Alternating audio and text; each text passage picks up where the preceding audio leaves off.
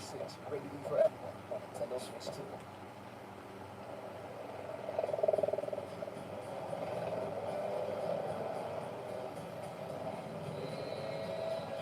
Can the V6-powered Nissan Frontier catch 600 pounds of cargo on the fly?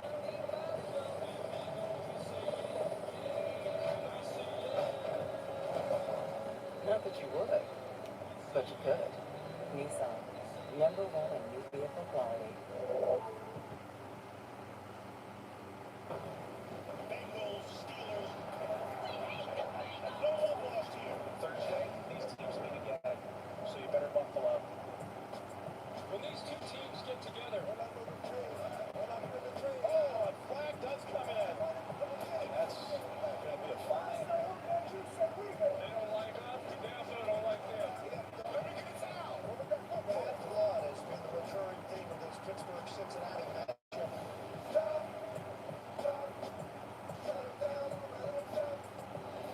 Bad blood indeed. Time now for TNF Replay presented by DraftKings Sportsbook. So Tony, you're up this week, bud. Aaron Rodgers had 235 passing yards against the Browns. How many will he have tonight against the Bengals? No, Trey Hendrickson, so he might have one more time to throw. I don't think he's going to go quite that big. 205 yards. 205 yards. Okay, we saw Jamar Chase on TNF last year. He had 254 receiving yards against the Ravens. How many will he get tonight? Well, I think they're going to pay special attention to him. He's one of the best in the business, so I'm going to go 84 yards. 84 yards. Wow. 94 than that for a while. Okay. DK Metcalf has had a touchdown in the last 4 games. Yeah. Will he get another one tonight? I see no reason why that stops. Yes, we'll have at least one touchdown. At least one touchdown. DraftKings Sportsbook. Remember the place to bet touchdowns this season. And this week, new customers can bet $5. And guess what? You're going to get $300 in bonus bets if your bet wins. Download the app. Use the promo code TNF when you sign up. DraftKings Sportsbook. The crown is yours. All right, Witt has made his way over to be the ruler of the jungle. We're excited for this classic AFC North rivalry. Countdown to kickoff is around the corner. Stay with us. Right back.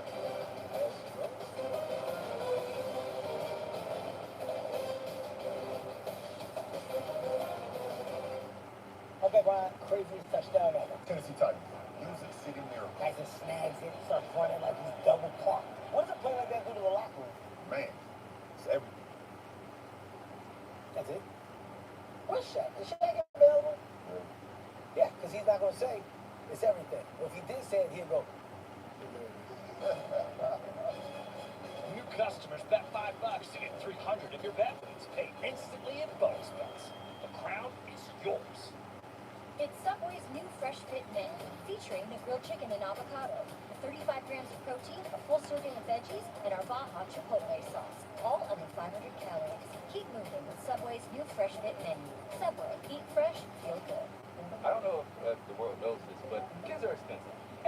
And we found out we were pregnant. Of course, we were looking for any ways to slash bills. And making sure we only had what we needed so that everything was less stressful. And saving money with our internet bill really helped us out a lot. Came to Spectrum because we were with AT&T before, and Spectrum just had a better deal. That money we saved with Spectrum just added to what we could repurpose for our daughter. Real customers, real savings. To see how much you can save, visit spectrum.com/save. Introducing Subway's new Fresh Fit menu. Lots of protein, tasty sauce, all under 500 calories. Keep moving with Subway's new Fresh Fit menu. Subway, eat fresh, feel good. I can't tell you what was right about John Daly Curl, but he was my friend. Even though John did distinctly different characters, John was always there.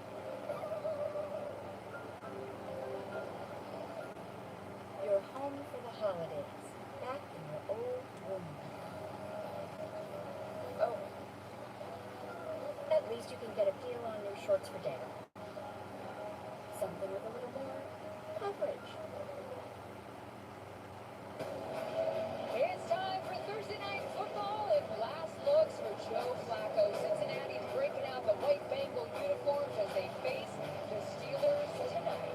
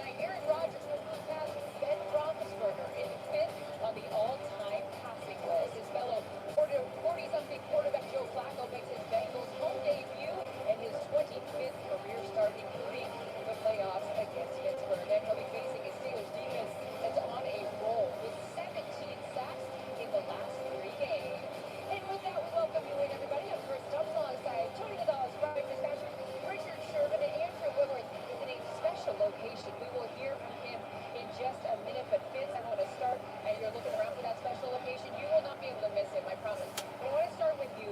The Steelers are 4-1 for the first time since 2020. What has led to their success so far this year? Well, they know who they are. They're a bunch of bullies. On defense, they're a bunch of bullies. You saw that graphic, 17 sacks in the last 3 games. They're not going to do this sit back, bend but don't break. They're coming after you. And if you get a play on them, they're coming after you again.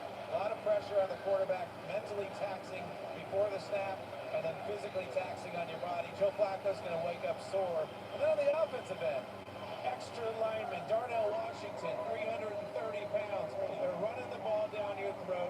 Aaron Rodgers, quick passes on the sides. DK Metcalf, big and physical. They know who they are. They know who they are as a football team, Tony. Absolutely, and they figured this out. The Pittsburgh Steelers enter the jungle here tonight on Thursday Night Football, set to do battle with the Cincinnati Bengals. So thanks for tuning in and watching my NFL Steelers Bengals live play watch along reactions live right here on YouTube. As always, I'm your host, Encyclopedia Sports, Cohen Luke 96. Be sure to like, follow, and subscribe on social media. Links in the description below. That'll be Facebook, Twitter, Instagram. Hit that red subscribe button if you want next as well. I'll stay up to date. Links once again in the description below. Thumbs up button if as the lights go out in Cincy. Kickoff minutes away with Hal Michaels and Kirk Herbstreit on the call. Kaylee Hartung down on the field as Amazon Prime will wrap up their kickoff show. But yes, thanks for tuning in and watching. Be sure to like, follow, and subscribe on social media. Links once again in the description below. Thumbs up button if you're hoping for a black and gold victory on a short week before a mini bye, and then they'll be in prime time a week from Sunday at home against the other former team of Aaron Rodgers, the Green Bay Packers. They already defeated the New York Jets. Yeah, lost to the Seahawks. Won at home for the first time this year, this past Sunday against the Cleveland Browns. Also defeated the New England Patriots and then the Minnesota Vikings in a home game across the pond, though, in Dublin, Ireland, along with a bye week. So schedule ain't going to get any easier with a whiteout on the road here tonight. The white Bengal uniforms for Cincinnati here this evening, but Houday Bungles, here we go, Steelers, here we go. Steeler Nation as Pittsburgh takes the field in their road home uniforms, wearing the black with the yellow rather than the white, because Cincinnati's in all white, but Steeler Nation not going to be hard to spot tonight in the yellow terrible towels as always, but should be a good game. I mean, Pittsburgh's a 5.5-point favorite over under, what is it, around 40, 44.5. You know, Cincinnati without Joe Burrow, but they got Joe Flacco now playing quarterback for them. The Steelers know him very well from his time in Baltimore and Cleveland. Now he's not on the Steelers, obviously, even though he played at Pitt before he transferred to Delaware. And that was a first-round pick by Baltimore, won a Super Bowl over a decade ago. But now in Western Ohio rather than Northeast Ohio, and he's 3 or 4 in the AFC North.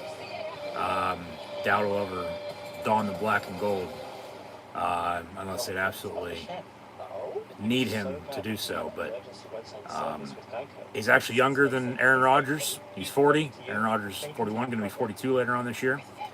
But it's the Icy Hot Bowl on Thursday Night Football with the Steelers taking on the Bengals. So once again, thanks for tuning in and watching my live play watch along reactions live right here on YouTube. I'm your host, Encyclopedia Sports, Cohen Luke 96. So be sure to like, follow, and subscribe on social media. Once again, links in the description below.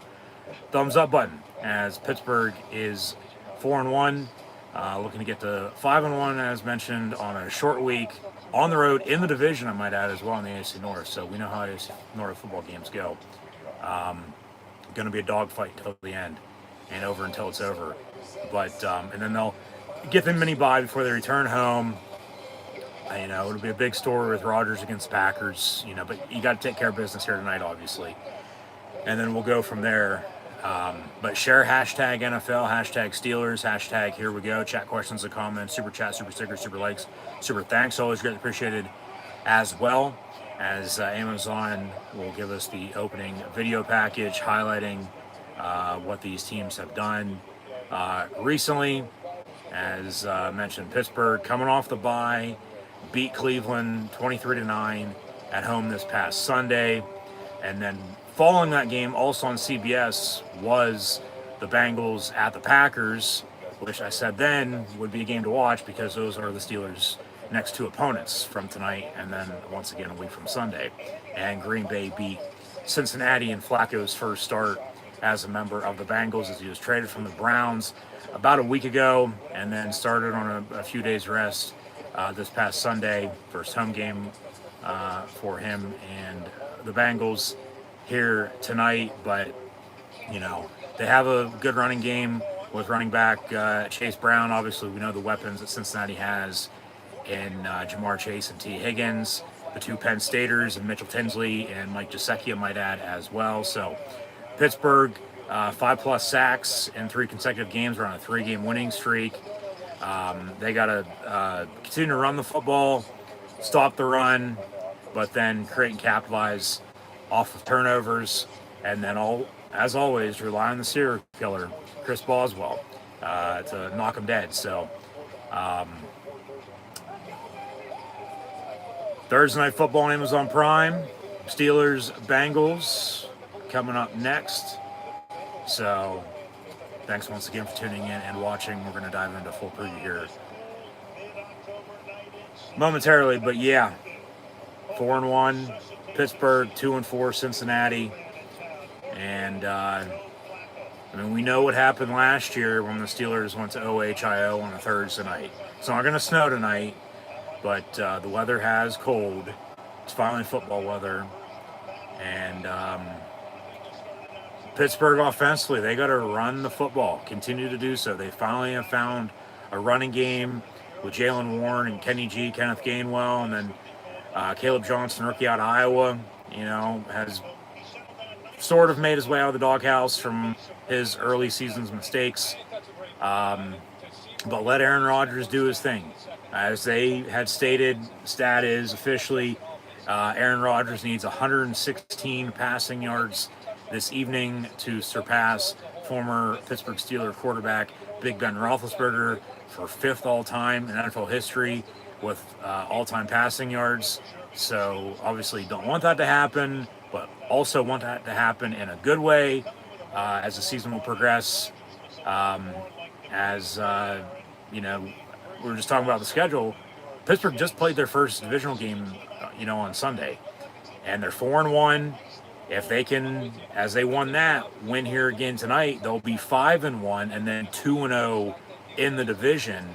And then you look around the AFC North, you know, with Cincinnati, Cleveland, and Baltimore the way they are, Pittsburgh is going to be in a damn good position to potentially just not make the playoffs, but to potentially win the AFC North and host a wild card game come playoff time in January, let alone, who knows, maybe be the 1 seed and have a first round bye, depending on what else happens around the NFL. That's then, though. This is now got to take care of business. One thing at a time, the rest sort itself out. But once again, thanks for tuning in and watching my NFL Steeler Bengal live play watch along reactions library here on YouTube. As always, I'm your host, Encyclopedia Sports, Cool and Luke 96. Be sure to like, follow, and subscribe on social media. Links in the description below. Thumbs up button, share, chat questions and comments, super chat, super sticker, super like, super thanks. Always get appreciated, as well as this video is powered by Rogue Energy, HopeKThrifts, and Dead and Hungry. First off, with Rogue Energy, be sure to get your favorite energy and hydration flavors in can or tub form. Shakers Rogue Energy merch at the link in the description below. Be sure to use the code Luke123. That's Luke123 for 10% off. HopeKThrifts, second resale shop that focuses on staying in the environment in a cheap and fashionable way, as most items are $20 or less and include brands like American Oak, Converse, Free People, and Shein, among others. HopeKThrifts found on Depop, Instagram, Macari, and Poshmark. I'm talking too fast, aren't I? But we got kickoff coming up. But HopeKThrifts found on Depop, Instagram, Macari, and Poshmark at, yes, you guessed it, HopeKThrifts. It's HopeKThrifts. HopeKThrifts. So be sure to use the message seller code CHEAPTHRIFTS, CHEAPTHRIFTS, CHEAPTHRIFTS for 10% off. Link also in the description below. And then Dead and Hungry, a novel written by Nathan D. Mitchell, found on Amazon. And once you go check that out over on Amazon, if that doesn't interest you, you might as well be what the title says. If available, if there's a hype button on your YouTube screen, be sure to hit the hype button, along with, if you haven't done so already, be sure to scan the QR code behind me, or you can click the first top link in the description below. So Steelers Bengals coming up next on Amazon Prime. Once again, thanks for tuning in live here on YouTube and watching my live play watch along reactions. Trey Hendrickson out for the Bengals tonight. So back to the Steelers running the football, pound the rock. They've finally got the tight ends involved, but obviously, no doubt about it, could be better. Clearly they need somebody to step up behind DK Metcalf at wide receiver, but consistent play behind 4, hasn't been there, so hence why they've gone big and starting to use the tight ends more and more, but still there's always room for improvement. So Pittsburgh's in the jungle. Hopefully they can get out with a win. They're coming off a 23-9 win against the Browns, as mentioned. Bengals lost the Packers, who Steelers play a week from Sunday. But it's a short week in division, and how much is that going to affect, how both teams play tonight? Cincinnati had to return home. Pittsburgh, got a little rest, but still had to travel last night. And with Joe Flacco at quarterback, because Joe Burrow's out with a turf toe injury, seemingly for the rest of the year, he might come back, but he might not. It's all going to depend on where the Bengals are in the standings, you'd have to think. But Flacco in at quarterback, Pittsburgh knows him very well. 11-11 though all time in the regular season, as they've met in the playoffs a handful of times as well. But he's played for Baltimore, he's played for Cleveland, now he's a member of the Cincinnati Bengals. And 11-11, Pittsburgh, say your prayers. And like I said, hopefully they escape the jungle with a W here tonight. And then, like I said, they'll be 5-1, 2-0 in the AFC North, and then mini bye. And then you get a little extra rest next Sunday because you don't have to play until next Sunday night. And then also you're at home, so you're not traveling, and then you're, hosting Green Bay and wearing the throwbacks, and it'll be a big game because of Rodgers against his first former team. They already obviously beat the Jets week 1. But when Pittsburgh, I might add, scores, officially 21 points or more? Yes, they scored 34, 21, 24, and 23. When Pittsburgh scores more than 21 points in a game, they're winners this season. Okay, anything less, they're losing. So 3 touchdowns, let alone a couple touchdowns, couple field goals. If it's 7 field goals, then so be it. But get to 21, you're going to win. But the Steeler defense, because of Joe Flacco, knowing the offense but not really knowing the offense, they're going to run the football, I'd have to expect, with Chase Brown. So Steeler defense needs to stop the run, force pressure on Joe Flacco, obviously, and then make sure these wide receivers are covered, because if not, your defense is going to get torched. Even as good as the Steeler defense is, like I said, it's 5+ sacks, 17 total during this 3-game winning streak that they're on. But with Trey Hendrickson out, as Pittsburgh's going to get the football here, Cincinnati on to kick off, left to right, Pittsburgh back deep to receive, right to left across your television screen, right on dial. Once again, thanks for tuning in and watching. Run the goddamn ball, okay? Pittsburgh on the kickoff return from the 2-yard line. As we're underway on Thursday Night Football, and about a return to 30, 32-yard line or so. Here comes A-Rod, the 8-ball, and the Steeler offense. And you very rarely see Pittsburgh on the road in their home uniforms. When they go to the Dallas Cowboys, yes, because Dallas obviously wears their away uniforms as their home uniform.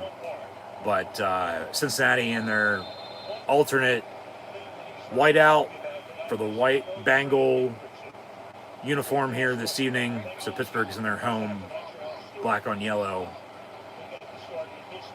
home away from home road uniform here tonight. 1st and 10, Pittsburgh from the 31. Rodgers complete. Jalen Warren far side for a pick of about 3 before he's pushed out. But as I was saying, with Trey Hendrickson out, okay, game like this, really around the league.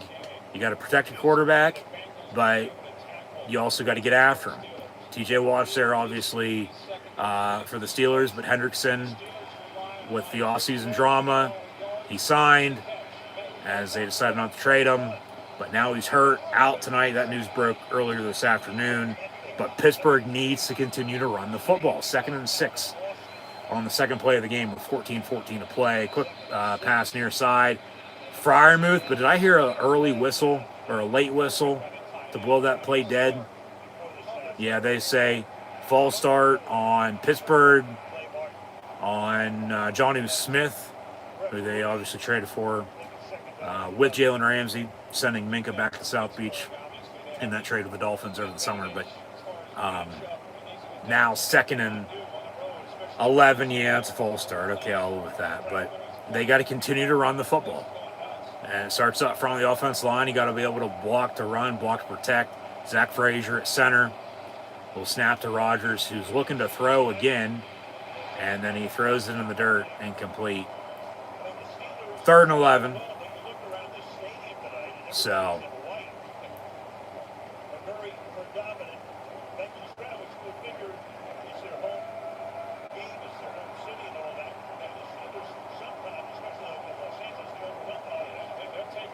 see if they can convert here, if it's going to be a quick 3 and out to begin the game, and then obviously going to have to rely on the defense to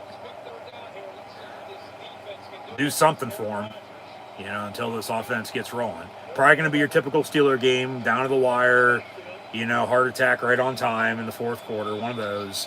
3rd and 11, Rodgers looking to throw again, going deep far side, and has DK Metcalf and a Pittsburgh Steeler first down. He's had a touchdown in every single game this season, other than week 1, I might add. So keep that in mind as this game progresses. But they're going to pass heavy here to begin. They're going to pass to run, it looks like, tonight, rather than run to throw.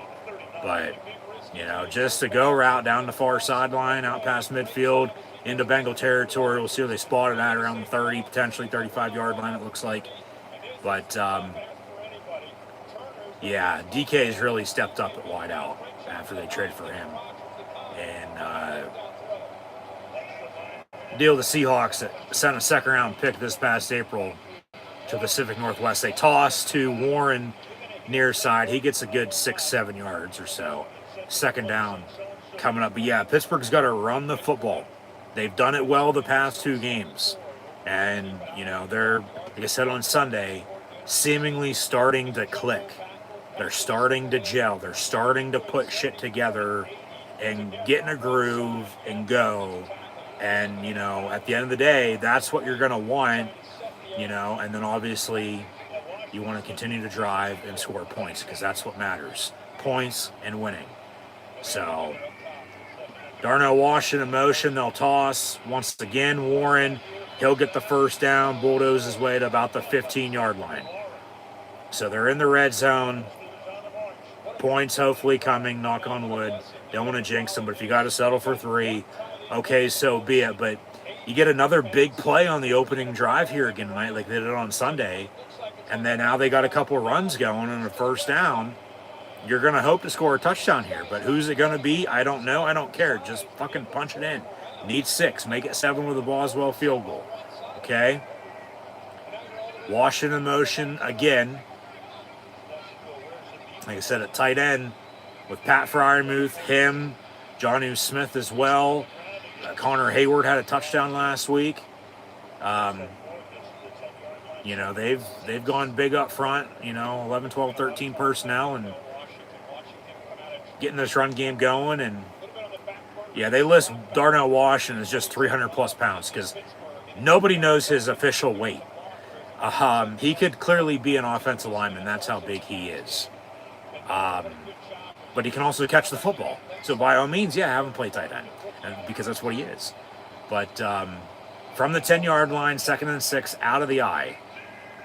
With the tight ends, though, you would hope, they're going to be going to Freiermuth a little bit more, though, as pass into the end zone intended for but incomplete. Connor Hayward, 83, Cam's little brother. So incomplete, 3rd and 6 coming up. Yeah, he was lined up at fullback and just a little wheel route and then it turned into post and just off the fingertips. So 3rd and 6 from the 10. So they need the 4-yard line to then have 4 shots to punch it in. But if you don't convert here, you're probably going to kick it because you're on the road. You want points, and then you can, rely on your defense. So play clock winding down. Rodgers gets the snap off. Going to roll out near side. Still all day to throw. Run back now far side. And then he gets drilled as he gets rid of it, but it's caught in the end zone. Touchdown Steelers, Jonnu Smith. So they go 70 yards in a little over 4 minutes to begin the game here tonight. And officially a 9-play, 69-yard Pittsburgh Steeler touchdown drive. Yeah, I mean, when Rodgers has time to throw, even though he's normally quick at getting rid of the ball, making a play out of that. The ball's a little extra point up again. Steelers lead the Bengals now 7-0. It's like somebody get open, and he found 81 for 6. So here we go, Steelers. Here we go. They strike first, and now they got momentum on their side as well. As they're on the road with a lead, back to the run game. You're going to want to run the football and work clock as this game progresses. But now Steeler defense is going to be out in the field. You're going to want to, hopefully, like I said, stop the run, get after Flacco, and just force some bad throws, that are probably going to be intended for Jamar Chase and T. Higgins most of the night. But, cover everybody else, because if not, they can beat you for sure. Pittsburgh, I might add, as they lead the all-time series against the Bengals, 71-40. They've won 3 consecutive times in Cincinnati over the past 3 years. So, hoping to make it 4 here tonight. But and they actually beat the Bengals on this very date, October the 16th, back in 1994, by a final score of 14-10 as well. But that's neither here nor there. As that was then, this is now. But yeah, they got to stop the run now. Just let this defense eat, just get after them, stop the run, get pressure on Flacco, and I mean, they should have had probably 5 interceptions on Dylan Gabriel on Sunday, but they're getting the sacks, okay? So continue to get the sacks, stop the run, make them one-dimensional. Flacco's either going to beat you or, hopefully you can get an interception or 2, because then it turns into turnovers, and then hopefully you're not turning the ball over, but you're capitalize off turnovers on defense and then scoring off of it, because it might be a difference once it's all said and done. So, yeah, I'll leave it at that. There's really not much else to be said other than just find a way to win. Here we go, Steelers, and here we go, because if they do win, they'll be in a damn good spot at 5-1 and 2-0 in the AFC North. And then obviously go to Cleveland in between Christmas and New Year's.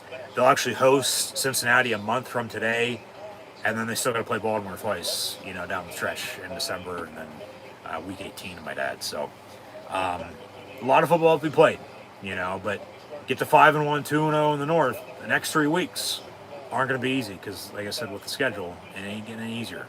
They'll host Green Bay, host Indianapolis, who's playing some damn good football before they go to LA to take on the Chargers on Sunday night. So they're in prime time tonight. On Thursday Night Football, they'll be in prime time a week from Sunday, and then they'll have a Sunday game, but then they're on Sunday Night Football the following week again. So a couple of their next couple games, 3 of the next 4 if you want to count tonight, in prime time. So the nation going to be getting to see a lot of who the Pittsburgh Steelers are this year and what they're doing. But Steeler defense, as there's Joe Burrow on the sideline.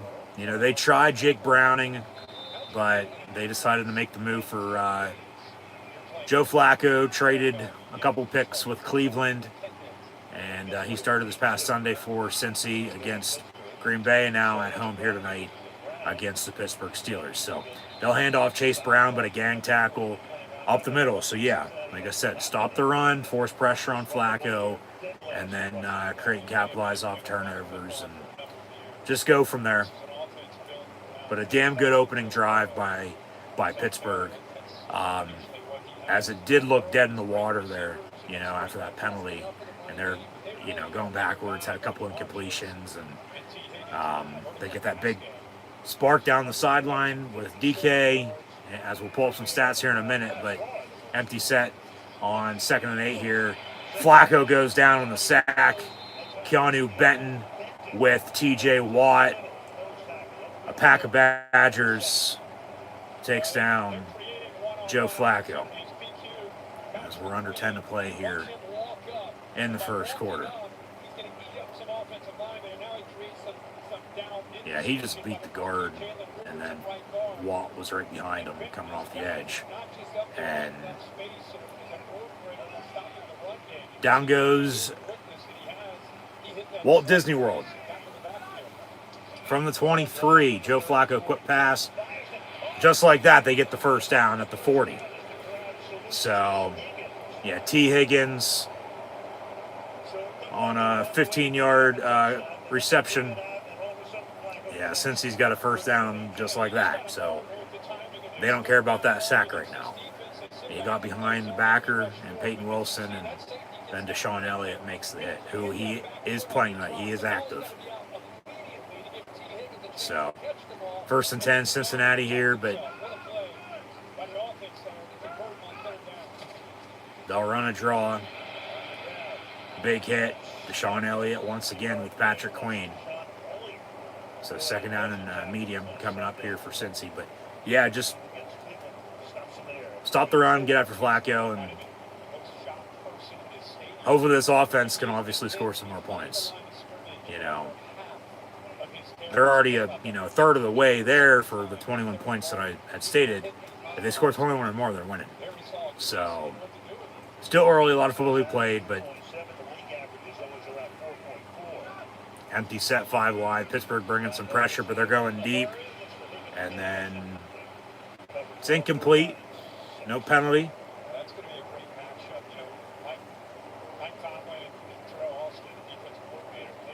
3rd and 6 coming up.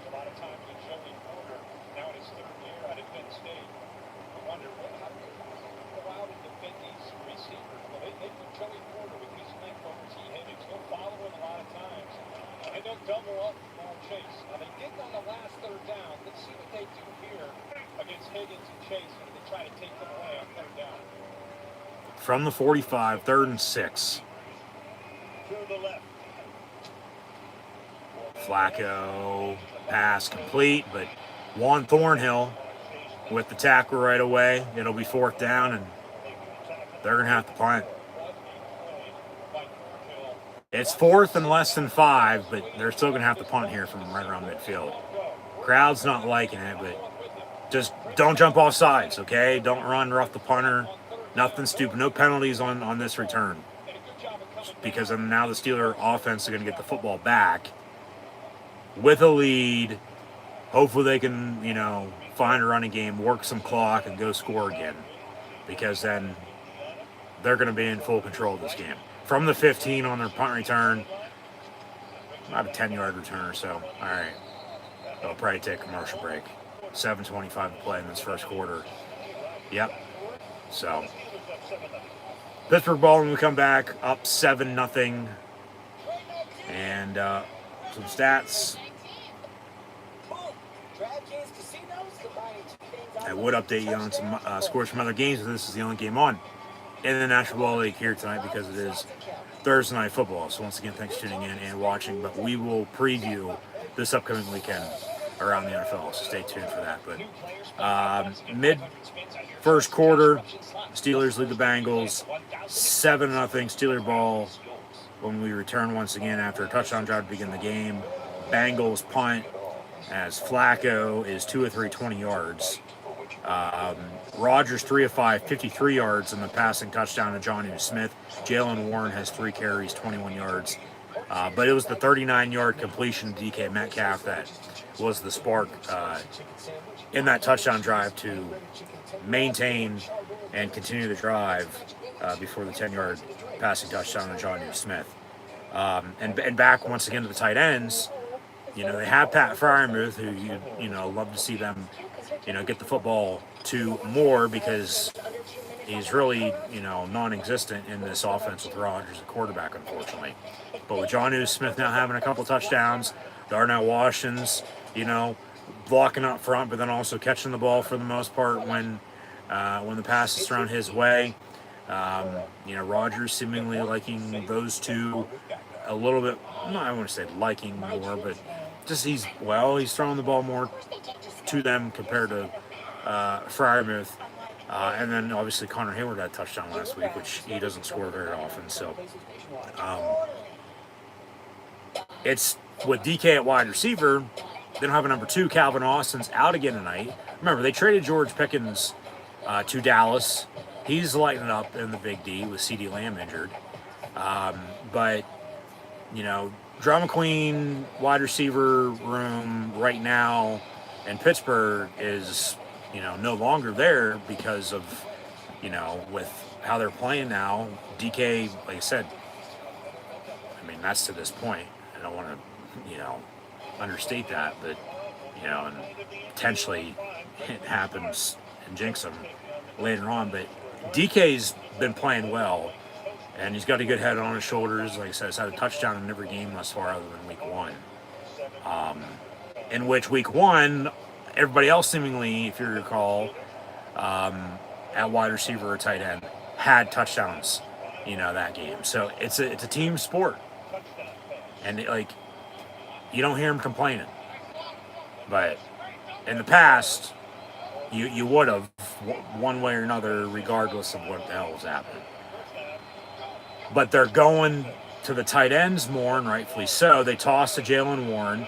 He gets 12, 13 yards far side, and Pittsburgh Steelers first down. But it's because they only have DK Metcalf at wideout. We'll see if they make a move within the next couple weeks from now until the trade deadline, or not for another wide receiver like they did last year. I don't know. They might. They should. I don't know if they will, though. We'll see. The trade deadline's a couple weeks away. Quick slant complete. DK Metcalf, 2nd and 4 coming up here for Pittsburgh. But, yeah, Calvin Austin's hurt. Roman Wilson, who they drafted out of Michigan, not this past draft, but last year's draft. He's a second-year rookie, basically, because he was hurt all last year. And then now this year, he's played very little. And then you look at, they have Scotty Miller and Ben Skoranek, but they don't really use them a hell of a lot either. So it's really DK Metcalf. That's why they've gone big with the tight ends. They're running the football. But, Pittsburgh has really, they run a flea flicker, and then Rodgers dumps it off. It's incomplete. All right. So they tried to get, pretty with it, but Rodgers saying something to Jalen Warren about the toss, I think, back to him. But, it's like nobody was really open anyway because he still dumped it off on a check down and it still fell incomplete. So 3rd and 4, just get first down. We'll work out of that. But their screen game, it's like they've always loved to run that. And as of late, they really haven't been running it.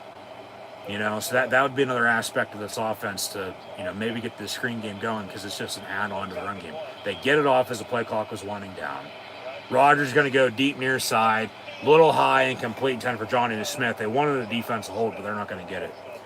So it's incomplete, and they're going to have to punt. But they do have a 7-0 lead, so at least they have points. And, they worked, a little clock there. He's holding the whole entire time, though. Where's the fucking flag? Come on. It's going to be hard to tell these zebras and the white Bengal apart tonight, but that's defensive holding. So Waitman on to punt. And fair catch at the 17-yard line. So Cincy will start off 1st and 10 from there. But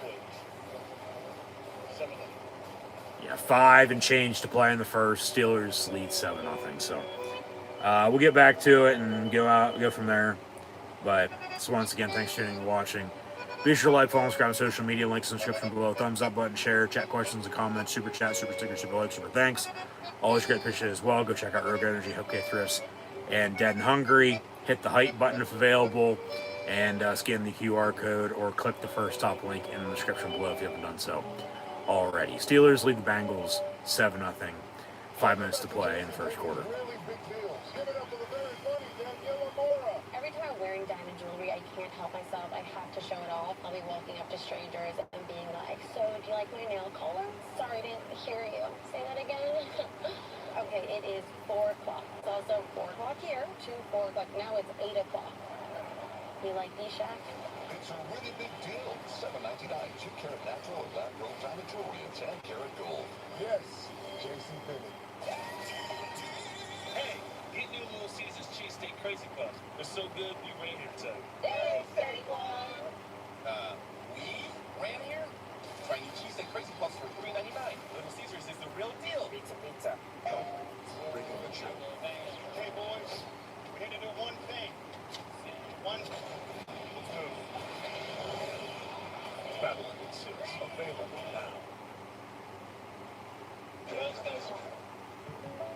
Having insurance isn't the same as having State Farm. It's like needing the expertise of this talking head, Welcome to the show. I'm Ryan Fitzpatrick. but getting that talking head. And I'm Ryan Fitzpatrick.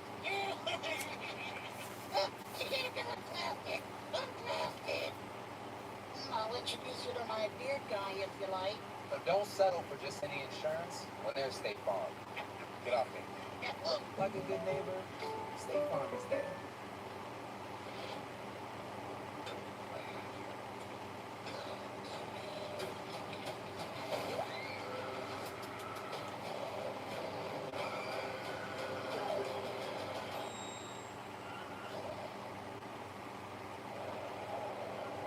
Look at these defensive alerts, the red orbs that you see under the select defensive players.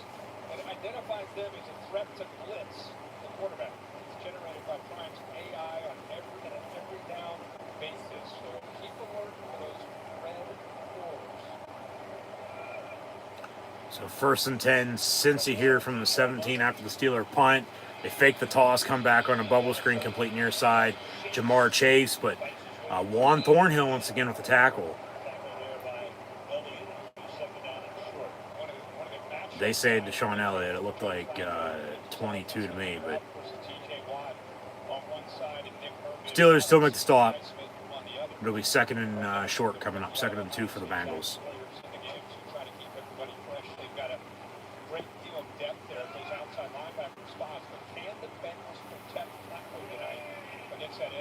So 2nd and 2 from the 25. Double motion out of a single back into the gun. Back to Flacco's left. He's looking to throw near side. And incomplete. Intended for Jamar Chase with Joey Porter on the coverage. God damn it. And they're going to get him for a pass interference. Yeah, pass interference on the Steeler defense. Be a spot foul, automatic first down. Well, I mean, there's a defensive hold that you didn't call, but you're going to call that, so all right. What's new? Just call it down the fucking middle. I won't have a problem with it, all right? But 1st and 10 here for Cincinnati. Ball at the 39-yard line, so yeah, spot foul, 14-yard penalty compared to 15-yard pass interference. But over the middle, ooh, almost picked. Almost intercepted, I believe, by Darius Slay.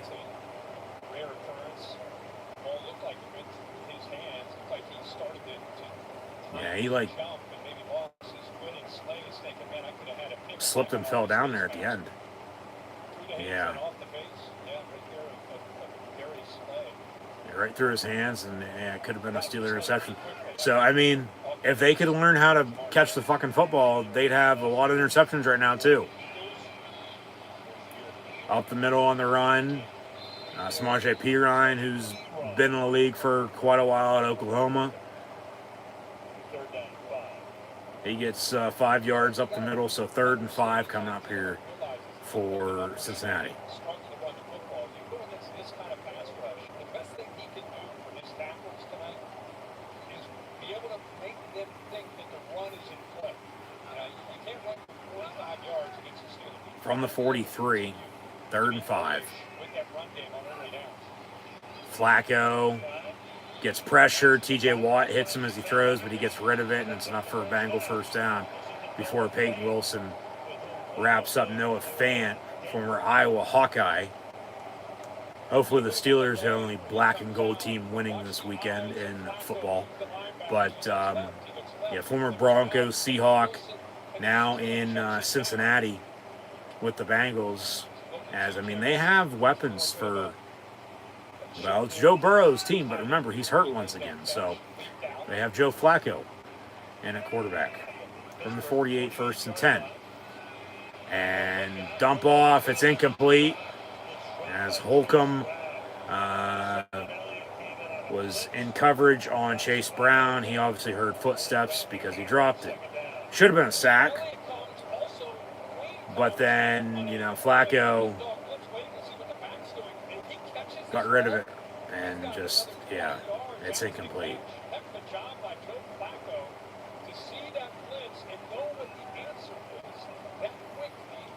So 2nd and 10.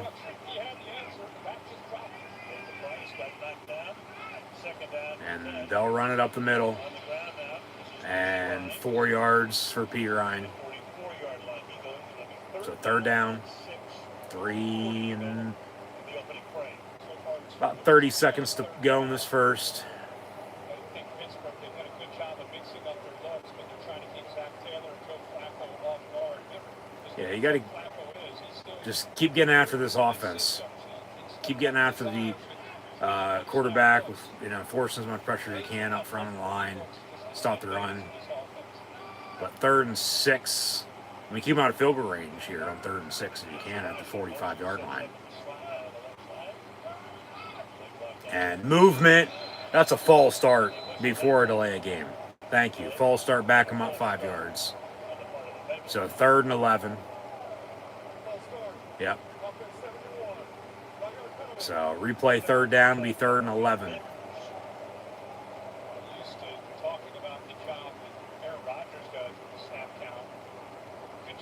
Yeah, Pittsburgh was going to bring Watt and Highsmith off the edges, and looks like Harmon was, just coming up the middle by himself, and everybody else is going to drop. So they're just saying, the Steeler defense with, changing it up on pressure. Over the middle on the slant. Caught, dropped, incomplete, and with that penalty that just happened on the previous play, they're now officially out of field goal range. And since he's going to have to punt again. So Pittsburgh's going to get the football back. Still the 7-0 lead. Defense gets a stop. Even though they did give up that penalty. They're going to get off the field. And then, you're probably going to have your longest potential drive of the evening coming up.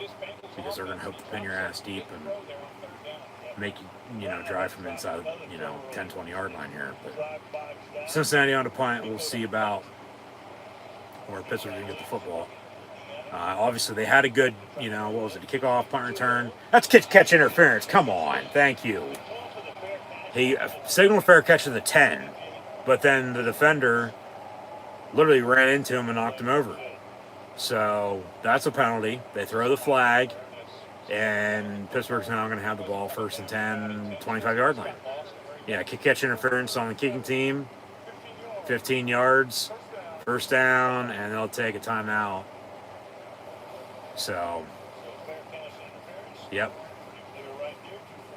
Yeah, ball at 25-yard line when we return for the black and gold with a 7-0 lead. As I was saying, they had, kickoff punt return this past Sunday. That was good, but then it got called back because of a penalty on a holder blocking the back. And now you get a kick-catch interference call to go your way. You got to capitalize off of it. Defense did their job. You get the ball back. You do have the touchdown drive to begin the game, but then the second drive wasn't that great. So third time the charm. I mean, go kick a field goal, make it a 2-score game. Go score another touchdown. Be up 14. You're gonna obviously hope here to score as many points as you can, but they score 21 or more, they're winning. That's just the stat right now with Pittsburgh. Because you look at the final scores, you do. They beat the Jets 34-32.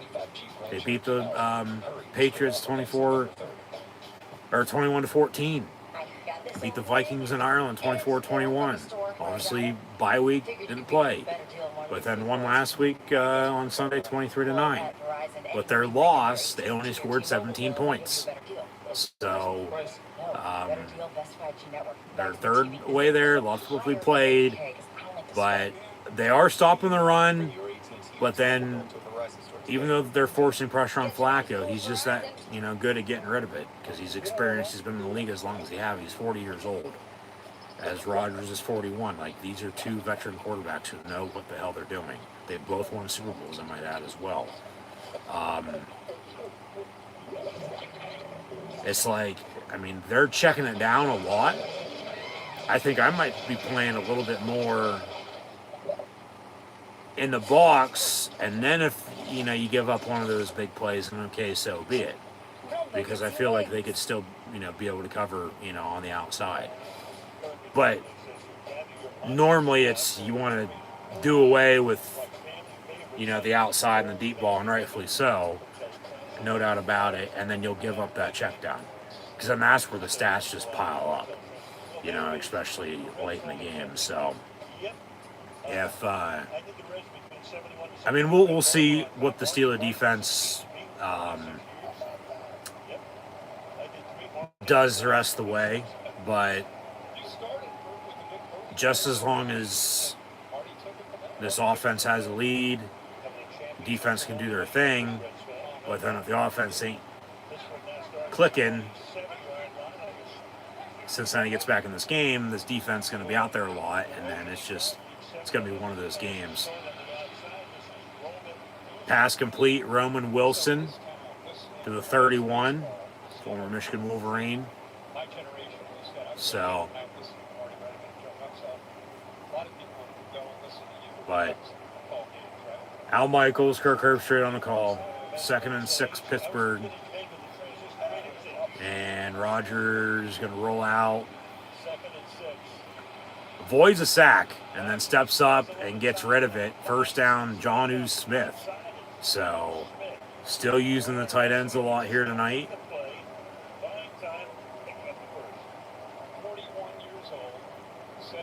Moving the ball. Yeah, he's Rodgers playing damn good. I get it's a 1-year deal, but I think I'd probably already be having conversations like, hey, you obviously can still play. You know it, we know it. Let's run this till the wheels fall off. One of those. They tossed Kenneth Gainwell. He had a big game against the Vikings with Warren out. But yeah, they toss to Warren. He cuts back and gets a Pittsburgh Steeler first down. So keep chipping away at it, 3, 4, 5, 6, 7 yards a pop. Every once in a while, you're 10, 11, 12. But yeah, they're averaging almost 8 yards a play right now. A minute to play in the first from midfield, 1st and 10, Pittsburgh. Play clock winding down, got to go. Snap the ball. And they toss again near side. And then, okay, they get back to the line of scrimmage. It'll be 2nd and 10. They'll wind it. And then this will probably be the final play of the first quarter.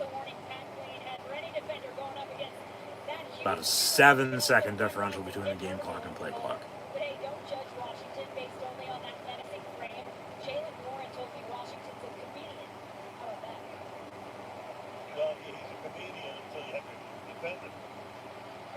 At some point, he could wind up as the left tackle, but he could. Yeah. So 2nd and 10 from midfield. A lot of money that you make as a tight end. First things first. 2nd and 10. And far side, complete Warren. He gets a good 7, if not 8 yards to get us to the end of the first quarter. Pittsburgh will have a 3rd and short coming up, about 3rd and 2.5, 3 to begin the second quarter, with a 7-0 lead on the road here tonight in the AFC North against the Cincinnati Bengals. So once again, thanks for tuning in and watching my live play watch along reactions live here on YouTube. I'm your host, Encyclopedia Sports, Luke96. Be sure to like, follow, and subscribe on social media. Links in the description below. Thumbs up button, share, chat questions and comments, super chat, super sticker, super like, super thanks. Always great appreciated. As well as this video is powered by Rogue Energy, HopeKThrifts, and Dead and Hungry. Hit the hype button and scan the QR code or click the first stop link in the description below if you haven't done so already. So 7-0 Steelers, 15 minutes in. Their ball to begin the second, 3rd and short. What we got stat-wise? Rodgers now officially... At least you can get a deal on new shorts for Dan. Something with a little more. As it loads, 7 of 11, even though Sheets is better than them and Wawa. 78 yards and a touchdown.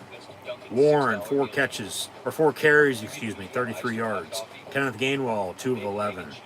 Metcalf has 2 catches, 45 yards. Jonnu Smith, 2 of 19 in the score.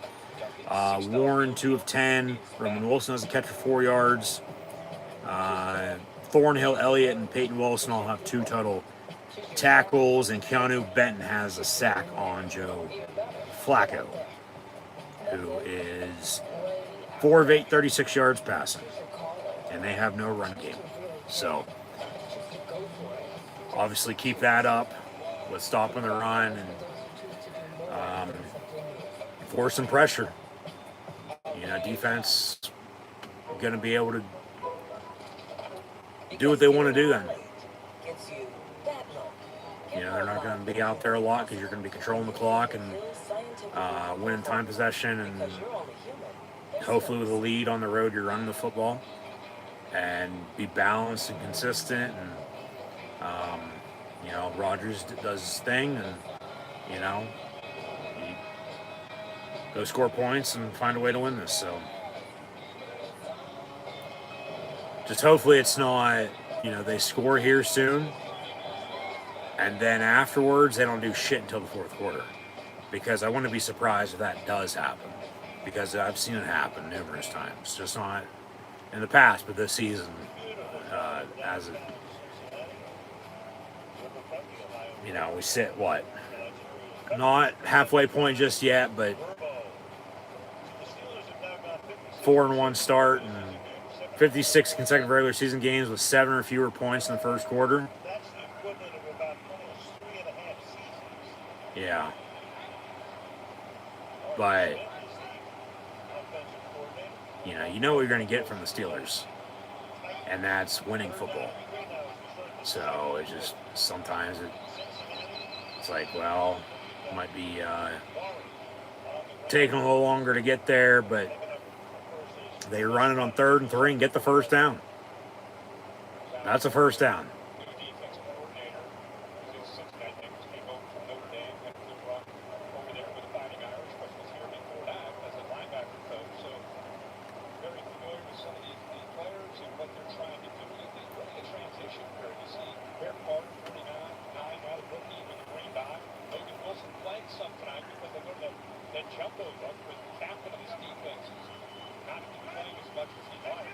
So from the 39-yard line, 1st and 10, they'll fake the end around, toss to Kenneth Gainwell. Big hit, but he got about a good 3-4 yards. 2nd down coming up.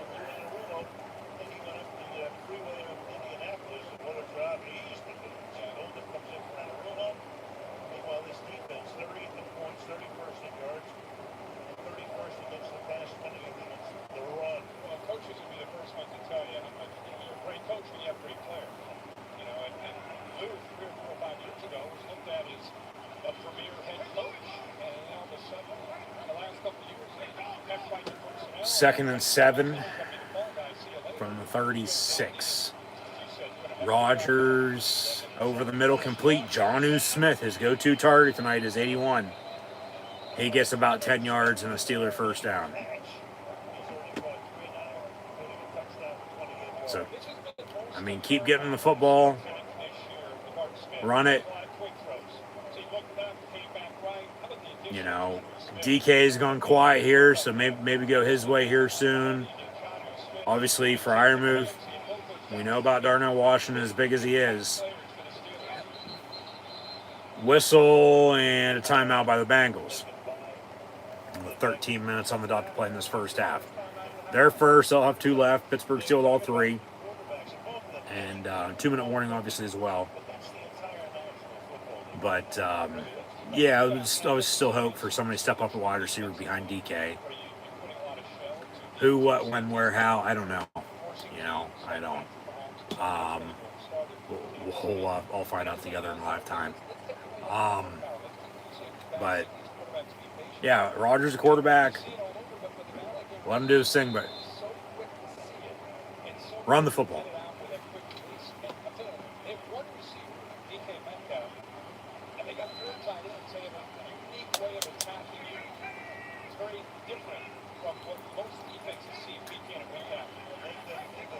First and 10, inside the 30 of the 27. And a quick bubble screen complete far side. And that is Scotty Miller. So crack a cold one here this Thursday night. He gets almost enough for a Steeler first down.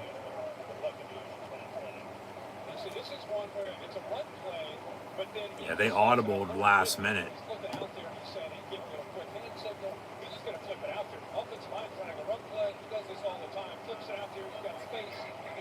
And on 2nd and a yard inside the red zone out of the gun. Warren from Rodgers' right will go to his left. High snap, but they pitch it. Warren gets off his block, gets a first down. Rodgers gives a block, as does DK Metcalf. There's a flag on the play as Warren walks in. Touchdown Steelers in the meantime. But we'll see what the penalty is. Might be coming back. God damn it. Holding on Zach Frazier, the center, out of West Virginia, and I got to see a replay. I mean, that pitch was dead. And, yeah, the cutback, all right, yeah, that's a clear hold.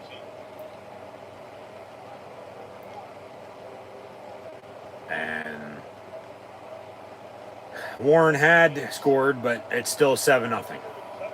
2nd and 11. Hey, do it again. You know?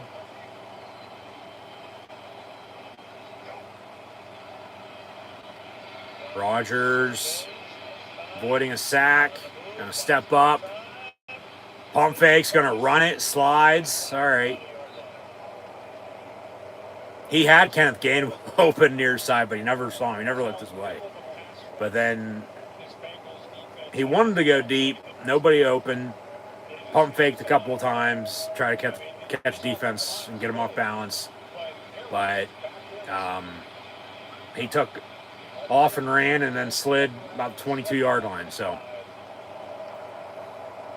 first run by Rodgers here tonight. 3rd and 5 Steelers. They're in field goal range if they don't convert here, so kick it. Rodgers avoiding a sack. Throw it away or dump it off.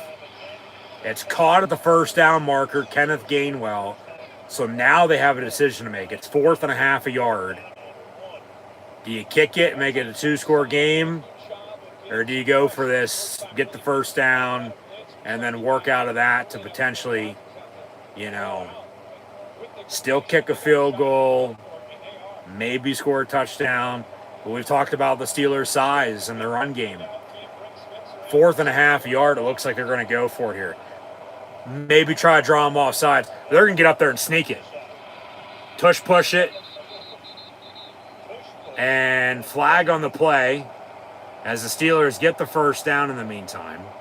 Remember, they had a touchdown. Holding brought it back. Now they say false start on the Steelers. And so Pittsburgh tried to run the sneak, the tush push that Phillies, used, and the NFL has started to crack down on it because of all the movement, and then nothing getting called on either side. That's clear cut, though. That's a false start. So now they're going to have to kick it. But Rodgers wasn't even up under center. He was back as, they're going to take a knee, and he's just, guarding. It's back to that pitcher in Ireland, as Boswell's kick is up and good from 41 yards out. Steelers now lead the Bengals 10-0 with 10:26 to go in the first half. So, remember, they had a touchdown, got called back for a hold.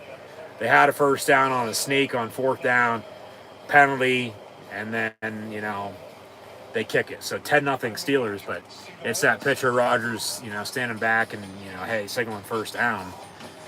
That's what that was, and they just jumped a little too early, or else they would have had it. Who knows what happens after that? They still might kick the field goal, might score a touchdown, but it's 10-0. It's 2 scores, and Cincinnati really hasn't done a hell of a lot. So I'll take a 10-0 lead. Would have loved the 14-0 lead as it was going to be, but Holding brought the rushing touchdown by Jalen Warren back. So you have the Rodgers passing touchdown to Jonnu Smith, and now you have a 41-yard field goal from the serial killer, the Wizard of Oz, Chris Boswell. So Pittsburgh leads Cincinnati 10-0 here. 10 and change to play in the first half. And Cincinnati will get the ball back when we return. So once again, thanks for tuning in and watching. Be sure to like, follow, and subscribe on social media. Links in the description below.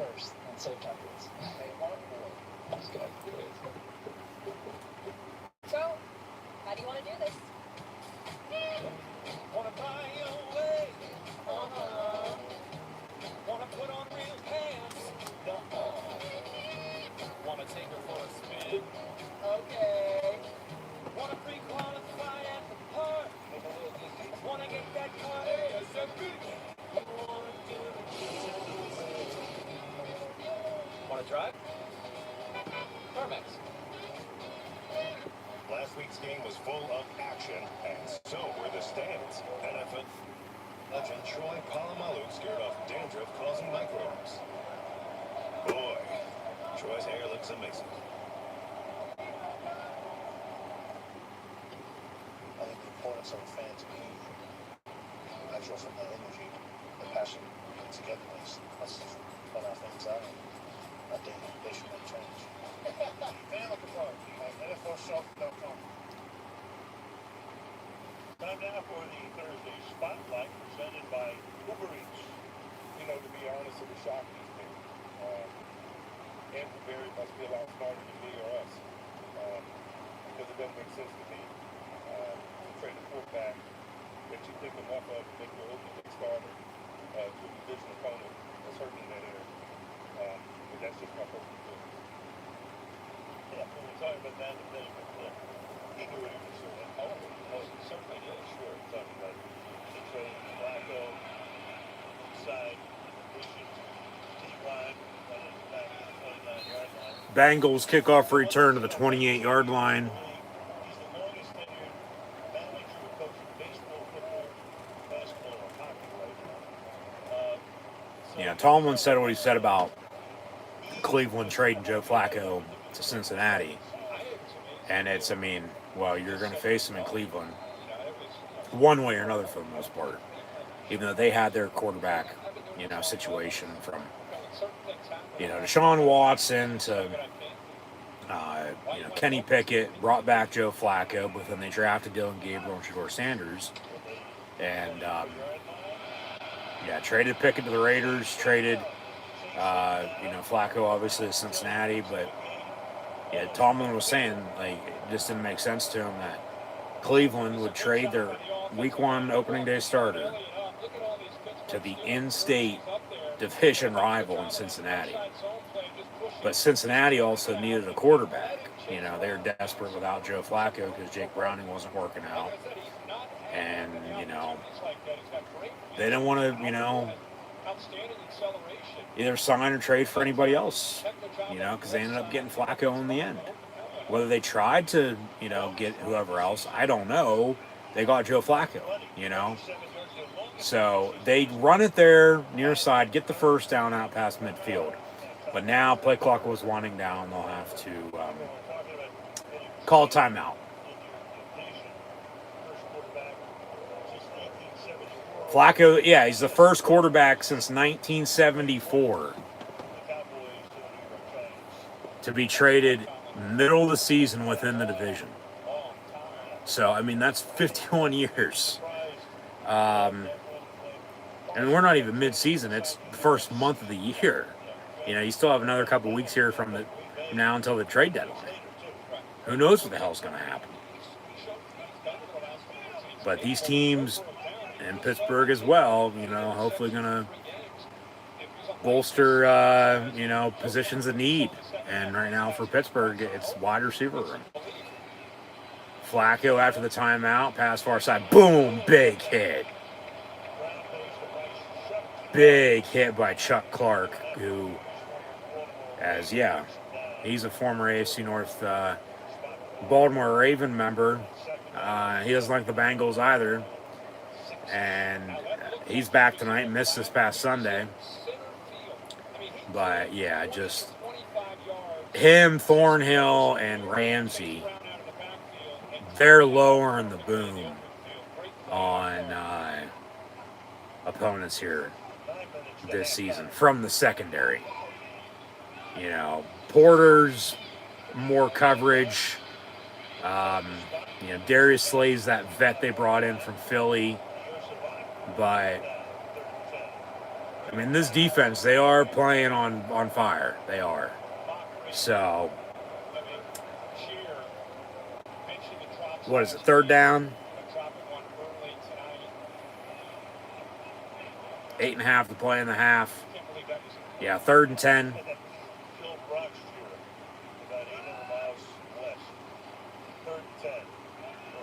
Empty set from the 45. But over the middle, it's caught. Peyton Wilson with, can't forget about Deshaun Elliott. He's played damn good in the secondary as well. Cincinnati gets a first down. Don't want to miss anybody, in the secondary, obviously. But I've said, from the start of the season until now, even with the injuries they battled, and that's the other thing. They're 4-1. They win tonight. They'll be 5-1, 2-0 on the North. They're getting healthy, So, and they're starting to put everything together, and that's, you want to be playing. Still early though. I get it. A lot of football played, but you want to be playing your best ball down the stretch. So, quick pass on 1st and 10 near side. It's bobbled, almost dropped, but then caught by Jamar Chase. Cole Holcomb makes the tackle. Be second and see what they mark it as. But, you have Porter and Slay at corner. Deshaun Elliott and Thornhill at safeties. Chuck Clark with that big hit. Brandon Echols was injured last week. Miles Killebrew as well. And Killebrew actually placed on IR earlier today with a serious knee injury. But then, you can't forget about Jalen Ramsey. He's brought that, trash talk back to the Steeler defense. Flag on the play. False start on the Bengals. They'll replay it down. But, clearly it's T.J. Watt's defense with the secondary, arguably probably the best secondary they've had in quite a while. And they went quantity over quality when they traded Minka back to Miami and got Jalen Ramsey, but then John Smith also for offense at tight end. And a 2-for-1, obviously some picks removed in that trade as well. But, TJ coming off the edge. We got Highsmith back just recently. Cam Hayward in the middle with Benton and Derek Harmon, the rookie out of Oregon. But they do run it up the middle again, get another first down. But, Patrick Queen's a damn good backer in the middle. Former Raven, hates the Bengals as well. It's the thing, the AFC North, you know what kind of game, you're going to get whether the Steelers are playing the Bengals, the Browns, or the Ravens. And it's going to be a physical slobber knocker until the end, win or lose. Hopefully a win, because then you'll have some bragging rights. But, like this Steeler defense, pass complete to T. Higgins? Or was it picked off? Maybe incomplete? I don't know. We'll see what the refs call.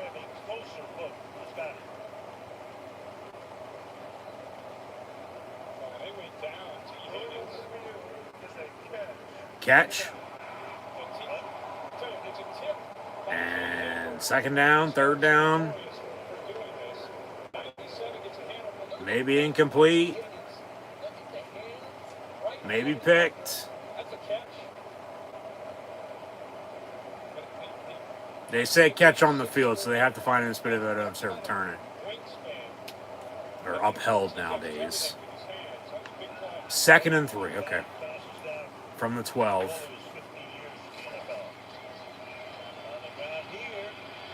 But arguably probably one of the better Steeler defenses in quite a while.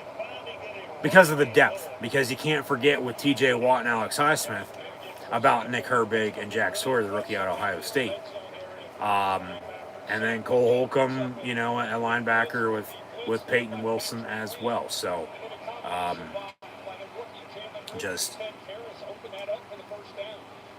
they got to put everything together. They're starting to. And in the meantime, 1st and goal Bengals from the 8. They might be giving up a score. They do, over the middle, caught and complete for the Bengal touchdown to Jamar Chase. So, Bengals do cut the lead, score a touchdown on their own, but then the difference in this game is that field goal that Boswell just kicked, from 41 yards out. So go back to that. They go for it on 4th down. Maybe there wasn't a false start. Maybe they don't get it. And the Bengals go tie this game up then. So then the false start happened, even though that was a touchdown drive because the hold, though, got called back. You have the 4th down back up as well, so you have to kick it. That's the difference in this game. There's a 41-yard Chris Boswell field goal. So are you going to look at that? Okay, yeah, that is incomplete. So an expedited review, because all scoring plays are reviewed for 1, but that's as quick as a review you're going to get in the NFL. Anymore, it's still more than a couple minutes. Whether it needs to or doesn't need to be, it just is what it is. But yeah, that is incomplete. No touchdown. Difference still in this game, if they score a touchdown, is the Boswell field goal. Now, if they have to settle for 3, it's going to be that Aaron Rodgers passing touchdown to Jonnu Smith on the opening drive. But 2nd and goal here for the Bengals, 4:42 to play in this first half. Yeah, 2nd and goal, Cincy. And did they call another timeout? Or were they charged a timeout? It's showing they only have 1 timeout left. I don't remember them calling 1 timeout. But Flacco pass in the end zone. Well, yeah. That's complete to Jamar Chase. But then we got a flag on the play.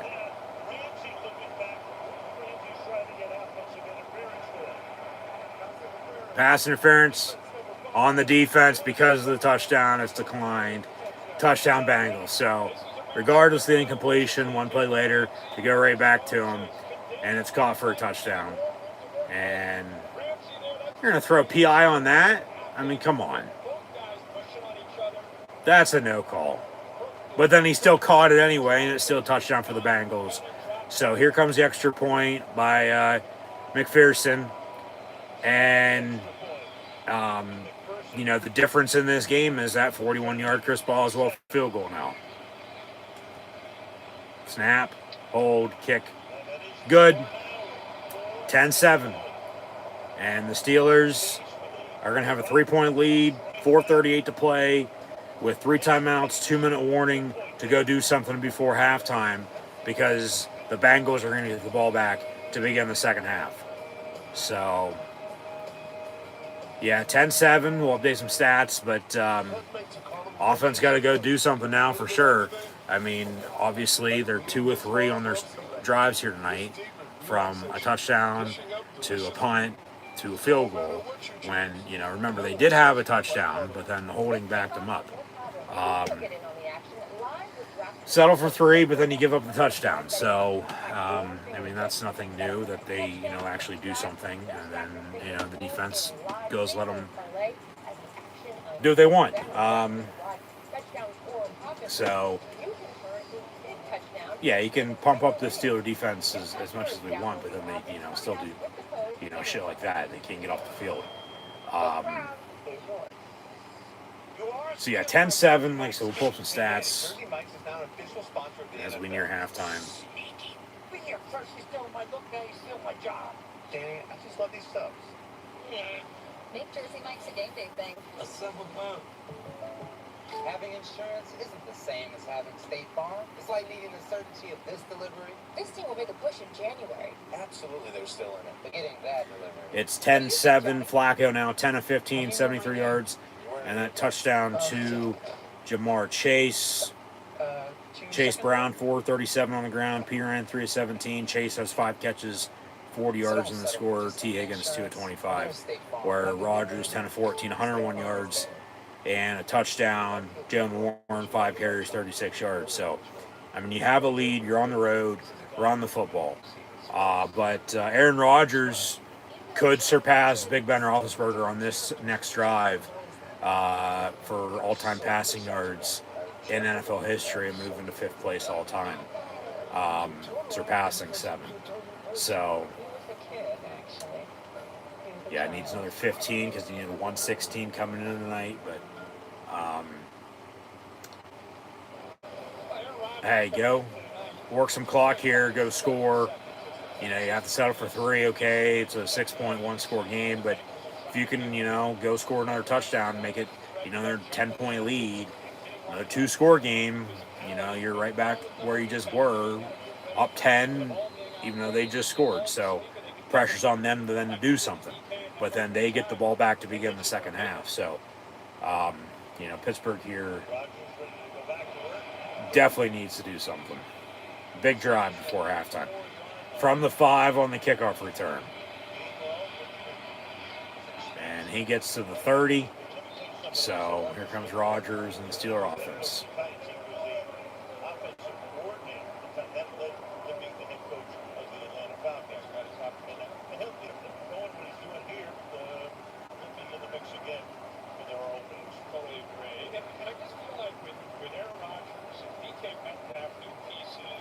So 1st and 10.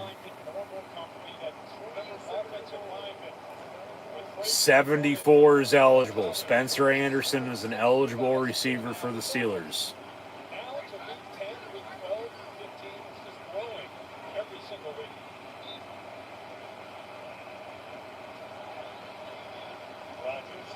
Rodgers up under center at the 30, 1st and 10.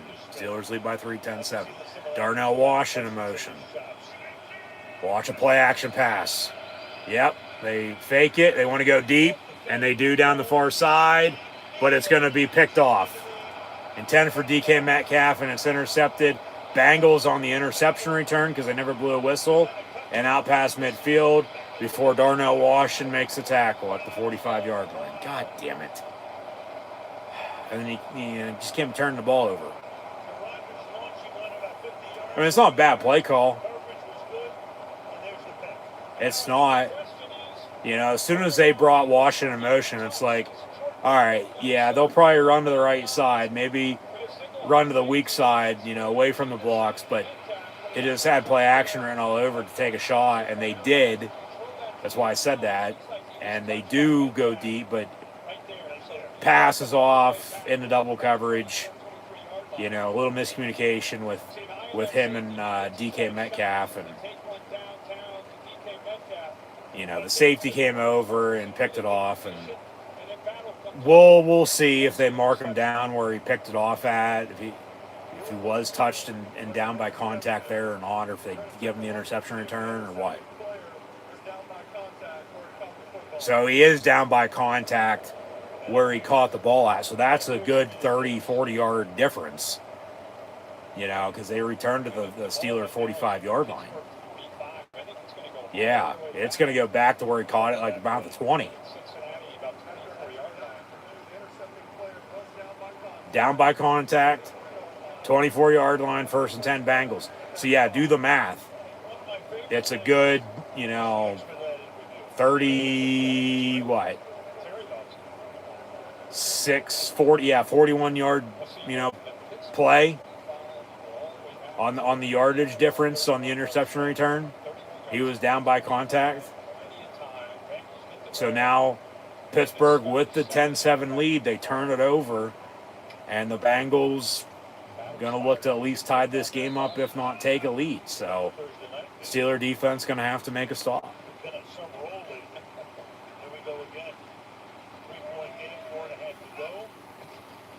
Flacco will hand off, and Chase Brown spins, breaks a couple tackles, gets out past midfield, out past that 45-yard line where they're going to start, you know, this drive off. But, you know, down by contact in the interception. They still get all that on the very next play anyway on a big run. And, yeah, he spun, and then got a block and got a big first down run. So now the defense, because that's 2 big runs they've given up tonight. They can't stop the run. So that's not a good thing to allow then Flacco to just drop back and let him air it out. But from the 39, 1st and 10, Cincy, over the middle, incomplete. They're going to get Ramsey, get another pass interference on Jamar Chase. So, yeah, they can't stop the run. Penalties are starting to kill them. They turn the ball over. You know, can't get off the field. It's just now everything's going, you know, wrong for them, you know, after the 10-0 lead. Watch him get Jalen Ramsey to turn his body. Now he gets to the inside. There's the left arm grabbing a hold of Jamar Chase's shoulder. Cincinnati, you know, they'll told the system, listen, they're probably going to double team Jamar Chase. They're probably going to put Jalen Ramsey on it. They're going to do everything they can. So 1st and 10. That doesn't mean we can't still go to him. Ball going to be... Was that a spot foul or 15 yards? Must have been a spot foul at 35-yard line. And a handoff, and they get to the 29 on the run. Highsmith, Holcomb on the stop. 3rd down. Or 2nd down, excuse me. 2nd down. Nobody really talks about 89. And for this team to run the football, they had a double team there on the left side by Reisner and Orlando Brown. And the guy who could really scrub that was 89 Sanford. This team's running the football. Let me see with those numbers. 2nd down and 4 against Pittsburgh. 2nd and 4 from the 29. Flacco, 3-step drop. T. Higgins over the middle. And he's going to walk in, touchdown. Fuck. 2:52 to go in the half, and momentum has completely switched. Pittsburgh, after the 10-0 lead, they gave up the touchdown drive. First play of the next drive, throw the interception, give up a big run, penalty, and then Flacco just on a rope to T. Higgins, and then he walks in. So, touchdown Cincinnati. Now they lead at 13-10. But then Pittsburgh's still going to get the ball back. 2:52 to go in the half with a 2-minute warning and all 3 timeouts to go score before halftime. Which, you know, you'd hope for them to do. Field goal, touchdown, whatever it might be. Because the Bengals are going to get the football back to begin the 2nd half. Because then if not, you're already down. And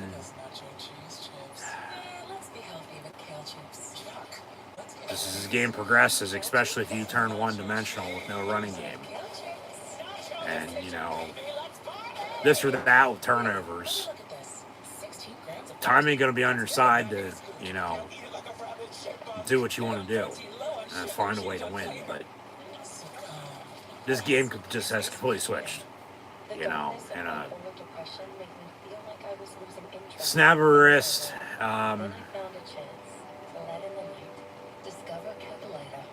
Just, I mean, that's all on the defense.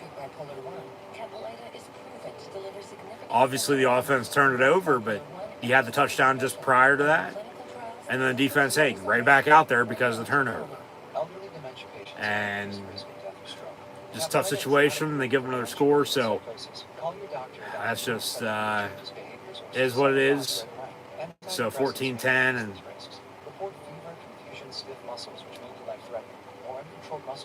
yeah, we'll see what they do here before half. Don't turn it over again, I'll say that much. Just try to go score if you can.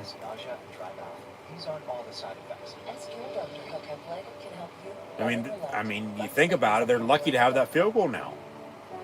Because if not, they'd be down 7. But, you know, at least they have that. But then remember, they had the rushing touchdown. But then because of a holding call, they had to end up kicking it on that drive.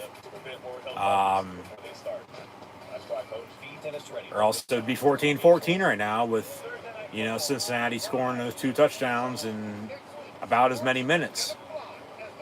And, you know, then you're getting the ball back tied up and, you know, looking to, you know, tack on to your lead. But obviously not. You're down, and you're going to hope to cut it, be down a point, or retake the lead. So just, yeah, what can you do?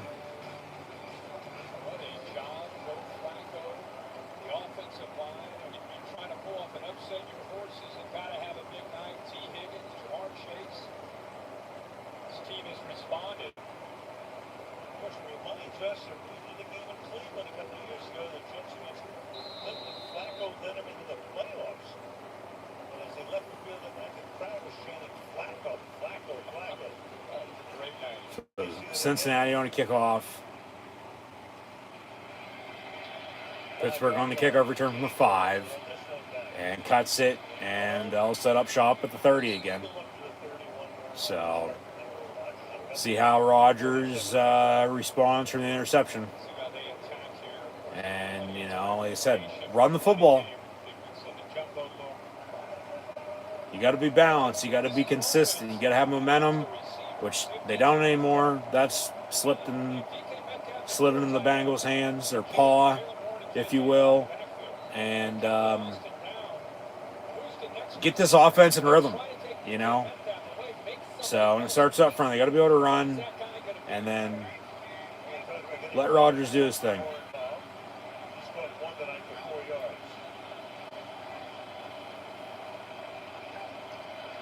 So Rodgers will flick it near side. Jalen Warren for 3. He's down. He's down. Thank you. That ref is saying he's down. The ball did come out. Cincinnati recovered, but he's down. He's clearly down. See a replay here. Yeah, his knee's down. Ball ain't out yet. And so Steelers will maintain possession, second down.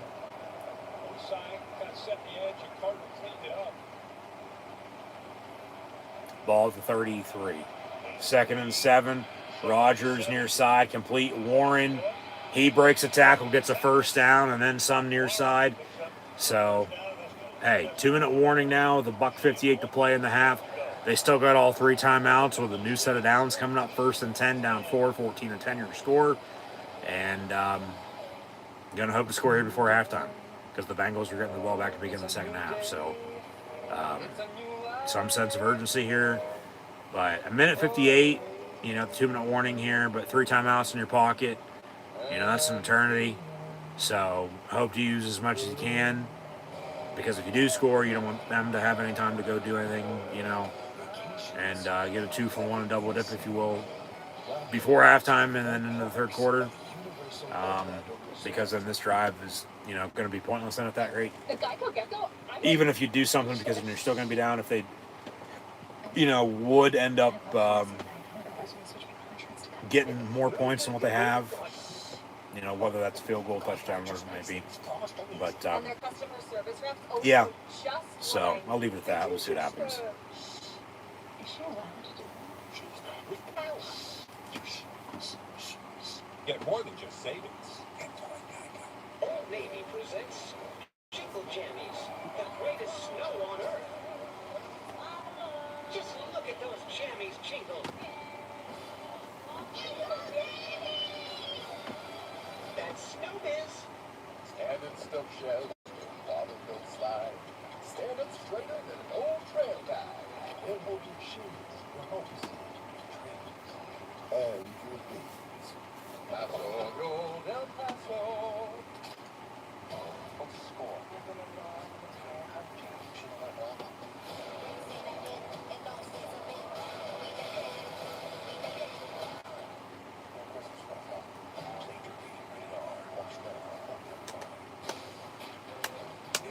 Microbes are everyone's scalp, even and in most leaders. That's why you need a strong defense from Head and Shoulders to shut them down. The Steelers defense shut down the Patriots.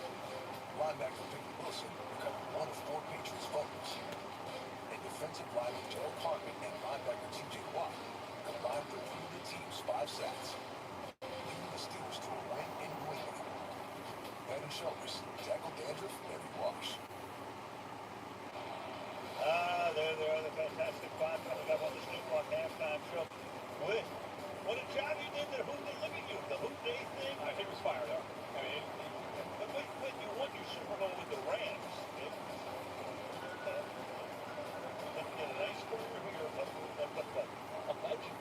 It's longevity.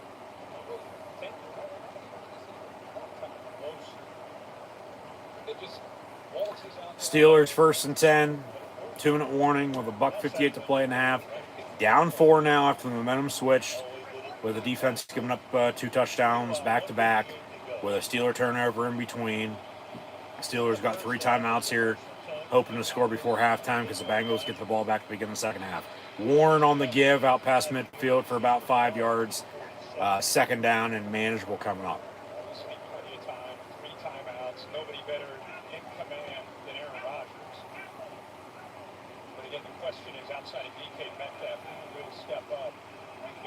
Yeah, exactly. Like I said earlier, with DK at wide receiver, you know, there's no consistent wide receiver play behind him. That's why they've gone big with the tight ends. Would love to see Pat Freiermuth, you know, get more looks, but it's a lot of Jonnu Smith and Darnell Washington, and then obviously Connor Hayward had the touchdown last week. But you got to run the football. 3rd and 4 coming up here. You know, run that screen game as well, but 3rd and 4, you're hoping to get 4 or 5 yards and a 1st down, you know, as this clock winds to about a minute to go. Because you don't want to give them any time, you know, to do something if you don't convert here. So 3rd and 4, Rodgers gets a snap, dumps it off, complete 1st down. Timeout at the 40 with 49 seconds. You got 3 of them to use, call timeout. Thank you. So 49 seconds, second, was that 3rd and 4, sorry, to 1st and 10. About in Boswell field goal range, if he's going to have to kick a deep ball. Split screen commercial here, as does Uber Eats, you know, with the NFL, sell food. I don't know, but yeah, sports, Uber Eats, employees to do this or that. I don't know. They're good commercials. Maybe the Steelers can do a Nature Valley raccoon dance if they could score here. From the 41, 1st and 10. After the timeout. And Rodgers dumps it off. Fuck. So they do run the screen, but they lose 3 yards. So 2nd and long. Do they call another timeout? Yeah, so they'll have 1 left, as do the Bengals. 43 seconds. It'll be 2nd and 13. you got to settle for 3, take your points. You know, because those 3 points going into half, you don't know what you're going to, need or want, in the second half.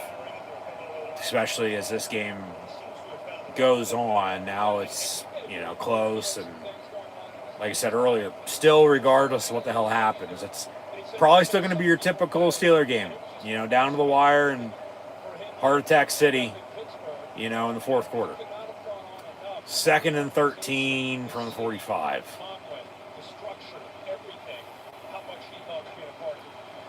And quick pass, far side, caught, first down, DK Metcalf.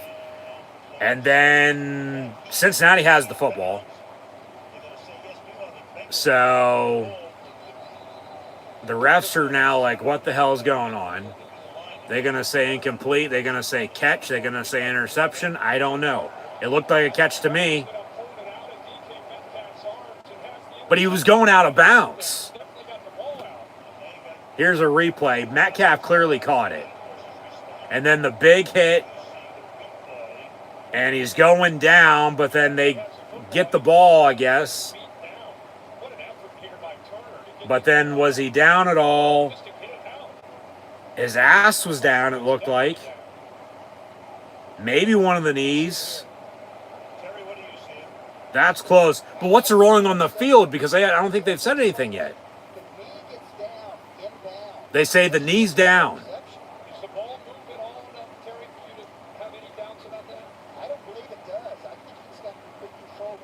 See, the thing is, his ass is down. They both have the ball.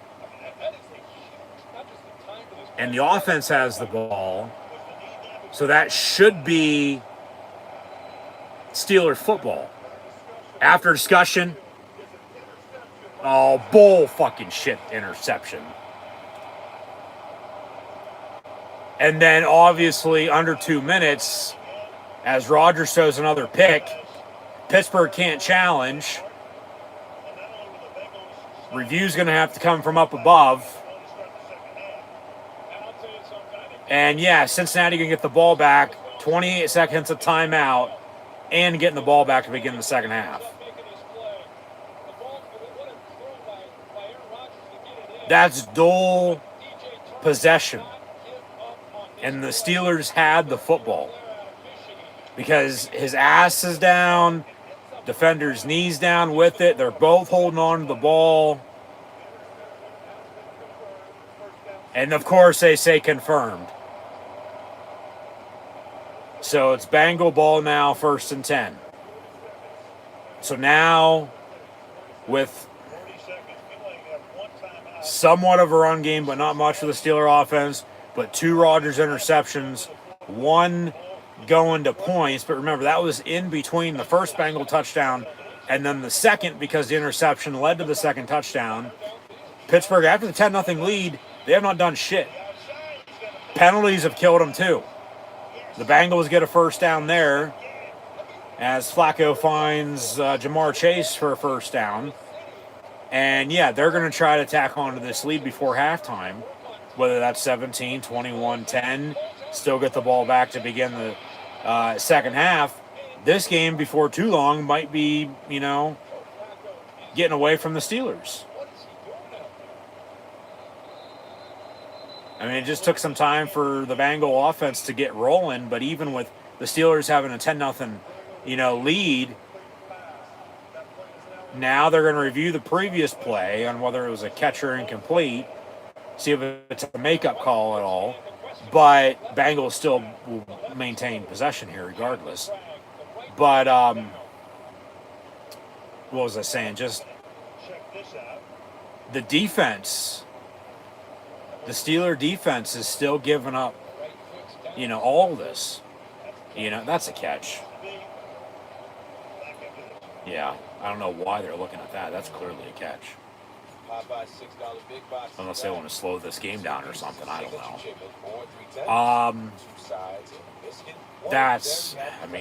Just penalties, turnovers, not playing good on defense. Is what it is. You got to play through it.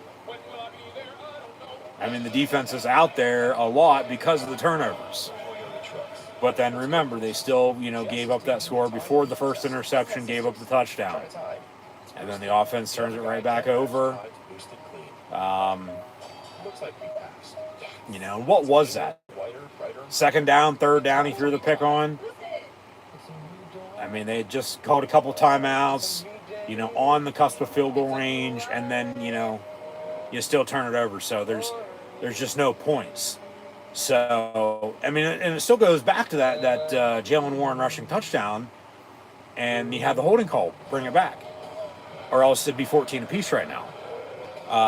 Regardless of the first interception and now the second one, but then, these final seconds are crucial. And they still are because you're, down 4, but at least they have that field goal from Boswell. But they should have more points on the board than what they do, but they don't. So that's just frustrating. I mean, the best thing that can happen now out of this is if somehow, some way, because they're trying to get into field goal range and they're, throwing here, they're reviewing the previous play in the field, whether it was catch, incomplete, they don't know. It's clearly a catch, though.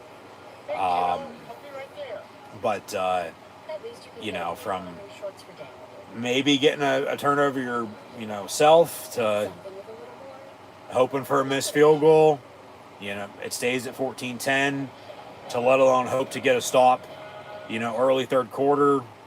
If you can force a kick here and at 17-10, you're only down 7. Now they say incomplete.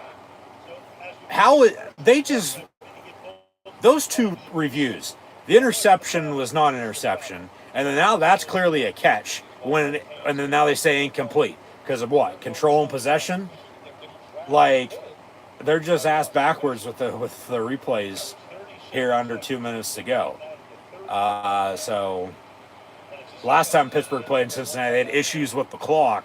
Now there's issues in the replay booth, and it's Thursday night at, almost 10 o'clock. They need to wake the fuck up. From the 30, pass complete, first down, stay in bounds, tackle him in bounds, wind that clock.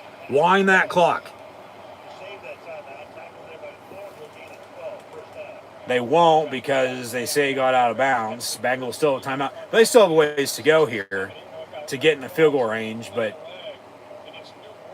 that's what I said. Best you can hope for is get turnover, miss a field goal.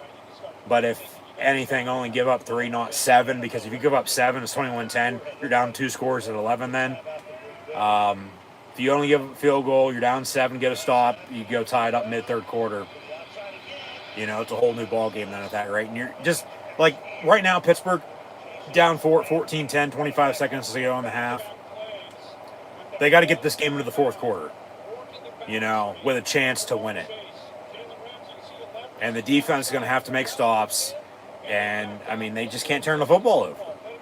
That's where they're at. And do not abandon the run. So Flacco finds Chase, and they have a 2nd and a yard at midfield. Ball at the 49 officially. Flacco down the middle, incomplete. With Joey Porter on the coverage. Oh, bullshit. You're going to throw another flag on that. That's a little fucking late, don't you think? Did you have to think about it, Count yourself to sleep before you threw the flag? Oh, fuck off. That's not PI. Spot foul, first down.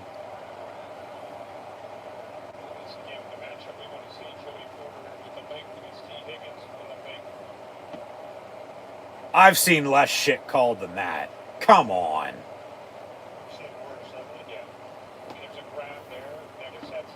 Just barely, no. 1st and 10 Bengals. You just want to give them points, don't you? From the 37. Flacco, high, incomplete. 10 for Chase with Ramsey on the coverage. About 16 seconds now to go in the half.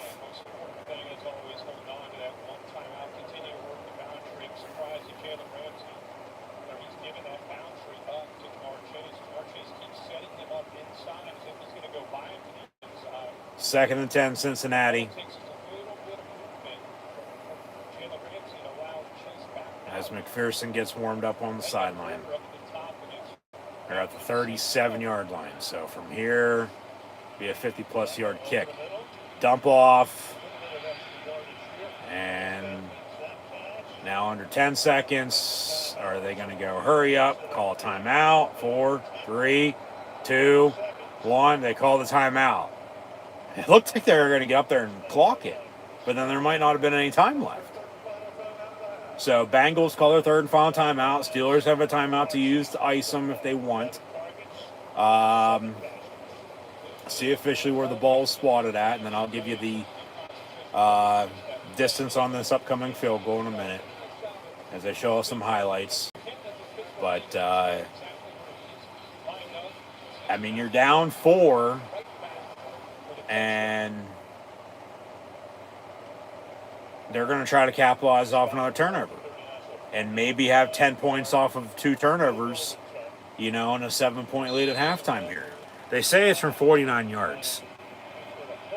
So McPherson, his first field goal of the night. Does Pittsburgh call timeout to ice him? No. Kicks up. And good. So 17-10 Bengals now at halftime. They've scored 17 unanswered. They have 10 points off of 2 Steeler turnovers. And the Bengals are going to get the ball back to begin the second half. So Pittsburgh's in a hole. They got to quit shooting themselves in the foot. Do not abandon the run game. But Rodgers got to play better. Refs got to call it down the middle for one. But somebody's got to step up at wide receiver behind DK Metcalf. Continue to run the football, work the screen game into it. You know, keep going to the tight ends. That's where they're hot and heavy at tonight on offense. What's working for them. But the hold on the Jalen Warren touchdown is where the Bengal comeback started, or else Pittsburgh would be up 14-0. And then even with the Bengal touchdown and then the first Rodgers interception that went to their second touchdown, 14 apiece, they get the second interception. Pittsburgh's driving to cut the lead at 14-10-13, maybe go up 17-14, but then they get a field goal out of the second interception. So 17-10 Bengals at halftime. Pittsburgh should have more points on the board than they do, but they don't, so it is what it is. But, I mean, the defense has got to make stops, because if not, this game's just going to get away from them. Because Burrow's watching Flacco do his thing. And Rodgers just, I mean, it's not that he's not looking good. They wanted to take a shot, you know, the next time they got the ball back after the hold on the touchdown that wasn't, after giving up the touchdown to the Cincinnati Bengals. Picked off, they score. So they have the lead. And just, it's because of the turnovers and the time possession, the defense out there a lot, and the Bengals are capitalizing, you know, and more power, credit to them. I mean, you can't blame them, can't be pissed at them, you know, for that. As much as we want to be, they're taking advantage of the Steelers' mistakes. You know, any good team, regardless of record, they're gonna, you know, hope to do that. But it's offensively, they get the ball back. Pittsburgh does, and you know, you turn it right back over. As you had a good drive going, you know, to maybe get points before halftime. But then that final 2 minutes took a good 20 minutes. Just because of, okay, they get some yards, 2-minute warning, have a 1st and 10, and then they keep driving, call a couple of those timeouts, but then they turn it over. You know, they should have a touchdown compared to the field goal. They probably should have had points before halftime. But they only have the 10 they have. if they're lucky, you know, for the Rodgers passing touchdown to Jonnu Smith and the 41-yard Chris Boswell field goal. And Bengals took advantage and capitalized off of the mistakes. So, yeah, Cincinnati scored once again 17 unanswered, 10 points off of 2 turnovers. And, you know, they have momentum. They're getting the ball back to begin the second half. And, I mean, other than nothing that was the best thing that could have happened, though, for the Steelers to only give up a field goal before halftime, not a touchdown. They're still only down 7. You know, it's a 1-score game. If they can get a stop early third quarter, you know, get the ball back, go tie this game up, then all right, whatever. You know, you're right back in it. But if you give them a field goal, give them a touchdown, you're down, you know, 2 scores at 10-14, whatever it might be. You're in a bigger hole than what you are now. So that's why I said turnovers can't be turned over, but this defense needs stops. Defense needs a stop. So we'll see. But 10-15 minute halftime here. In the meantime, we'll update some stats and preview what's to come this weekend in the National League. Just once again, thanks for tuning in and watching my live play-by-play watch along reactions live here on YouTube. As always, I'm your host, Encyclopedia Sports, Coin Luke 96. Be sure to like, follow, and subscribe on social media. Links in the description below. Thumbs up button, share, chat questions and comments, super chat, super stickers, super likes, super thanks. Always greatly appreciated. As well as this video is powered by Rogue Energy, HopeKThrifts, and Dead and Hungry. Check them out. Links also in the description below. Hit the hype button if available and scan the QR code, or click the first top link in the description below if you haven't done so already. So Bengals lead the Steelers 17-10 at halftime and will receive the second half kick as well. Flacco is 14-21, 129 yards, sacked once, but has the 2 passing touchdowns to Jamar Chase and T. Higgins. Cincy, in the meantime, has also found a running game, I might add, as well. 2 long runs by Chase Brown. He has 5 carries, 74 yards rushing. Samaje Perine, 423. Jamar Chase with 7 catches, 61 yards and a touchdown. T. Higgins, 354 and a touchdown as well. Noah Fant, 214. And then McPherson's field goal was from 49 yards to end the half. Aaron Rodgers, 13-19, needed 116 yards passing tonight to surpass Big Ben Roethlisberger for 5th place all-time in NFL history with all-time passing yards. He has done that, even with the touchdown on Jonnu Smith and the 2 interceptions that have led to 10 Bengal points and a 7-point 17-10 lead at halftime. That's the difference now in this game. Rodgers with 13-19, 118 yards, the touchdown and 2 picks in the first half. They have 12 carries, 65 yards rushing as a team. Warren, 8-45, Kenny G, 3-14, and Rodgers has carried for 6 yards. DK Metcalf has 2 catches, 45 yards. Jalen Warren, 4-31. Jonnu Smith, 3 catches, 28 yards, and the opening drive. Touchdown. Scotty Miller, 1 of 9. Roman Wilson, 1 of 4. But, you know, you're up 10-0, and then they go to sleep.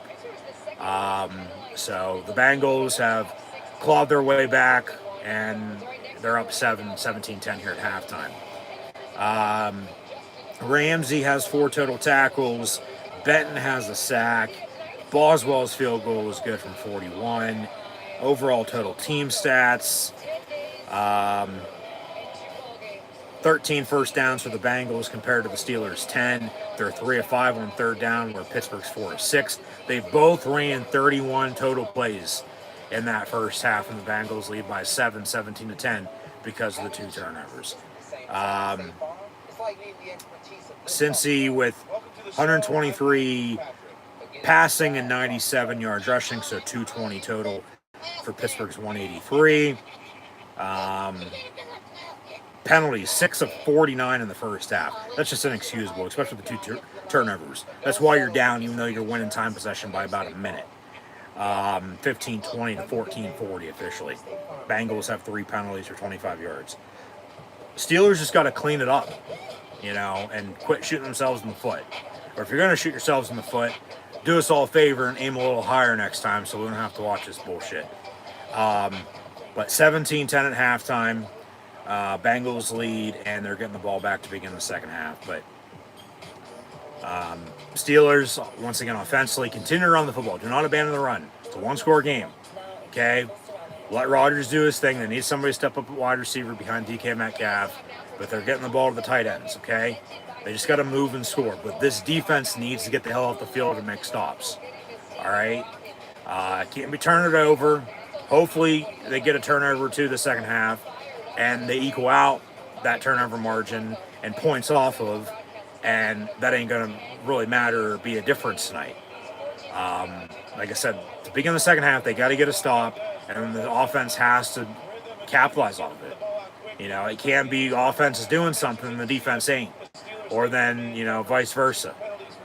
Like I said, you got to feel bad for the Steeler defense because they're out there a lot, even though they're winning time possession because of the turnovers. It's just, it was back to back to back. It's 17 unanswered like that. And 17-10 your halftime score. But yeah, Steelers at the Bengals here on Thursday night. Cincinnati leads 17-10 at halftime, as mentioned. We'll get into the second half, third quarter shortly. But on Sunday in the National Football League, they'll be in London once again across the pond. The Rams and the Jaguars will kick things off Sunday morning before at 1 o'clock. The Saints will be in Chicago taking on the Bears. Miami in Cleveland in a matchup of two 1-5 teams against the Browns. That should be a doozy. Patriots Titans in the Mike Vrabel Bowl. The Silver and Black Raiders are in Kansas City taking on the Chiefs. Philadelphia Minnesota should be a good game. Sunday 1 o'clock on Fox. Panthers at the winless 0-6 Jets. Giants, Broncos from the Mile High City should be interesting with how those teams have played recently. Colts, Chargers as well, as Pittsburgh will have the mini bye after tonight. Play a week from Sunday on Sunday Night Football at home against the Green Bay Packers, but then they'll host the Indianapolis Colts before then they go to the Chargers mid-November. And then a month from today, they'll host the Bengals. So that's the schedule coming up with a couple primetime games, you know, including tonight. As mentioned earlier, at Cincinnati on a short week on Thursday Night Football. You get the mini bye, you host the Packers a week from Sunday on Sunday Night Football. Then you host the Colts Sunday afternoon the following week, and then you go to LA on Sunday night to play the Chargers, and then they'll host the Bengals a month from today. So that's the schedule over the next month for the Black and Gold. But also on Sunday in the NFL, the Cowboys will host the Washington Redskins, football team Commanders, whatever the hell you want to call them. Packers in the desert taking on the Cards. Sunday Night Football is at the site of Super Bowl 60 in the Bay Area of Northern California, as the San Francisco 49ers host the Atlanta Falcons. And then another Monday Night Football doubleheader with the Buccaneers and Lions at 7 o'clock, which should be a damn good game.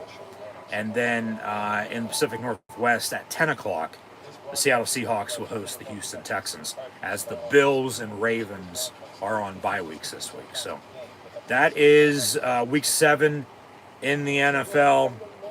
But in the meantime, here tonight on Thursday Night Football at halftime, the Bengals lead the Steelers 17-10. So Steeler defense needs to stop desperately, and we'll see if they can get it or not, because if not, it's going to turn into a long night with the way this game's, you know, gone.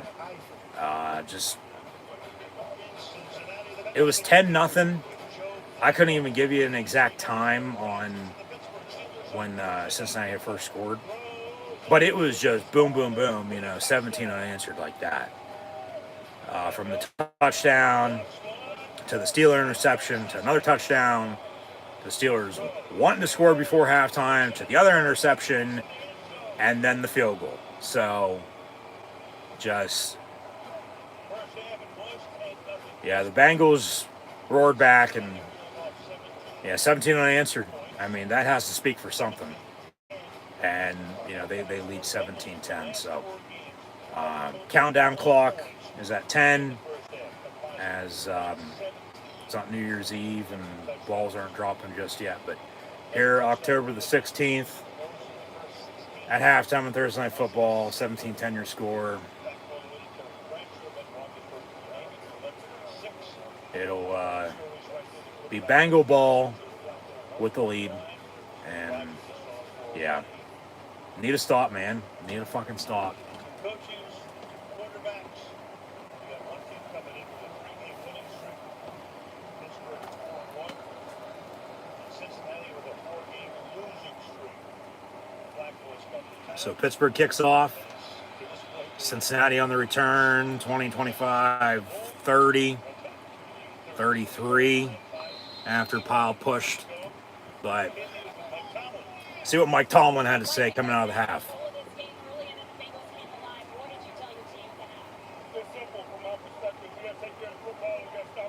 Yep. Yep.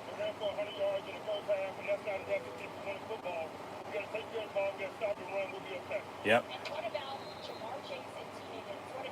Hopefully you heard that with the background audio.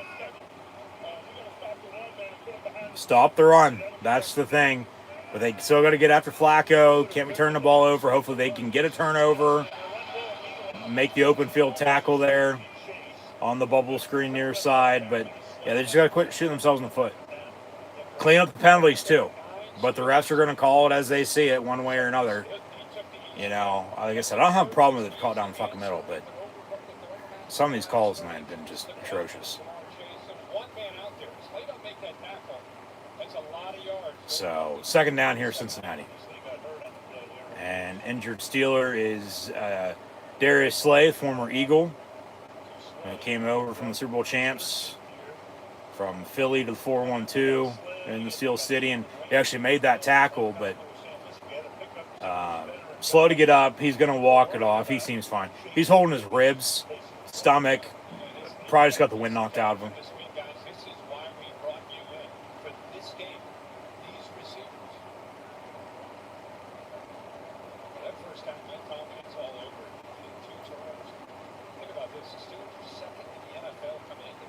Yeah.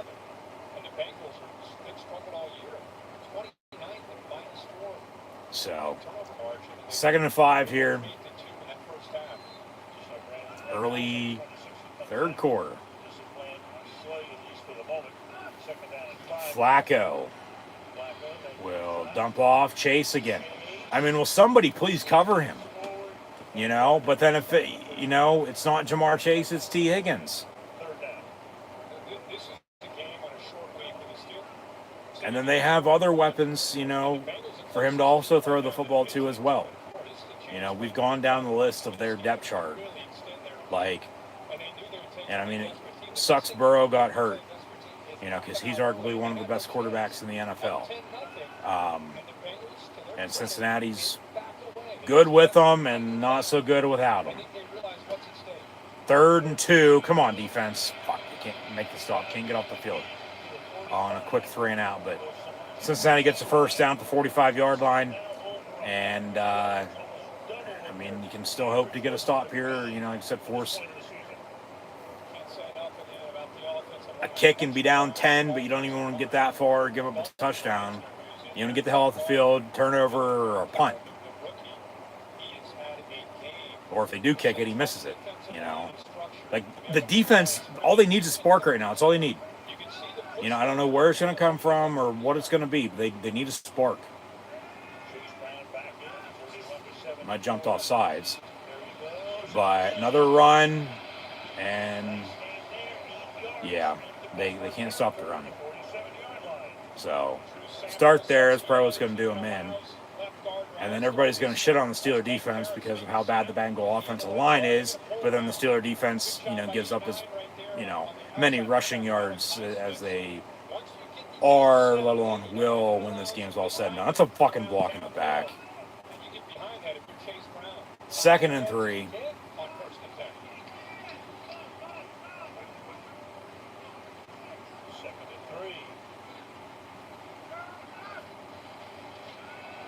Slant, caught, Chase. Darius Slay back out there. And him and Ramsey make the tackle.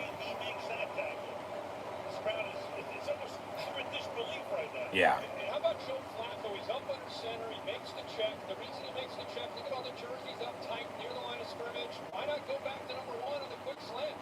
If you're going to overload the line of scrimmage and you're going to Steeler defense, I mean, you think by now they would have made some sort of adjustment, but clearly not. Yeah, Chase almost has 100 yards receiving. Another slant, another Jamar Chase completion with Joey Porter on the coverage. And will somebody please cover him? Please. It's the combination of being shocked that the offensive line's giving him plenty of time. There's the throw. But then watch, they're going to go to somebody else because they're going to start double teaming him, and then somebody else is going to be open. It's going to be one of the fucking tight ends, or they're going to run a screen, or they'll go to Higgins again, or one of the other wide receivers. Like I said, it's going to be somebody. That's they have the weapons that they have. This is just, it's getting out of hand now for Pittsburgh. That's delay a game. But they run it up the middle for about 3, second down.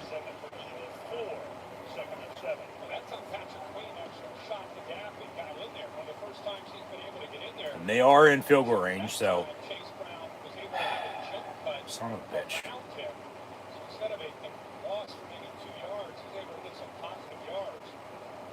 Steel's been really dialing up the blitz all night, but especially when the Bengals have gotten down inside that 20-yard line.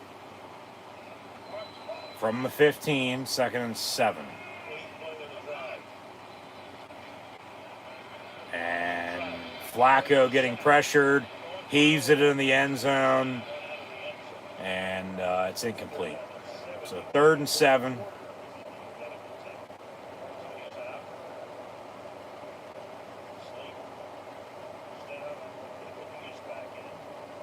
It's 3rd downs. We've seen obviously Jamar Chase targeted. Bengals 4 and 6 so far tonight on 3rd down. It goes back to what Mike Tomlin told Caden about. We got to get him behind the sticks. Well, here's the opportunity. You got him at 3rd and 7. How are you going to hold out these receivers? From the 15, 3rd and 7. Flacco again on another slant. Is he short though? It looks like he is, about by a yard. So what does Cincinnati do now? Do they go for it? Do they kick it? They still score on this drive. It's still going to be a 2-score game. Pittsburgh's either going to be down 10 or 14.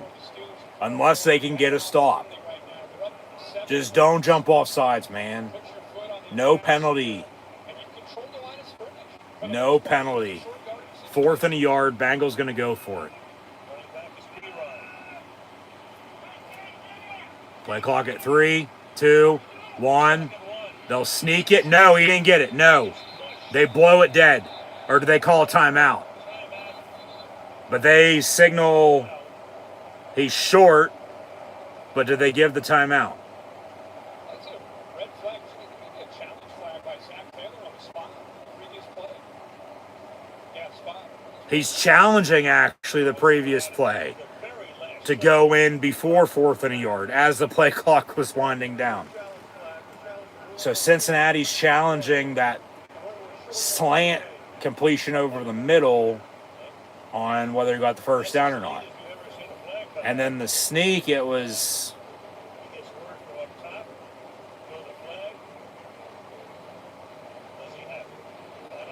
Maybe. I don't know. Knees down where it is, ball's where it's at. Remember, they rolled him short. It's either going to be 1st and 10 or 4th and a yard. If it's 1st and 10, they maintain possession.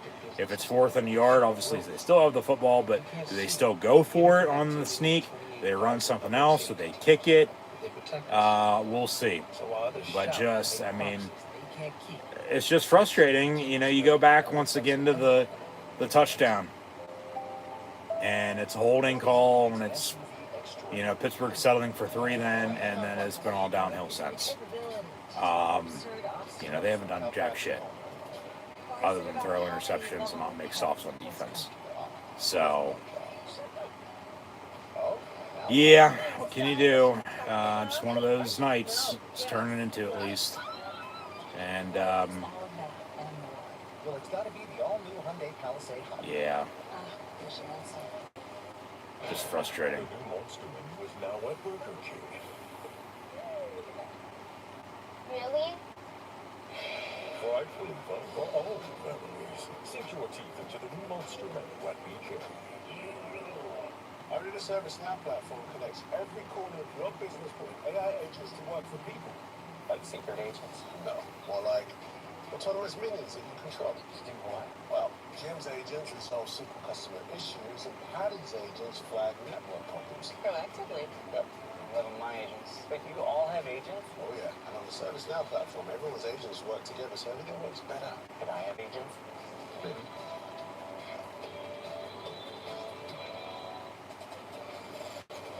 Don't sleep on this matchup, people. That black and gold, is sure looking its best today. And in Bengals, the jungle has never looked smoother. So that's best shade, not the best a fan can get. Get it while you can on Amazon.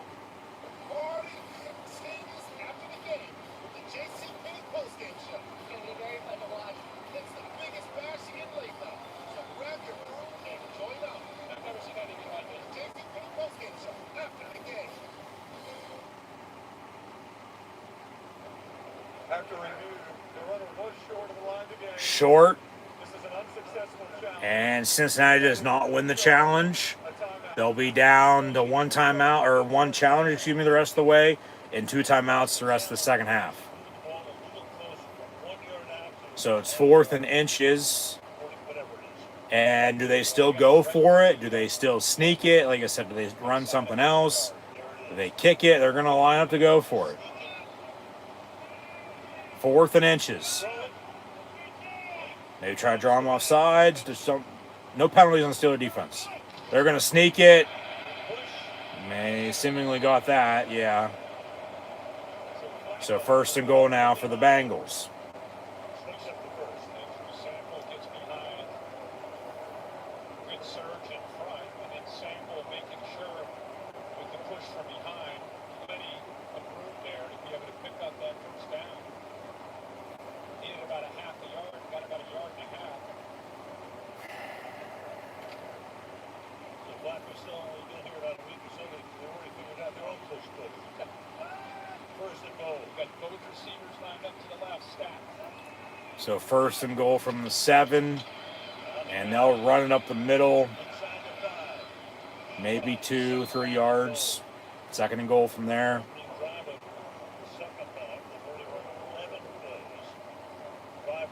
And they've chewed up half this 3rd quarter already, too, I might add.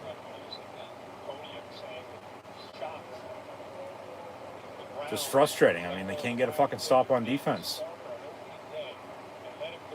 And the offense has just been nowhere to be found. Especially those turnovers, as that's the difference. But then this is just going to tack onto that with them getting the ball to begin the second half. And 2nd and goal, Flacco's pass, incomplete. With 5 on 5, Ramsey on Higgins. So incomplete 3rd and goal. Come on, defense, let's go. Watch this route. T. Higgins runs a clean route. Just really good anticipation. I love the length there. But what I really love is Jalen Ramsey's eyes the entire way were on Joe Flacco, which allowed him to time up and play that football. So 3rd and goal, Cincy here from inside the 5.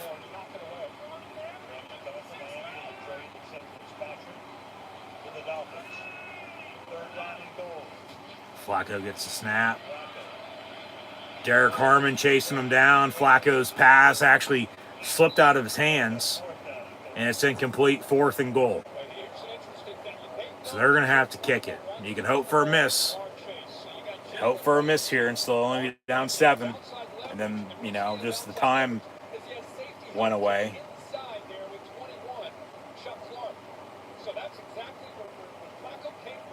But then obviously he makes it. You're down 10 at 2 scores.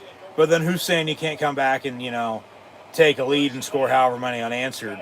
Because Cincinnati was down 10-0 and, you know, went up 17-10 at halftime. And kicks up and good. So they've now scored 20 unanswered, and they lead 20-10 with 7:55 to play in the third quarter. So, I mean, this offense has got to go do something. No turnovers, but don't abandon the run. But Rodgers, he's got to ball out. And they got to have somebody step up a wide receiver behind DK Metcalf. Calvin Austin's hurt. You know, they have Roman Wilson, who's a second-year rookie because he was hurt last year out of Michigan. And then, you know, with Scotty Miller and Ben Skoranek, get the tight ends involved. You know, Pat Freiermuth, nowhere to be found this season with Rodgers as quarterback. It's Johnny Smith and Darnell Washington. Connor Hayward had a touchdown last week as well. But worked the screen game with Warren and Gainwell. Obviously run the football as well. Just no penalties, no turnovers. You know, they've scored 20 unanswered because of that. And I might add, they have 10 points off of those 2 turnovers. So you don't turn the ball over. They have the 1 touchdown before the first interception. And then they have the field goal here early third quarter. They don't have the second touchdown off the second interception. And they don't have the field goal off the interception just prior to halftime. You know, or else you'd be tied at 10 right now. So Gainwell on the kickoff return to the 40. So turnovers are the difference in this game. Bengals lead the Steelers 20-10 with 10 points off of 2 turnovers, and they lead by 10. So, yeah, just offense got to go do something, man.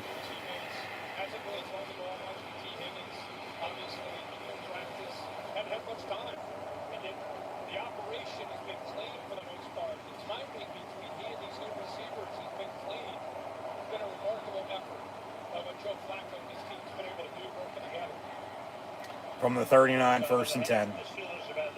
Rodgers up under center, Darnell Washington in motion. They'll toss it. Jalen Warren.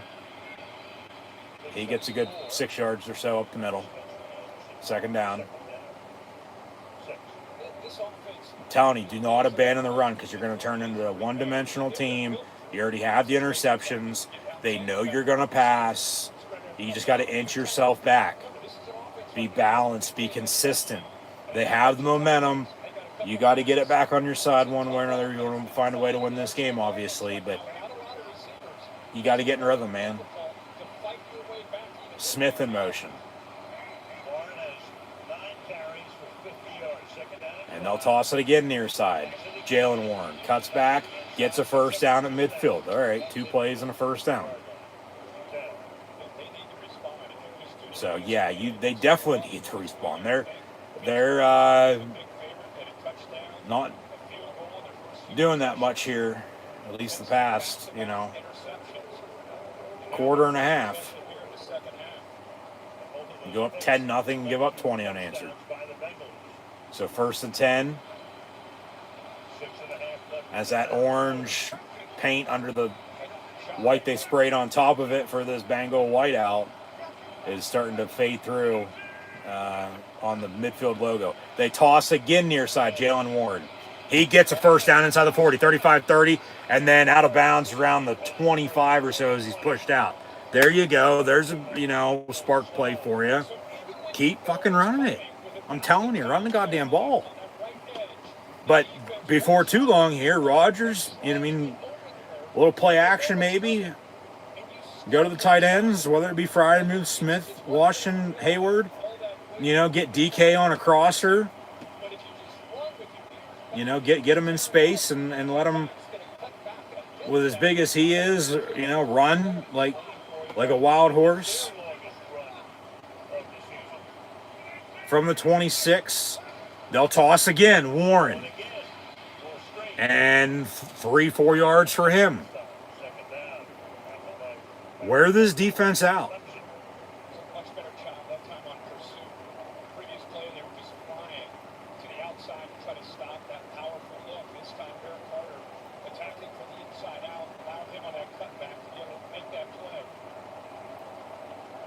You definitely got to get points. Because if you have to settle for 3, you're kicking it because you're only down 7.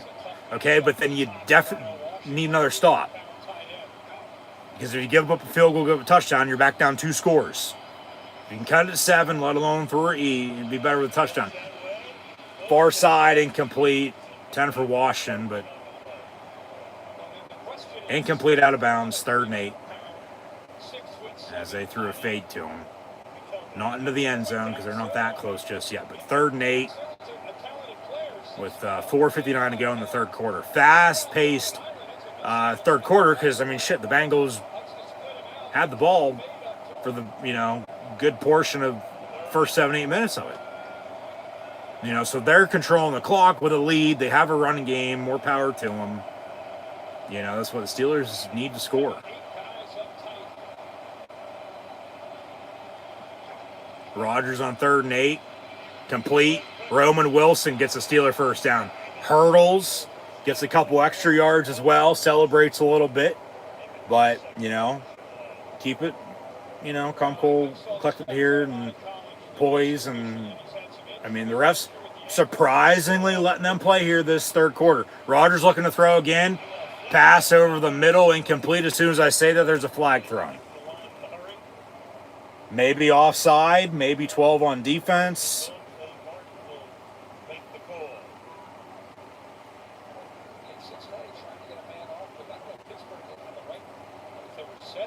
Legal formation, something, I don't know.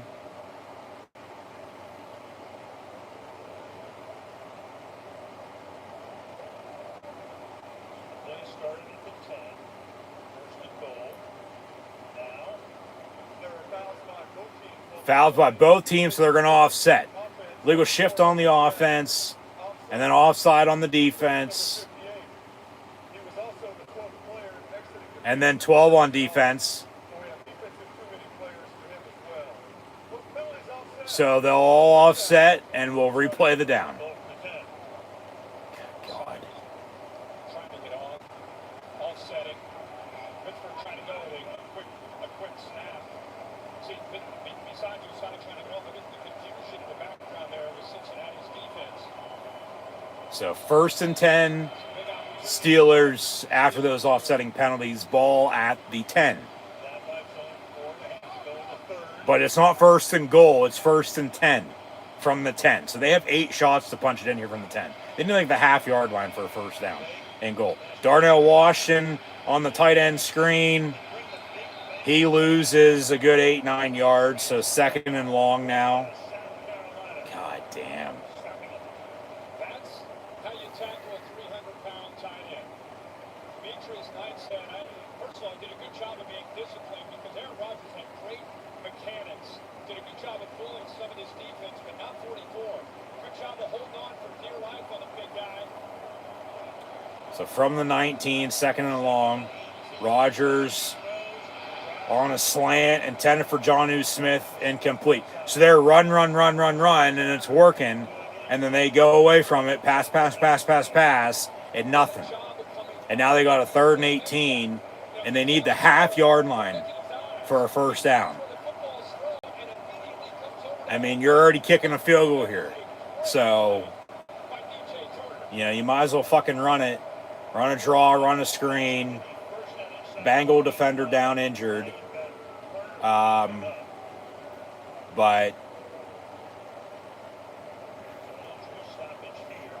just frustrating. Steelers have somebody down too.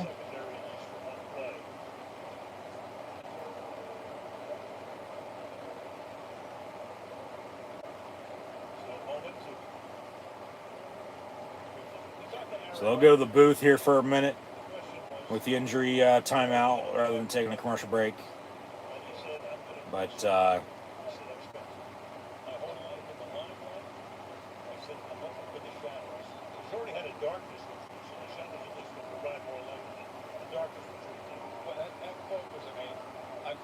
third and long here for Pittsburgh.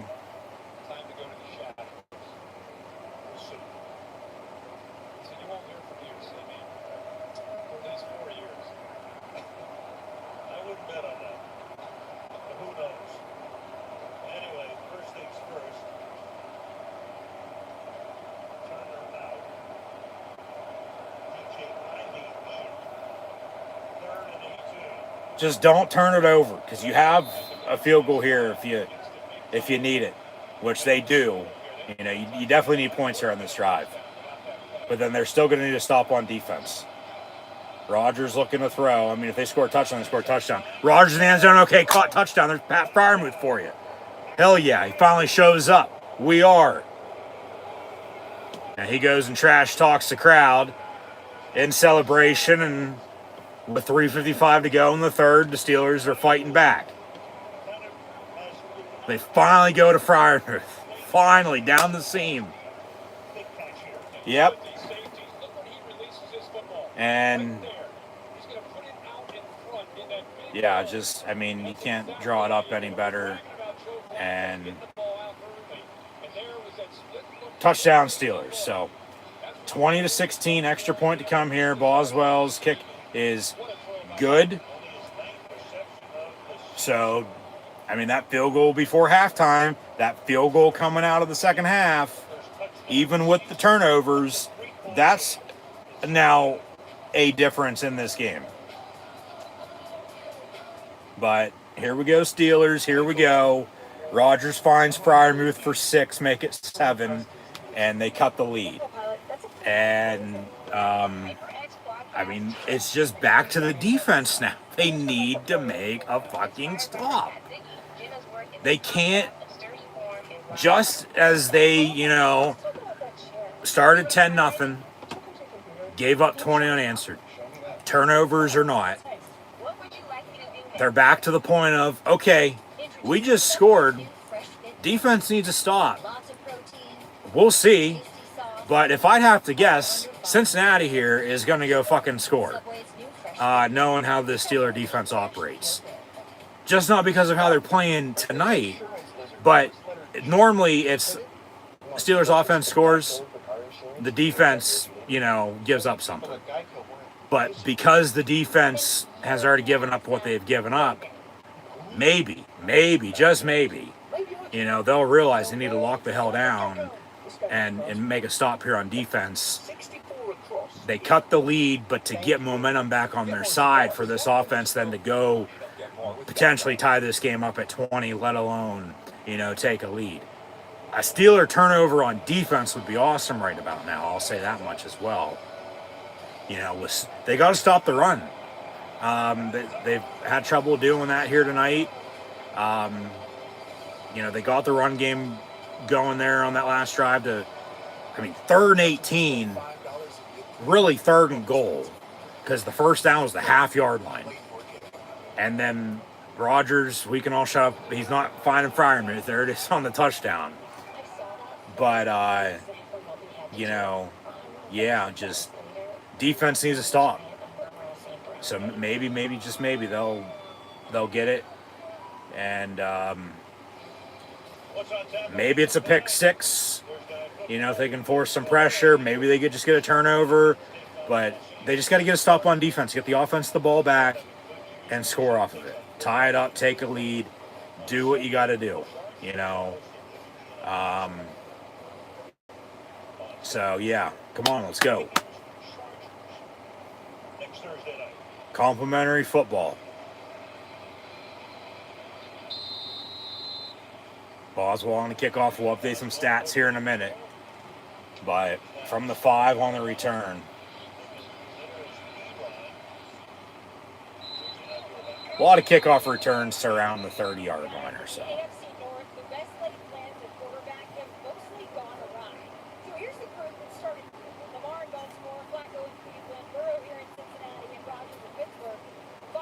Yep.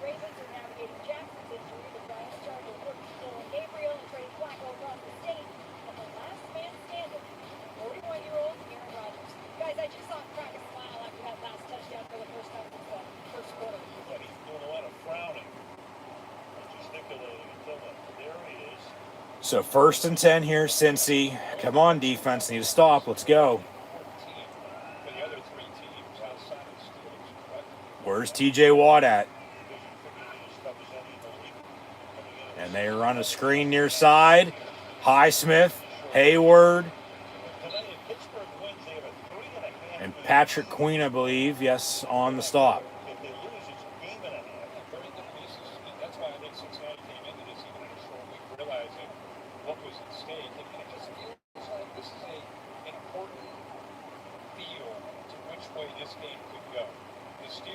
So 2nd and 12.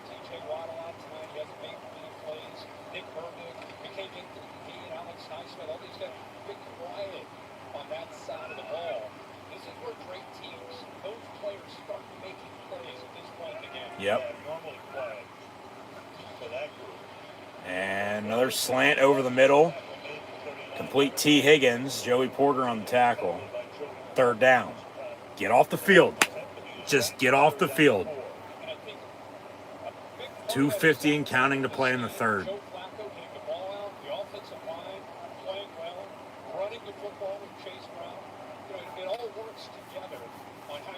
Come on, defense. Where are you at?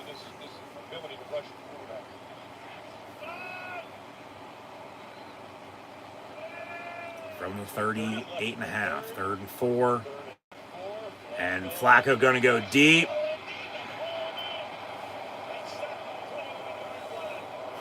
Catching a 1st down. I believe Darius Slay was on the coverage.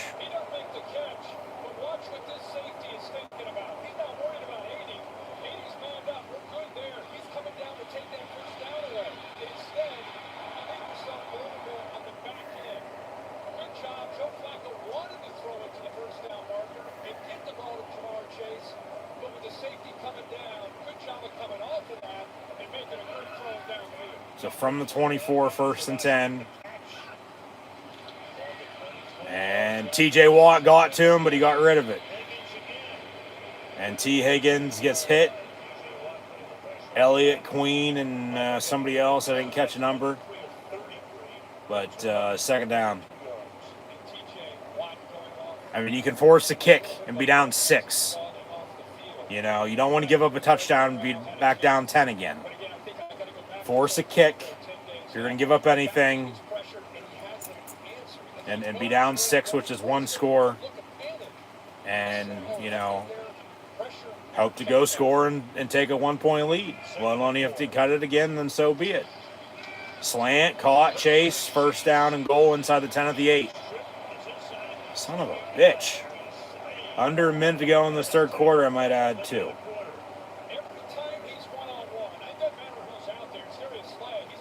It's like, will somebody cover him? Clearly, obviously not. But they probably get it.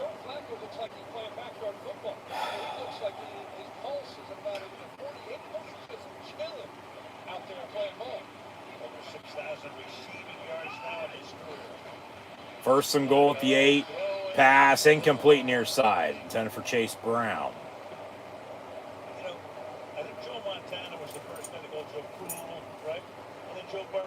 Good, buddy. This is another Joe Cool. Yeah, without a doubt. We know it's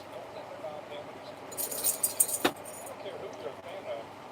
You got to be involved. 20-17, 23 seconds to play in the 3rd. Bengals 2nd and goal. I don't care who it is, it's just the command of an NFL offense against an NFL defense. And to be able to make these plays. Come on, defense. And Flacco will hand off. Hayward, Ramsey, Wilson on the stop. That'll probably do it for the 3rd quarter, if I'd have to guess. So, Steeler Nation on the road, down 3, entering the 4th. Time to wave these, because the Steeler defense needs to stop. All right, so Mama, play some Renegade, and just, like I said, you can force a kick, be down 6. Just don't give up a touchdown. Give them a touchdown, I don't know, it might be over. Because then you're going to need 2 scores, time ain't going to be on your side, this and that, and, you know, then the difference is those, 10 points off the turnovers on why you're going to lose, regardless of anything else that happens. So, end of the 3rd quarter, 20-17 your score. Rodgers is 16-24 for 142 yards, 2 touchdowns, 2 interceptions. Jalen Warren, 12 carries, 82 yards rushing. DK Metcalf has 2 catches, 45 yards. Warren, 431. Johnny Smith, 3 catches, 28 yards and a touchdown. Pat Fryermuth, 1 catch, 19 yards and a touchdown. Roman Wilson, 2 catches, 17 yards as well. As Boswell has a 41-yard field goal, and then he's good on his 2 extra points.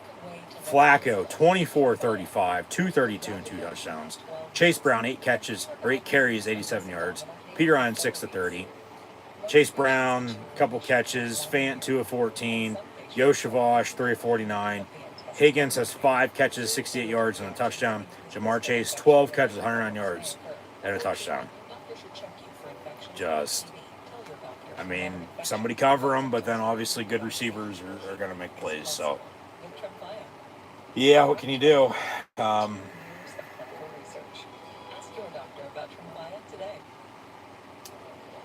Hope to force a kick here, but I said turnover would be even better. Exactly. That's why I've got Red Bull. It gives you wings.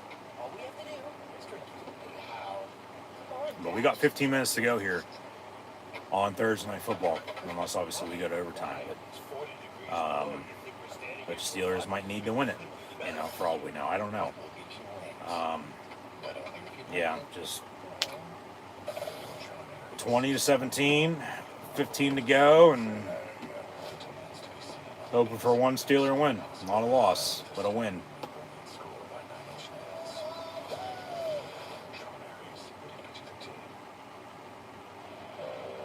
Union Terminal, one of the last great American train stations, opened in 1930. We host a number of exhibitions. Most recently this week, Auschwitz, not long ago, not far away. Many soldiers and long-term survivors returned to Cincinnati after World War II. Art Deco building. So 3rd and goal from the 5. Come on, defense, to begin the 4th quarter, down 3. 20-17. That's a false start on the left tackle. Slant, caught, touchdown, of course. And there's no penalty on a false start.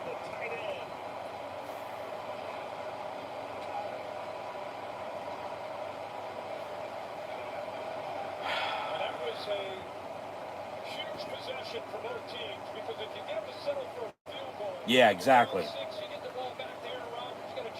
But you're down 9, make it 10 with the extra point, going to be up and good here probably. And then they have 10 points off of your 2 turnovers. That's the difference in this game on why you're losing.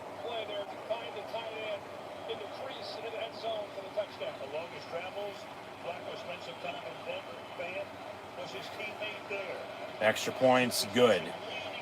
So 27-17 with 14:57 to go. So Steeler offense, I mean, you got to go score. And the defense definitely got to get a stop, and you got to score again to win it. Let alone tie it, at 27 if you can hold. But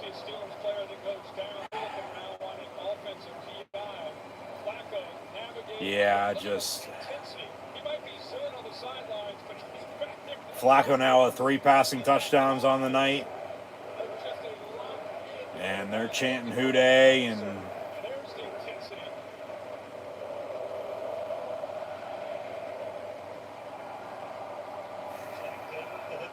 I mean, if Cincinnati wins this, they'll be 3-4. And they'll be in 2nd place in the North behind Pittsburgh at 4-2. And just like I said, they'll meet a month from now, but with the way the Ravens and the Browns are playing, the games with the Steelers and Bengals, depending on what else happens, who knows, could very well determine the AFC North this year.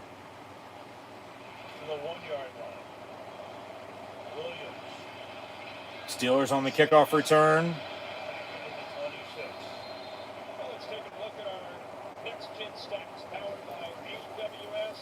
So 1st and 10, down 10.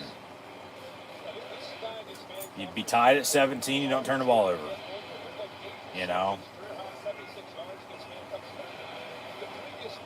Along with getting the ball back, to go work clock, to go score, to make sure they don't have any time then to do anything late. But you're down 10 because of the turnovers.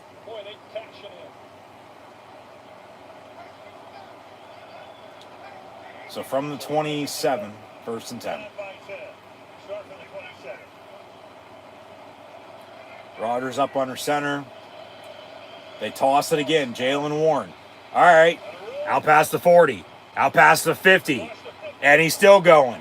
There's another big run for it. He's over 100 for the night. Keep running the goddamn ball. They can't fucking stop him now. Just like you can't stop their running back. You know? But if you can score quick, and then to get a stop, to tie it, to take a lead, to potentially win it that way, you know, say 27-31 to 27, you know, then all right. But 1st and 10 from the 36. But Rodgers, quick pass, complete. Freiermuth. And he gets a first down. Still going. Still going. Muth. That's a late hit out of bounds. Come on.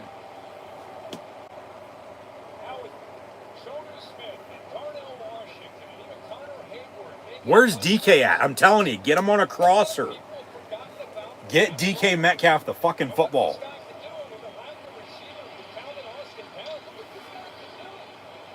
No, he never stepped out. And then, like I said, where's the late hit on that?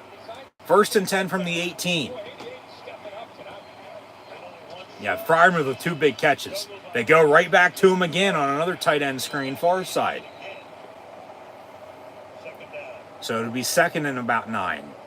Slow it down a little bit. You don't need to go hurry up and shoot yourselves in the foot and turn it fucking back over. You know? But they are clawing back.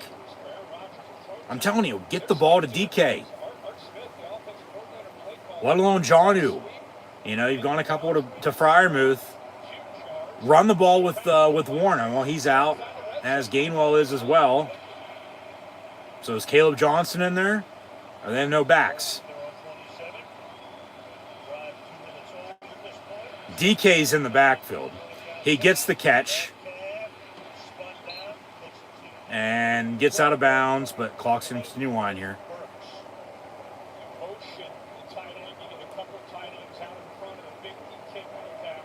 Be 3rd and see where they spot it.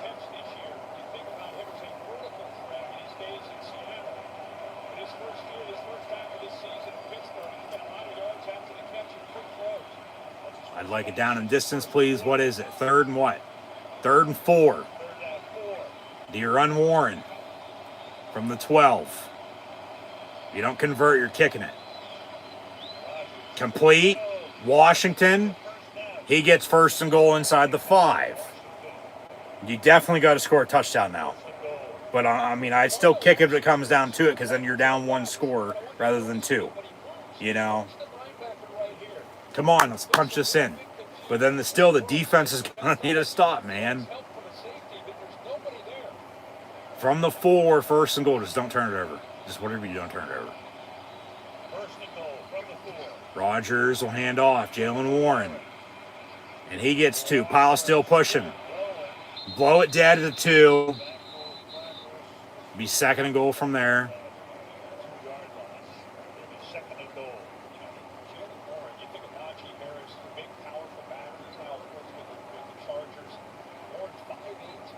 Yeah, Warren's that scat back that he's big and powerful, and he's a bowling ball of a bulldozer. Come on. Got to score. Got to score.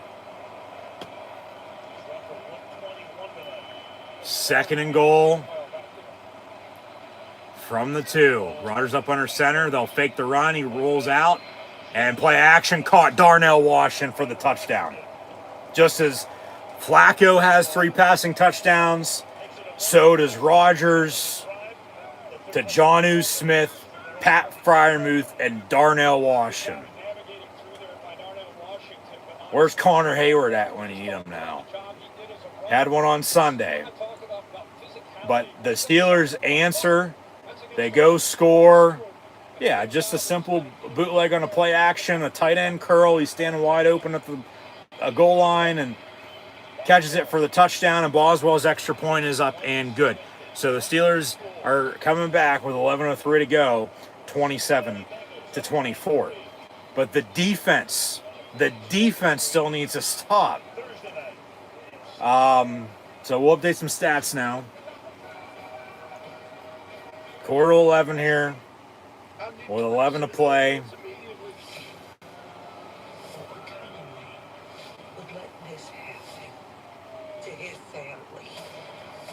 Steelers defense needs a stop. As Flacco is 25 of 36 for 237 and 3 touchdowns. Chase Brown has 8 carries, 87 yards rushing. Chase 12 of a buck 9 and a receiving touchdown. T. Higgins 5 of 68 and a receiving touchdown. Noah Fant 3 catches, 19 yards and a touchdown. But Aaron Rodgers, even with the 2 interceptions, I mean, shit, the Steelers have a fucking 7-point lead right now. They don't turn the ball over. You know? Because the Bengals have 10 points off of those 2 turnovers just prior to halftime. But Rodgers is 21 of 29 for 176 yards passing. Even with the 2 interceptions, he has 3 passing touchdowns. Jonnu Smith, Pat Freiermuth, and Darnell Washington. So where's Connor Hayward at when you need him? Because he's the 4th tight end. But then I'm telling you, DK Metcalf, as Metcalf only has 3 catches, 50 yards, with a long of 39, you know, the other 2 for 11, you know, obviously, and that long of 39 was on a deep ball on the opening drive. You know, the other 2 for 11 really haven't been much tonight. But telling you, get Metcalf on a cross or over the middle. That's how he's getting open and then, you know, off to the races. That's what he does. Warren has 14 carries, 121 yards rushing. Also has 4 catches, 31 yards receiving. Metcalf 3 of 50. But Jonnu Smith 3 of 28 and a touchdown. Freiermuth 3 of 38 and a touchdown. Roman Wilson has 2 catches, 17 yards. Scotty Miller 1 of 9. Darnell Washington 3 catches, 2 yards and a touchdown. That's a stat line for you. Deshaun Elliott with 6 total tackles. They still only have 1 sack on Joe Flacco here tonight. 3 tackles for loss. One of those is the sack. Hayward and Chuck Clark, the others. And then Boswell with 6 points. Good on his extra points, but only 1 field goal. And good from 41. They're down 3 as he kicks off. The defense needs a stop. Ball goes into the end zone, and they'll take a knee at the last minute. Because remember, that's a live ball. Pittsburgh had that happen, you know, to them against Seattle. You know, almost had it go their way here tonight, you know, potentially safety or, you know, because he touched it and then it rolled, went backwards, but he got a hold of it and, you know, took the knee. So 1st and 10 Bengals. But then, you know, it's a live ball. If they would have recovered, it would have been a touchdown themselves. But from the 20, 1st and 10, Cincy. Defense needs a stop. Where are you at? Let's go. Flacco going to hand off Chase Brown. So they got to stop the run. He breaks the tackle. And then Cole Holcomb wraps him up with Brandon Eccles. They'll give him 12, it looks like. Jesus Christ. So now back to not being able to stop the run. Which they got to stop the run. But they got to get a stop. You know, and if they give up anything, it can only be a field goal to be down 6. You know, to then score a touchdown once again themselves to be up a point. They give up another touchdown, you're just playing fucking patty cake back and forth, and you're still down 10 from the 32. Flacco gonna fake it, roll out near side, and it's caught for a 1st down, and out past midfield he goes. Jesus Christ. This defense cannot make any fucking stops tonight. You know, up 10-0, they gave up 20 unanswered. And then they start coming back. But as soon as they score, they give up something. As soon as they score, they give up something. It's just, they got to make a stop. But clearly they can't because they haven't. And right now, it doesn't look like they're going to be, you know, doing, you know, that anytime soon either. So, from the 43, Flacco looking to throw again. He wants to go deep down the middle. Ball's deflected. Incomplete. Pittsburgh has it in case it was a fumble, which I'd like to look at it to potentially see. I don't know. I mean, normally that'll just, you know, stay incomplete, and, you know, that's that.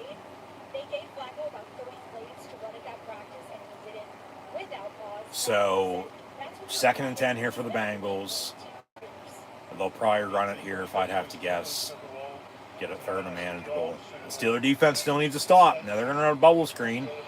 It's caught by Jamar Chase, Peyton Wilson with Jalen Ramsey on the stop. Under 10 to play, I might add.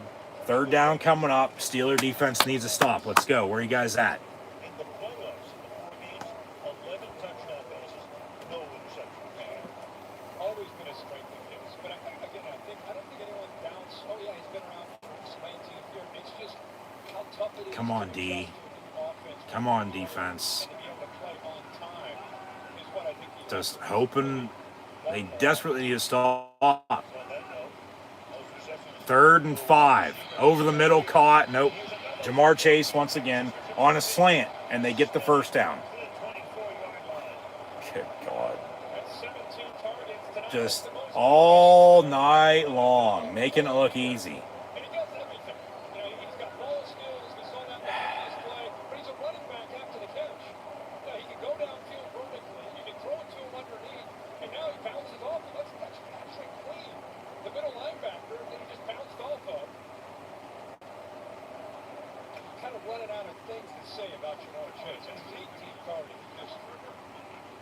Yeah, 18 targets, like, with 14 catches for 130 yards and a touchdown. You would have thought by now they'd be fucking covering them. Clearly not. They're running the hot hand. They're going to run it until they fucking stop it. You know, more power to them. You know, because the Steelers can't. 8 minutes to go now. And that's why I said you cannot give up a touchdown, because if you give up a touchdown, you're back down 10, and then it ties in with the interceptions. That's the difference in this game, regardless of everything else that happened, on why you're going to end up losing. But if you can force a field goal, you're only down 6, then you need a touchdown to win it. But this defense can't fucking, you know, stop a dump truck driving through a nitroglycerin plant, for God's sakes. Flag coming in from the backfield. We'll see what that dirty laundry is.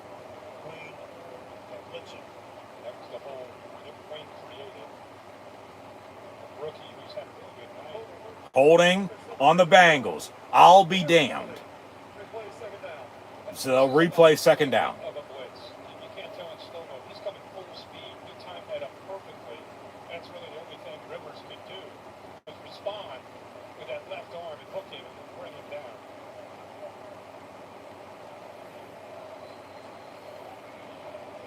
Days of Troy Polamalu timing up those blitzes. I'm sure he's watching his crowd. So 2nd and 13 after the holding.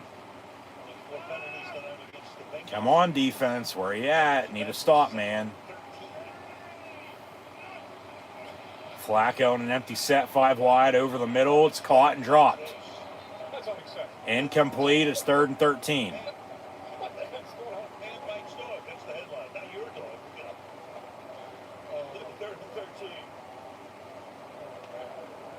Do not give up 14 yards and a first down. You know, I mean, you can hope to force a kick here. Hope for a miss, even better. Just don't give up a big play. Don't give up a touchdown. 3rd and 13 with 7:07 to go. Another empty set, 5 wide. And near side on the pass. 10 for Higgins with Joey Porter on the coverage. Is incomplete. And no penalty. Crowd doesn't like that, but this second half, these refs are letting them play. I think they even know themselves they threw too many in the first half. That's more offensive pass interference than it is defensive pass interference anyway.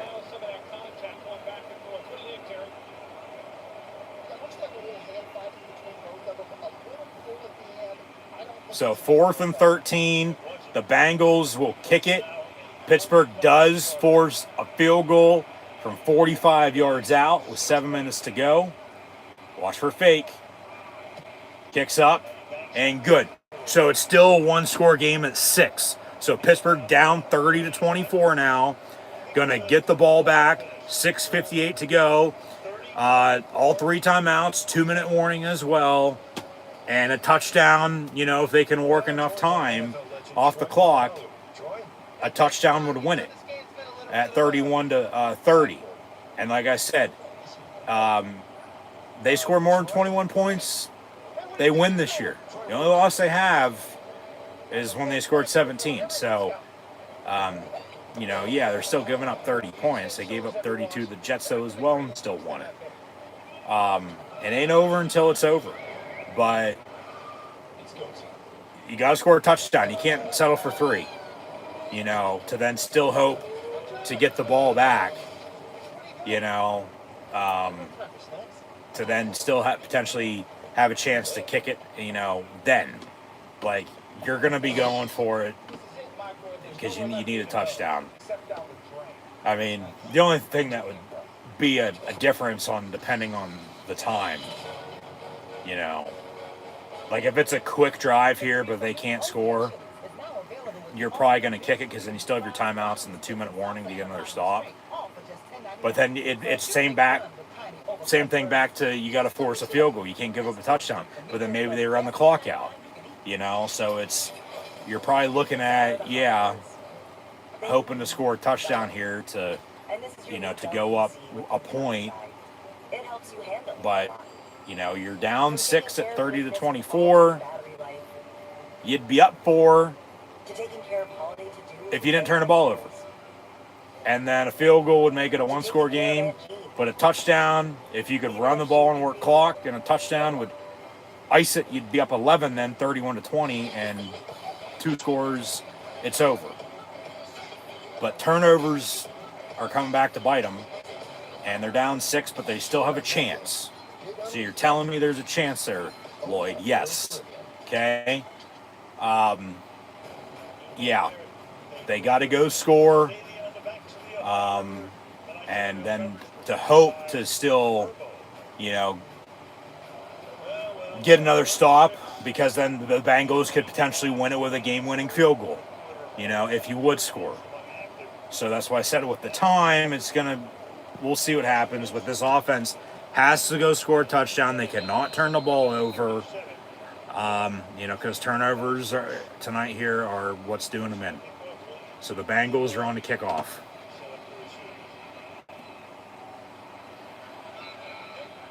And from the 2, Steelers get the kickoff return about the 40. So that's a good return, good starting field position. But, 6:52 and 3 timeouts, 2-minute warning to go score.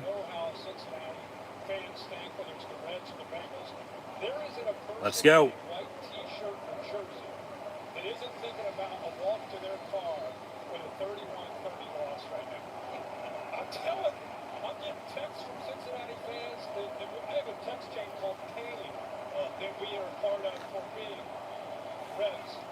So, Rodgers up under center from the 39. 1st and 10 for the black and gold with Warren in the backfield.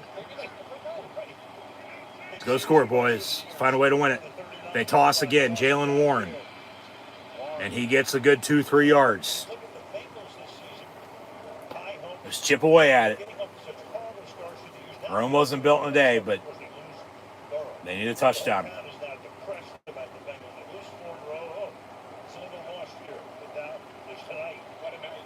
Empty set, 5 wide. Warren going to actually motion back in from the bottom of your screen. They got 15 seconds on the play clock.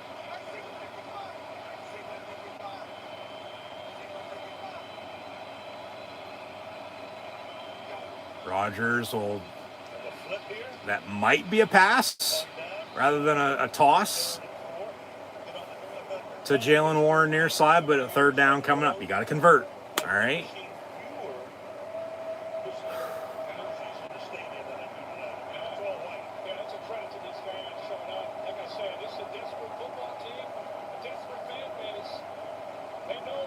Got to convert. Let's go. 3rd and 4. From the 45. Trips top of your screen.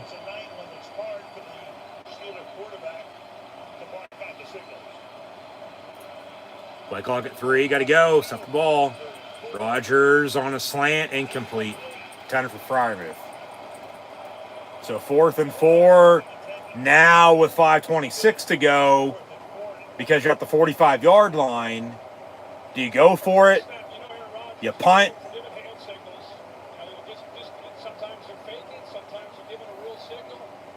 They're trying to get that. You're gonna. I think they're gonna have to punt. I mean, you can't go for it and not get it, and then give them a short field. You got to punt, play field position, get another stop. You still have 3 timeouts, 2-minute warning, but you can't give up anything.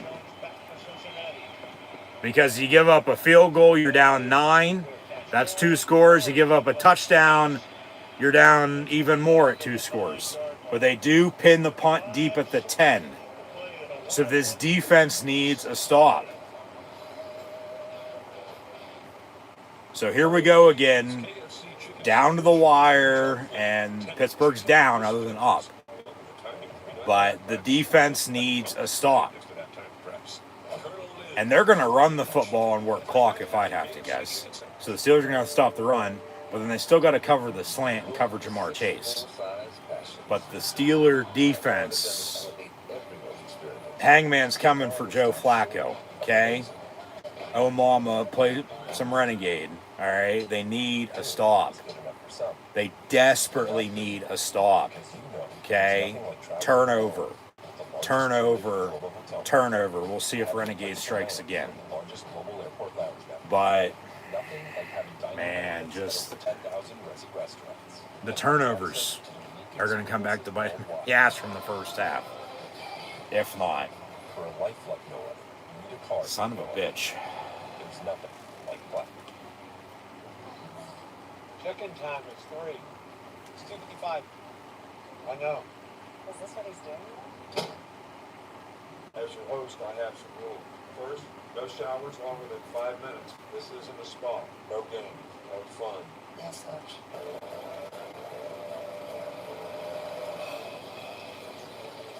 Meanwhile, at a Verbo, get the vacation you expect, and never a hovering host. Trick or treat! Kick it at Reese's! Oh, great costume. Looks like you deserve both. See ya, boys.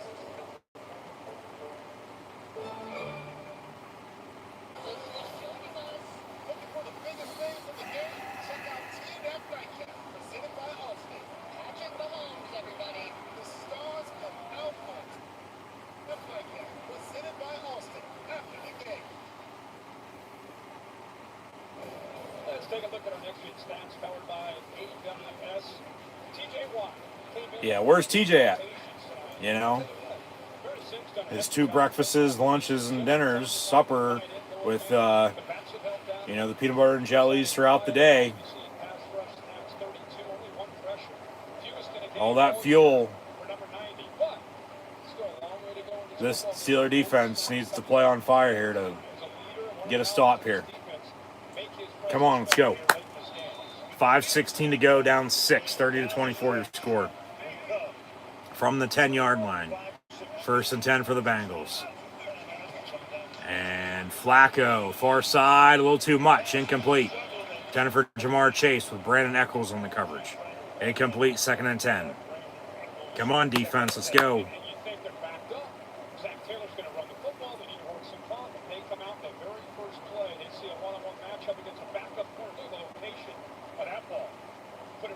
Outside shoulder, he only gets the one hand up, but he had a chance at that play. And how about the aggressive nature from Zach Taylor, clearly coaching time to win, not just to avoid, trying not to lose. From the 10, 2nd and 10. Come on, defense. And they'll run it. Flacco actually going to keep it himself. God, he gets 15 yards and a 1st down. You know, if you're going to pull off an upset, you got to break some tendencies. There's not a person watching this game, let alone who's on the field, including Mike Tomlin, that thought number 16 is going to pull a zone read, but Heisman closing down and pick up 1st down yardage. That was a great side, and Joe 2.0 to lead. 4.5 to go. From the 22, 1st and 10. Flacco looking to throw. Far side incomplete. So they're back to 2nd and 10. Well, the Steelers caught that, but it's intercepted out of bounds, so it's incomplete.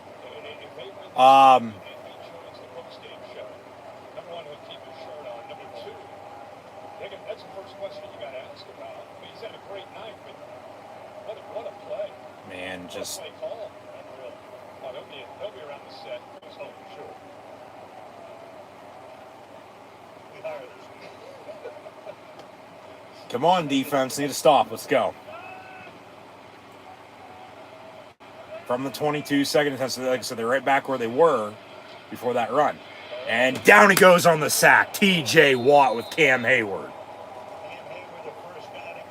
So 3rd and long with 4:12 to go. 4:09 now and counting to play. If that ain't your sign, I don't know what is. Come on, defense. Need another stop.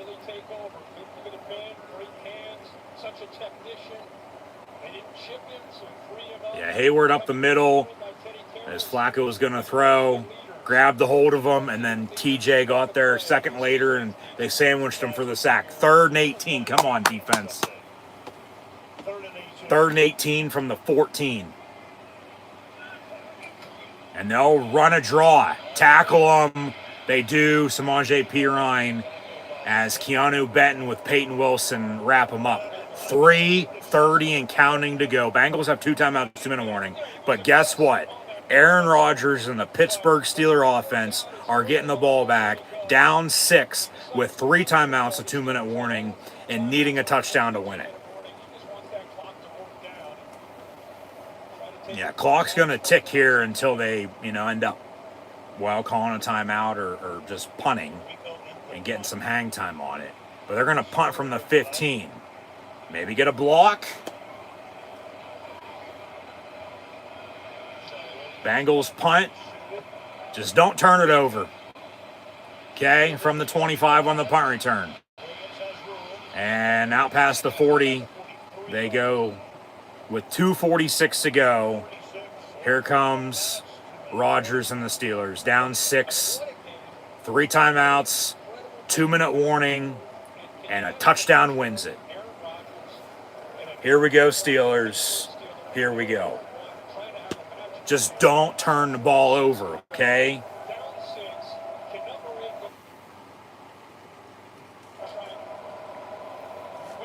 Turnovers are why they're down right now to begin with. The Bengals have 10 points off of 2 Steeler turnovers. Pittsburgh's down 6, 2:46 to go, 3 timeouts, 2-minute warning, touchdown wins it. And they got a, decent starting field position from the 42-yard line, 1st and 10. Empty set, 5 wide. Rodgers looking to throw, going to step up, avoid a sack. Down the far side, intended for Darnell Washington at the 40-yard line of the Bengals. It falls incomplete, 2nd and 10.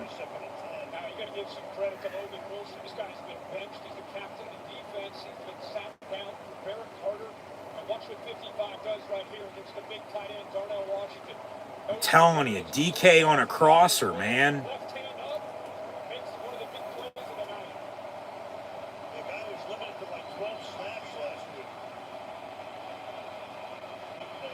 From the 42, 2nd and 10. And Rodgers in the gun over the middle. It's caught. Roman Wilson at the 45-yard line, 1st and 10, Steelers. Now there's a flag on the play. Holding on the offensive fucking course on Troy Fatanu. You got to be kidding me. Or they call it on 77. Broderick Jones on 76. Still. And then he's fucking clapping. Like, come on.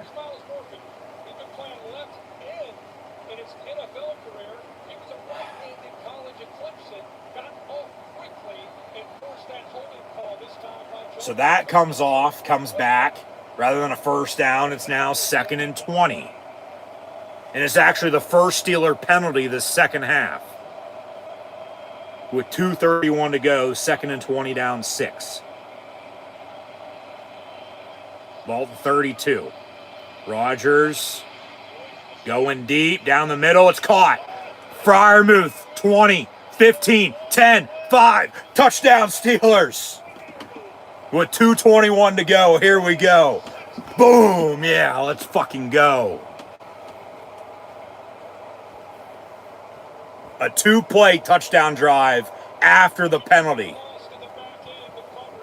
But the thing that's going to suck is the Bengals are still going to get the ball back here with 2:21 to go in a 1-point game if this extra point's good with 2 timeouts, and then a field goal wins it for them. But Rodgers with his 4th passing touchdown of the night, 2nd to Freiermuth, all 4 to the tight ends, with Smith and Washington grabbing the others. But the Steelers have come back after being up 10-0, down 7 at halftime, 17-10, giving up 20 unanswered, and then just back and forth, back and forth, back and forth.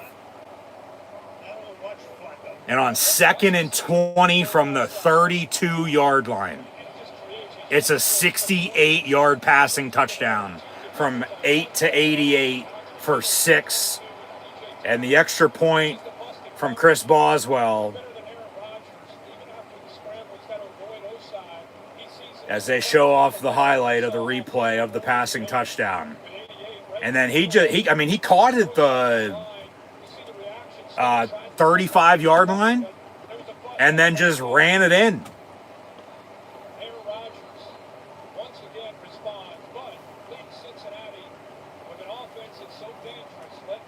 But the Steeler defense has been making some stops, but still, yeah, I get a field goal wins it. But then, yeah, the extra point, yeah, exactly. Like I said, he's had a quiet season. They really haven't been getting the ball. And he has 2 touchdowns tonight, and the second one's to take the lead. But the extra point's up and good. It's 31-30. Steelers kick off. Defense. They have momentum back on their side. They haven't had it since they're up 10-0. So keep them out of field goal range. You know, just keep them out of field goal range, man. Because then if not, they're going to end up attempting to kick a game-winning field goal, and they might make it, they might miss it. I don't know. We'll see. But 2:15 to go. 2 timeouts for Cincy, 3 for Pittsburgh. But game ain't over just yet. Referee stoppage to get the chains set, it looks like. I mean, let's fucking go. Come on, defense.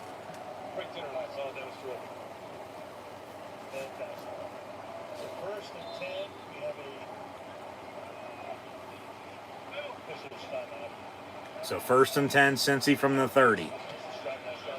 And Flacco's pass caught. Jamar Chase, who would have thought? And then Joey Porter wraps him up. And that'll probably take us to the 2-minute warning. Yep.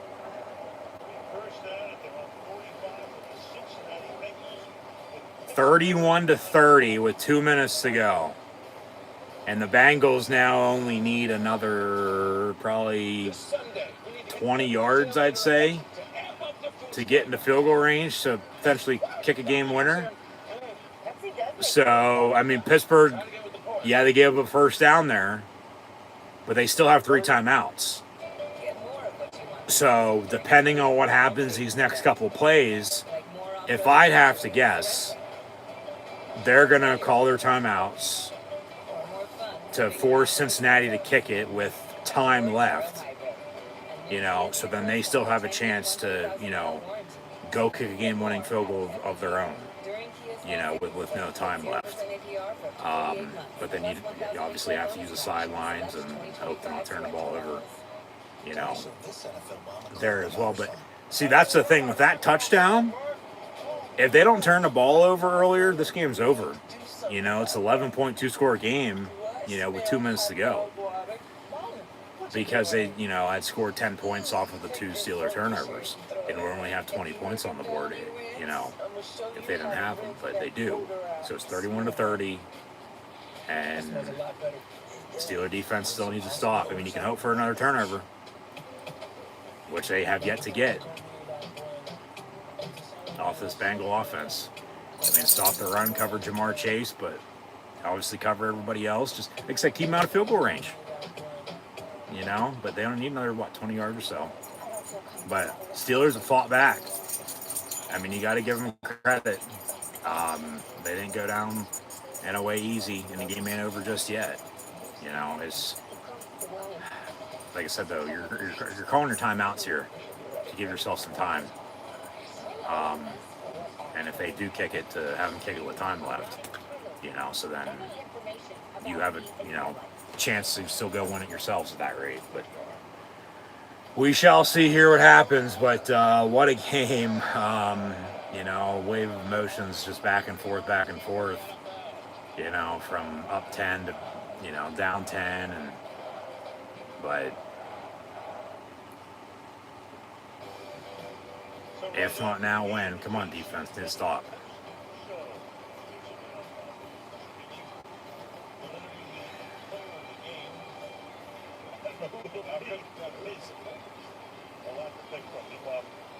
From the 45, 1st and 10.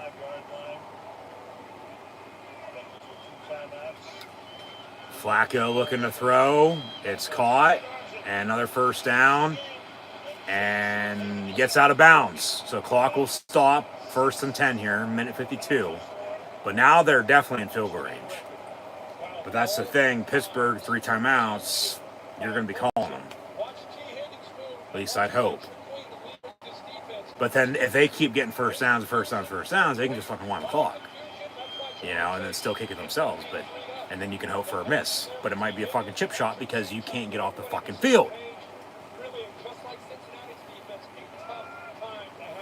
So 1st and 10 with a minute 52 to go from the 37. And a handoff. Punch that ball out. They run it for 2. Timeout. Timeout with a minute 47.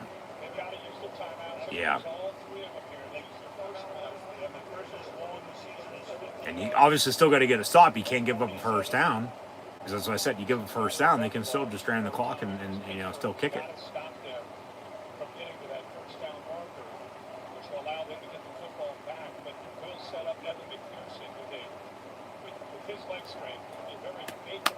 Come on, defense. 2nd and 8.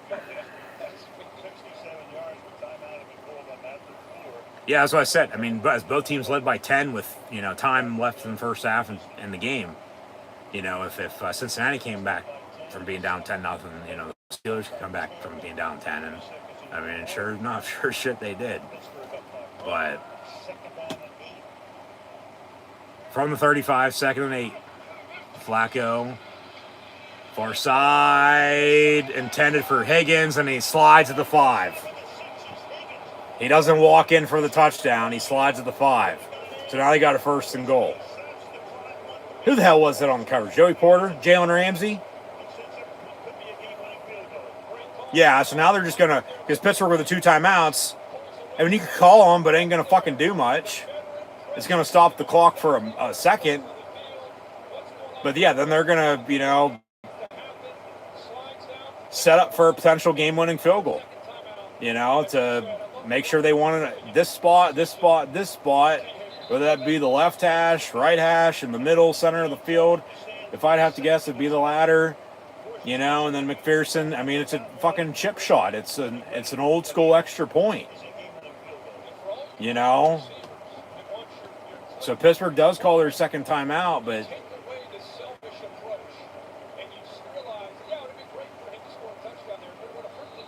I mean,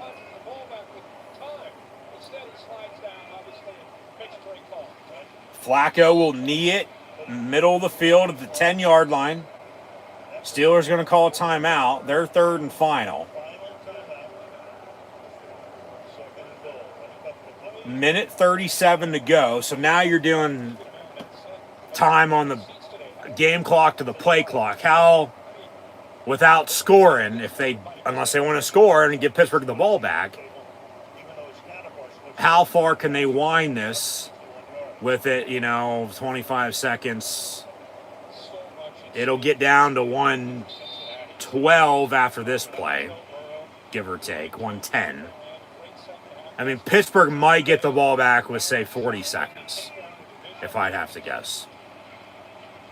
So Flacco will knee it back at the 15. So the clock's going to wind because the Steelers can't stop. They have no timeouts. So Bengals on 3rd and goal, 2 timeouts. Probably call one here.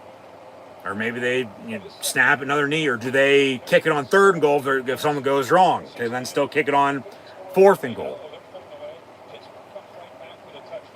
But yeah, it looks like Pittsburgh still might get the ball back with like 40 seconds. And then, yeah, Rodgers is already giving everybody on the sideline pep talk like, hey, just get the fuck open. You know, I'll find it. Bengals going to call timeout. Or take a delay game. Timeout Cincinnati with 53 seconds. So they drain it. On 3rd and goal. Okay, well, it's going to be less than 40 seconds now. It's, you know, because the 25-second play clock, 53 seconds. Because they'll take it down after this 3rd and goal to then kick it on 4th and goal. You know, Pittsburgh's probably getting the ball back with 20 seconds now. You know, after, you know, kickoff and all that.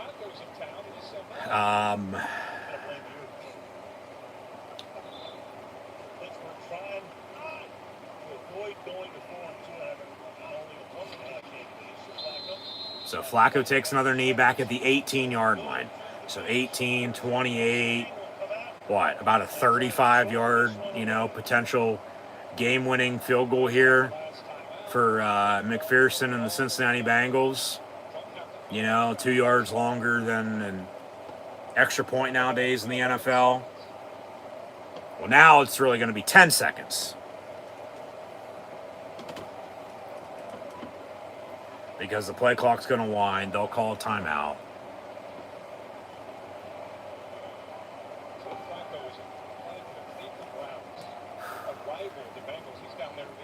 So, unless they take a delay game, no, they call their 3rd and final timeout with 11 seconds to go to kick a potential game-winning field goal.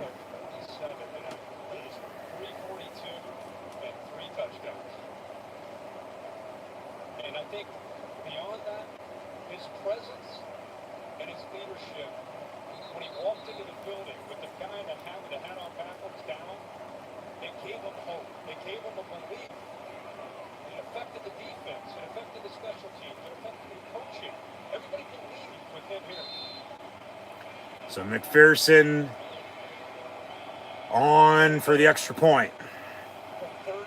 Officially 36 yards from the middle of the field to go up 33-31 with 11 seconds to go. Snap, hold, kick is good. 7 seconds left.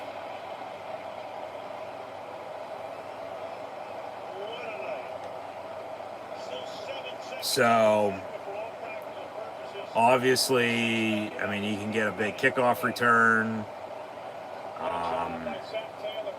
You know, yeah, it's going to be a Hail Mary with pitchy woo-woo and a little hook and ladder.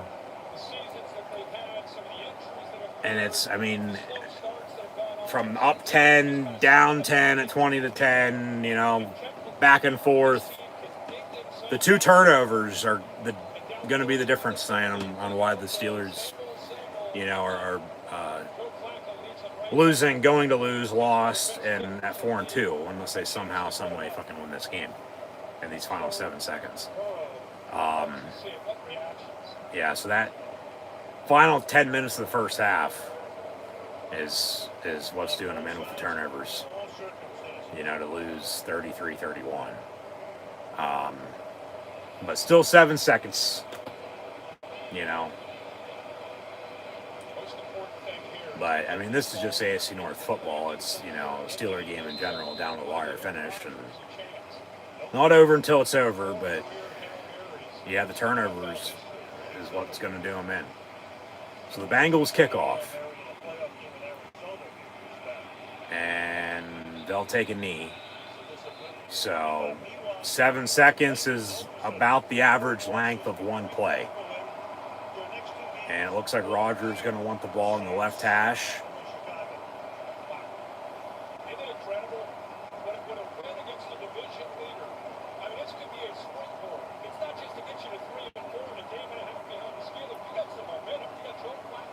But 1st and 10, and I mean, I've seen crazier shit happen. But from the 35-yard line, the Steelers need a touchdown, but I mean, they need one big play to, I mean, get in Boswell field goal range if they get the fuck out of bounds and then get them out there to kick it if there's any time left. So, quick pass, far side. Freiermuth gets out of bounds with 3 seconds, but he only got 5 yards.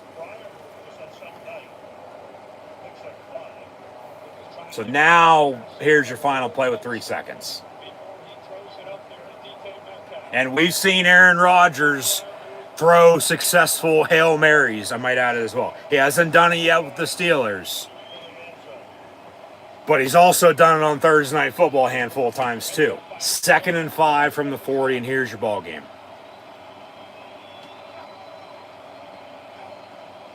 Rodgers gets the snap. Gonna roll out near side. Step up and heave it. And it's batted down, incomplete at the goal line. And incomplete. Bengals beat the Steelers on Thursday Night Football 33-31. Cincinnati's now 3-4. Pittsburgh falls to 4-2. They both went 1-1 on the short week. They'll meet a month from today, I might add, as post-game handshakes. But,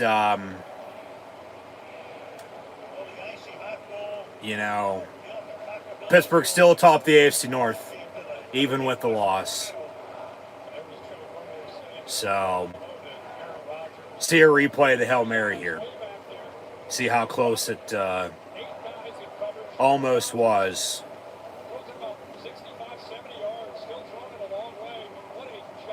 And it looked like Freiermuth and Roman Wilson were going to be the ones to potentially catch it. Yeah, this game came down to Hail Mary. Metcalf was there as well, but they batted it down, which that's what you want to do on a Hail Mary. And it's incomplete, and, you know, that's all she wrote. So,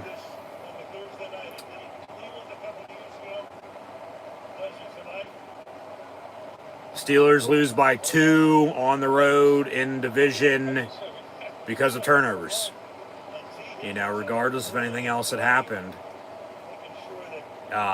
you know, in a back and forth game. Cincinnati had 10 points off of 2 Steeler turnovers and win by 2. You know, and the game-winning field goal was good from 36 with 7 seconds left. Before then, Pittsburgh attempted the Hail Mary, and it was batted down at the goal line. So, yeah, what can you do? One of those. But Pittsburgh falls to 4-2 with a loss. They're 1-1 in the AFC North. You know, it's mid-October. There's still a lot of football to be played. Schedule ain't getting any easier, though. Like I said, you got the mini bye now off the short week. They'll host Green Bay a week from Sunday night. And then they'll host Indianapolis before they go to LA on a Sunday night. And then they'll host the Bengals the following week, 1 month from today. You know, before the Bears and Bills round out November. But, I mean, tough loss. Any close loss is tough. I mean, the turnovers is why they lost. But then the defense couldn't fucking, you know, make any stops to save their life. You know, we'll pull up the stats here in a minute, but Flacco balled out, as did Rodgers. But they were able to score, you know, 2 more points than the Steelers did, and yeah, just one of those games that they probably should have won, you know, because you look at all the stats, but it was just one of those back and forth games. You know, they were matched up pretty even with how the game went, and once again, couldn't coverage of Mark Chase. Gave that deep ball to T. Higgins, to set up the game-winning field goal. Couldn't stop the run, even though they ran the ball well on offense. Even though, DK had 3 catches, 50 yards, I think it was. They got the tight ends involved again. Freiermuth had a huge game tonight, 2 touchdowns for him. He actually might even had over 100 yards receiving, for that matter. And then, obviously Jonnu Smith and Darnell Washington had the other touchdowns as well. And yeah, a strong run game with Jalen Warren. It was just the turnovers, and Boswell, kicked, 1-2 field goals.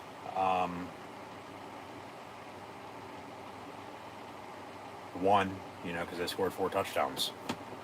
And if they would have had one more to match, to still be down 2 on the field goal attempts and miss,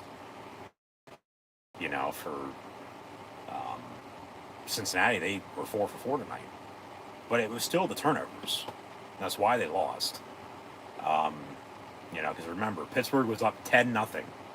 Jonnu Smith had an opening drive touchdown from Aaron Rodgers. And then they kicked the 41-yard field goal from Boswell. But remember, there was a holding call on a Jalen Warren rushing touchdown that got called back. So they have to settle for 3. They're up 10-0. But then they allow a touchdown, down 10 or up 10-7. But then they throw the interception, the first interception. Cincinnati capitalizes off of it, up 14-10. And then Pittsburgh's driving before halftime, hoping to kick a field goal, let alone score a touchdown. Be down 1, up 3 at half. If not, nothing, you're still down 4. But remember, the Bengals were getting the ball back to begin the second half. They throw another interception. And that second one was it an interception or was it a catch? They said interception on the field. They looked at it, it's interception. So who knows? If it was a catch on the field, it might have stood, as a catch on the field. But then they get a field goal out of that, before halftime. Up 17-10. Scored 17 unanswered. And then they get a field goal early third quarter. 20 unanswered. And then it just back and forth, even though the Steelers' defense needed stops and couldn't get them. Just as the offense was scoring, the defense was back to giving up what they gave up. And they were, still down 10 there for a little bit. But then they were able to force another field goal as they scored from 10-17 and then 17-24. Still down. But then they forced a kick. That was the third one. And only down 6 then. 30-24. You had the first down completion to Roman Wilson. Got called back for a hold. 2nd and 20. Rodgers goes 68 yards to Pat Freiermuth. And he walks in. Touchdown. So the Steelers have a 1.31-30 lead with 2:20 to go? Something like that. 2:20, 2:30 to go. Bengals had 2 timeouts, 2-minute warning. Steelers 3 timeouts, 2-minute warning as well. But guess what? The defense needed a stop. Were they going to get it? They didn't. And then, obviously left Cincinnati too much time in the long run. And then they go get a couple first downs and go kick a game-winning field goal with 7 seconds left from 36 yards out. And, 33-31 is your final, even though the Steelers attempted a Hail Mary as time expired. And, it was batted down at the goal line, incomplete. So, ball game, it's over. 0-0 on the clock. Final score, 33-31. Bengals beat the Steelers. They get to 3-4. Snapping a 4-game losing streak, I might add. They'll meet and come to Pittsburgh in a month. as Pittsburgh drops to 4-2, losing for the first time since losing to Seattle, as they were on a 3-game winning streak with the bye week as well. Go 1-1 here on the short week. They'll have a mini bye and then host Green Bay a week from Sunday night. And all the talk going into that game is going to be not Pittsburgh coming off of a loss. So we'll see how they bounce back, because they bounced back and won in New England after they lost to Seattle. Now it's at home and they won on the road. This is on the road they lose. I'm going to return home. Hopefully they can find a way to win, because it's against Aaron Rodgers' former team, not the New York Jets, who they already beat week 1, but the team he played 18 seasons for in the Green Bay Packers. So they'll wear the throwback uniforms that night as well, I might add, and look like they're back in the 1930s, back in 1933 playing pro ball as the Pirates, as we're in full postseason mode in baseball, and obviously basketball and hockey are underway, but it's still football season with college football and the NFL. But yeah, Pittsburgh mini bye now after the loss tonight. They'll host Green Bay Packers a week from Sunday night on Sunday Night Football. So prime time tonight, prime time then. They'll have a day game the week after against the Colts at home, which ain't going to be easy. And then they'll go to the Chargers on a Sunday night before then they host the Bengals a month from now. So, like I said, schedule ain't getting any easier, because then they'll go to Chicago before Thanksgiving and then host the Bills after Thanksgiving. And then you get into December, hopefully you're playing your best ball, into January then as well. But even with the loss tonight at 4-2, would have liked it, to be a win. Obviously, you're 5-1, 2-0 in the division, but you're 4-2, 1-1 in the division, but you're still atop the AFC North, with as bad as Cleveland and Baltimore both are at 1-5, and then Cincinnati, who you just lost to, okay, they're still a game and a half back, I believe it is, at 3-4. And that's why I said earlier, with as bad as Cleveland and Baltimore are, these Steeler-Bengal games this year very well could determine who wins the AFC North. So Pittsburgh's going to hope, obviously, that they split, and win that matchup a month from now at home in the Steel City. And then obviously, you have a lot of other games still to be played too. Who knows what happens there. You don't want to play yourself out of it, but, Pittsburgh's going to be fine. People are going to rag on them, oh, they lost, blah, blah, blah.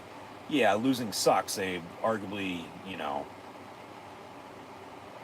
probably, I don't know about should have won this game. They could have won this game, It was just, like I said, the turnovers is what killed them. You turn the ball over twice with as many penalties you had to go against you as well. Refs could have called a way better game, but they didn't. But what's new? It's the National fucking Football League.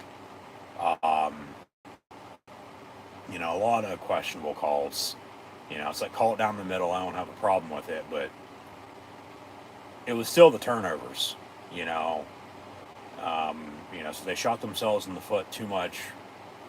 Not early, because they had the 10-0 lead, but it was the final 10 minutes of the first half that's really what did them in the long run. You turn the ball over twice, and then they get 10 points out of it, and you lose by 2. So do the math. You know what I mean? Like, that's what it boils down to. That's what it is. And at the end of the day, it is what it is. But they'll be fine. They're still in a damn good position. They're still atop the AFC North. They're continuing to run the football very good. They're continuing to get these tight ends involved a lot. All 4 passing touchdowns were to all the tight ends tonight. Freiermuth had 2. Jonnu Smith had the first one, but then Darnell Washington had one as well. Connor Hayward had one this past Sunday. DK, no touchdown tonight. First time he hasn't had a touchdown as a member of the Steelers since week 1. He's scored in every other game. But they need a number 2 wide receiver. You know, I mean, Roman Wilson made a couple catches tonight. The one didn't count because it got called back for a hold. But they need a number 2 wide receiver. They like Calvin Austin, but he's hurt. You know, so even if he is doing anything, it's not much. And then when he's not even playing because he's hurt. You know, and like that's just going to be the overall thing with that. It's like he's, I think, going to be gone when the contract ends, you know, on his rookie deal, because what's he done? Not much. They'll move on and find somebody else, and rightfully so. And to them at that point, you know, a couple years from now, it's going to be one of those hard decisions probably. But then it's, you know, well, you move on because there's always, you know, somebody out there to take your job, obviously. But, you know, Roman Wilson as a second-year rookie, because remember, last year he was hurt all last year as a rookie coming out of Michigan. He's playing a little bit, not much. I mean, if they could work him more into the offense, you know, maybe he's the number 2. I don't know. Probably not. You know, I mean, he's seemingly more of a number 3 slot guy, you know, than anything in the NFL. I'm not saying because of his size, because he could be a number 1. But, you know, behind him, but they do have DK. Remember, they had Pickens, but they traded him because of the drama, and rightfully so. Now he's blown out in Dallas, if you didn't know. But,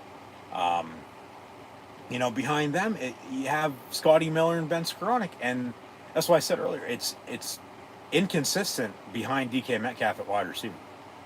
You know, there's nobody, even though there's depth, and, you know, they believe in him and this and that. They need to make a move at the trade deadline for a wide receiver like they did last year. Okay? Last year, remember, they traded for Mike Williams. And then he played the rest of the year with the Steelers, and that was that. I even think he retired, if I'm not mistaken. He's not even playing football anymore. I mean, there's been a few names linked, you know, to the Steelers if they'd want to make a move. I'm not getting into those because who knows what the hell's going to happen. But with the trade deadline early November, you know, and you got a game, not this weekend, obviously, because you just played tonight, but a week from Sunday, and then the following Sunday, and the following Sunday, and the following Sunday after that. Like, play Thursday here tonight, you get the mini bye, but then you're Sunday, the whole month of November, you know, whether it be during the day, middle of the afternoon, or at night. So, trade deadline coming up, I mean, yeah, the moves are going to be made after the previous week, and then you get a couple days to go into the following week, you know what I mean? And then does he play on whoever it might be?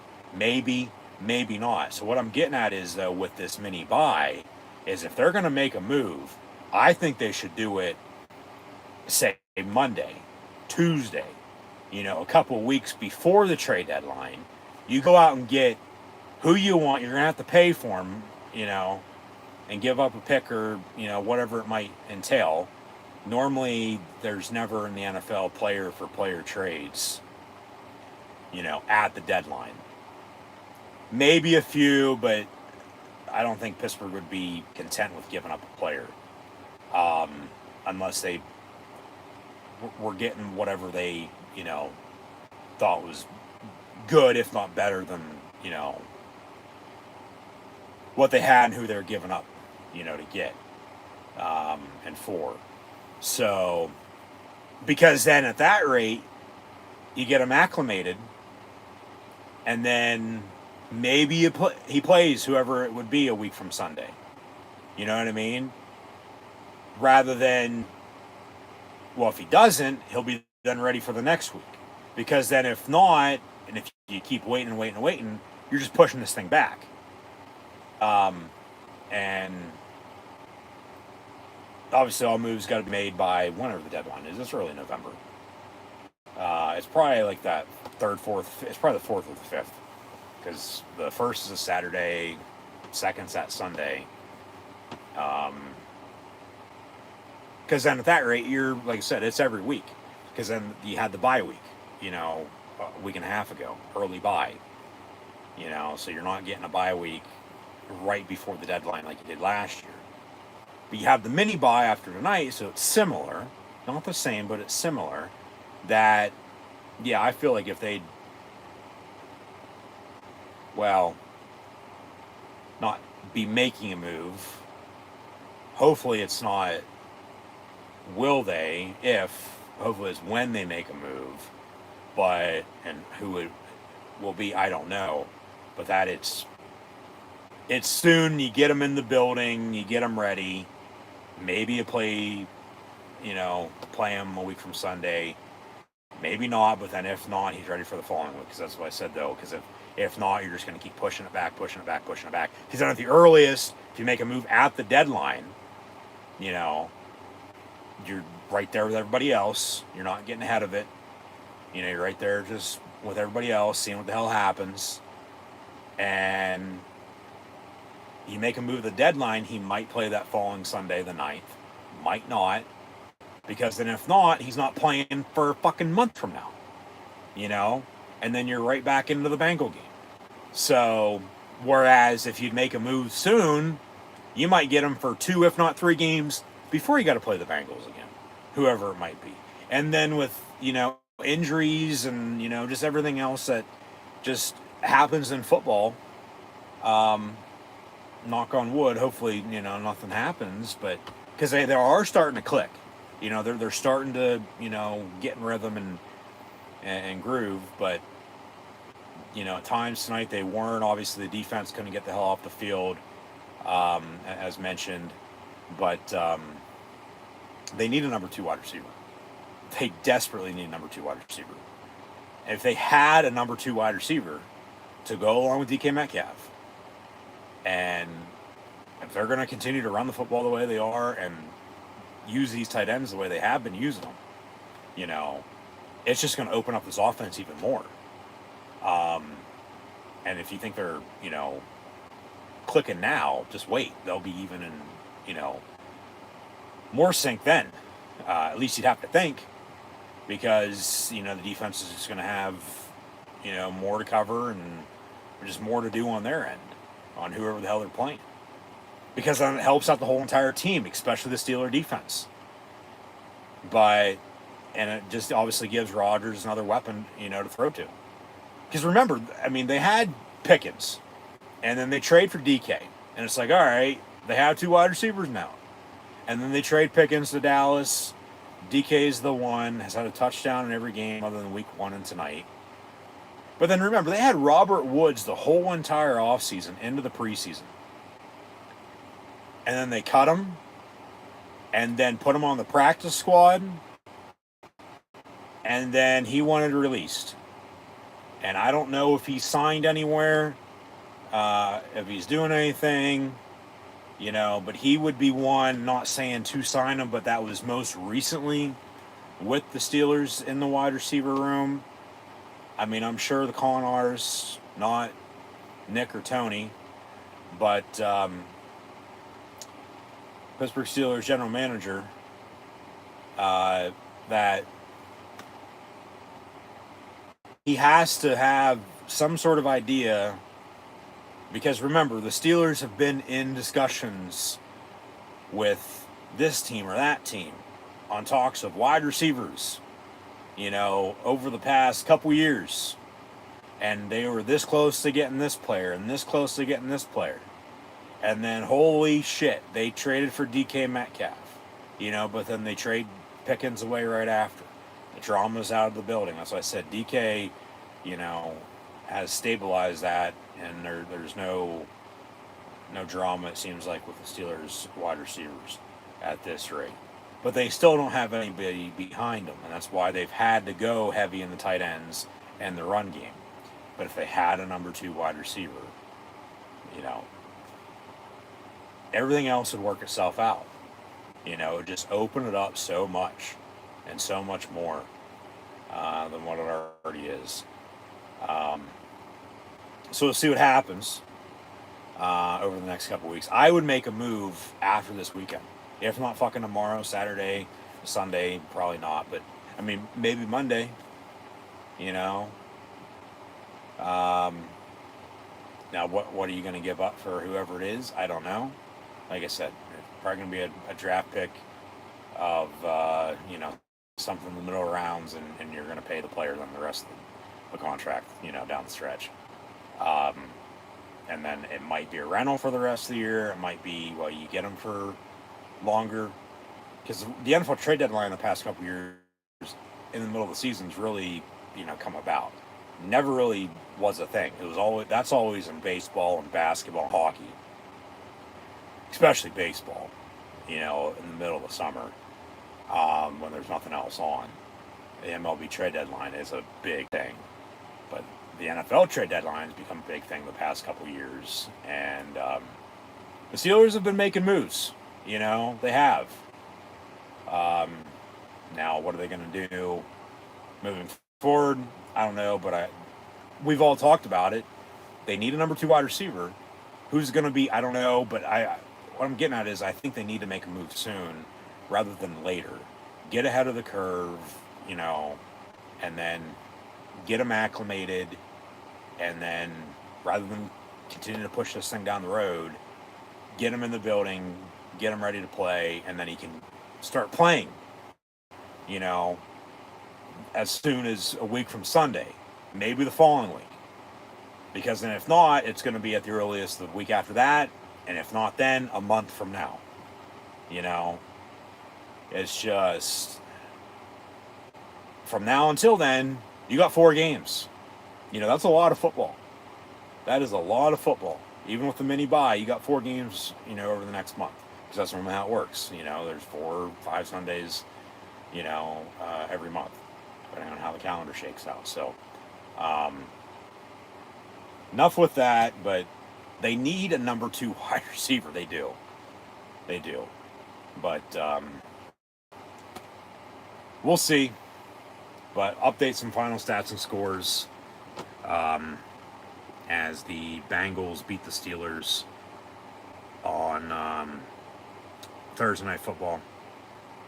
Your final score 33-31.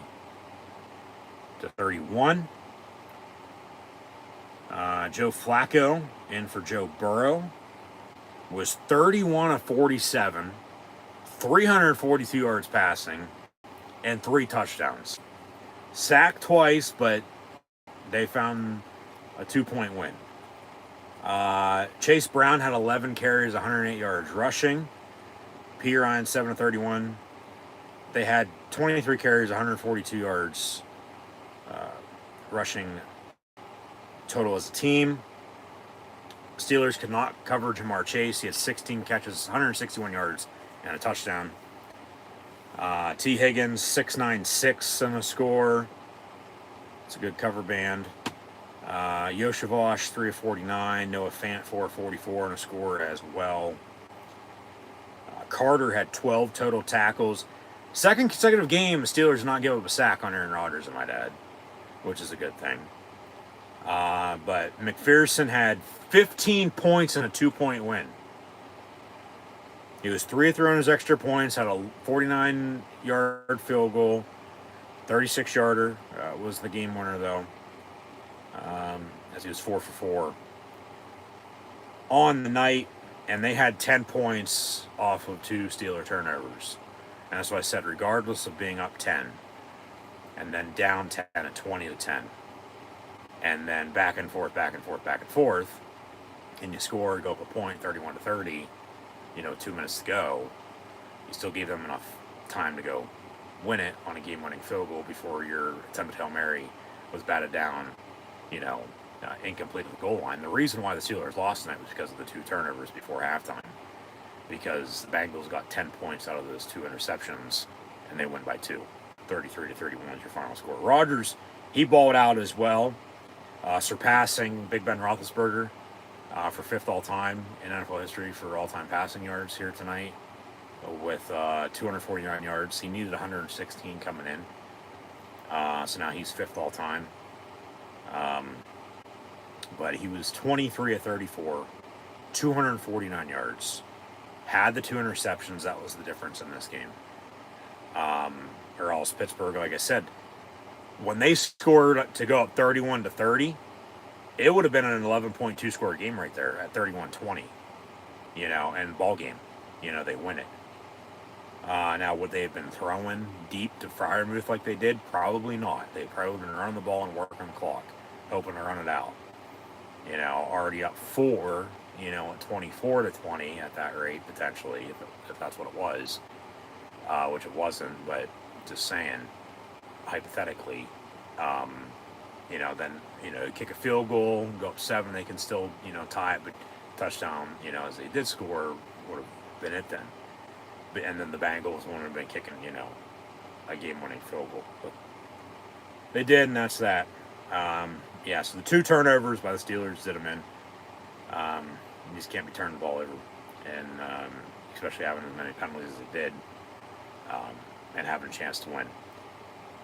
Even though they were still in it at the end, because that's just how back and forth it was. Like, it wasn't match for perfect back and forth, but Pittsburgh, came back from being up 10 to being down 10 to being up a point to losing by 2. Jalen Warren, 16 carries, 127 yards rushing. Freiermuth had 5 catches, 111 yards, and 2 touchdowns tonight. So we can all shut up about Rodgers not getting him the football now. DK Metcalf, 3 of 50. Warren had 4 catches, 31 yards as well. So he had over 150 all-purpose total here this evening. Jonnu Smith, 3 of 28, and touchdown. Roman Wilson, 2 of 17. Scotty Miller, a catch for 9 yards. Darnell Wash in the stat line, 3 catches, 2 yards, and a touchdown. Deshaun Elliott, 9 total tackles. They had 2 sacks on Joe Flacco, 1 by Keanu Benton and a half by Hayward and Watt, with 3 tackles for loss.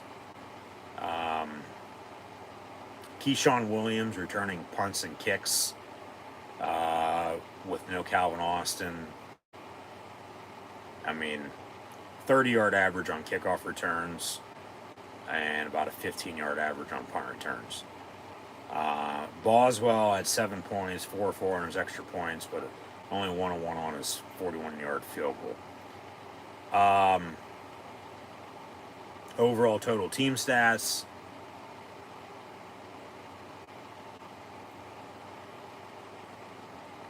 As the Bengals once again defeat the Steelers. 33-31 your final score.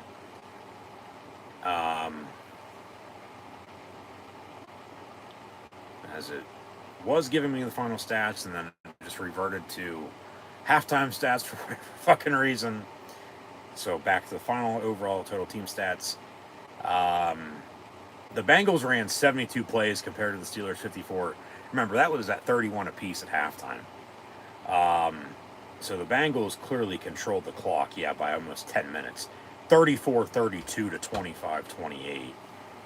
They had 27 first downs to the 19 Pittsburgh had. Both teams converted 7 times on third down. 7-10 for the Steelers, 7-14 for the Bengals. They were 1-1 on fourth down. They almost had 500 total yards and 470. With 328 passing, 142 rushing. Pittsburgh had 396 total, with the 249 and 147 passing and rushing, respectively. They both had 10 total drives, but Cincinnati ran 18 more plays and had the ball for almost 10 more minutes, and had 3 less penalties and no turnovers compared to the Steelers. 2, that was the difference in the game, even with the game-winning field goal. The Bengals had 4 penalties, 35 yards. Pittsburgh 7 of 59. Only had 6 for whatever it was, 40, whatever, in the first half. So the refs let them play in the second half, but penalties still killed them. But the difference in the game was the 2 turnovers. 2 Steeler turnovers, 10 Bengal points, and the Bengals win by 2. The Steelers lose by 2.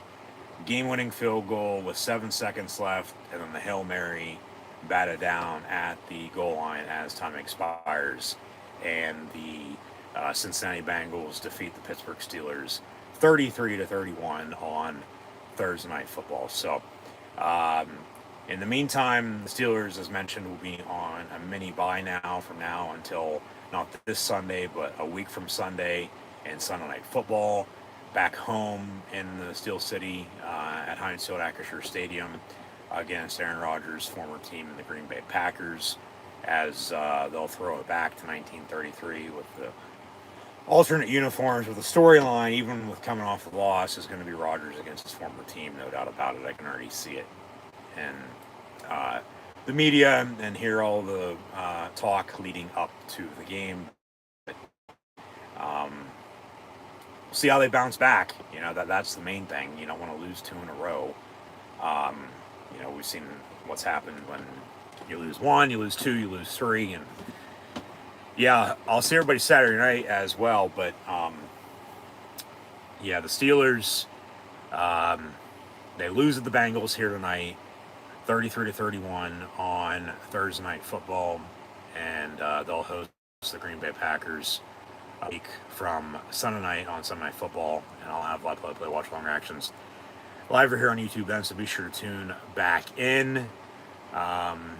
And then they'll host the Bengals a month from now at home.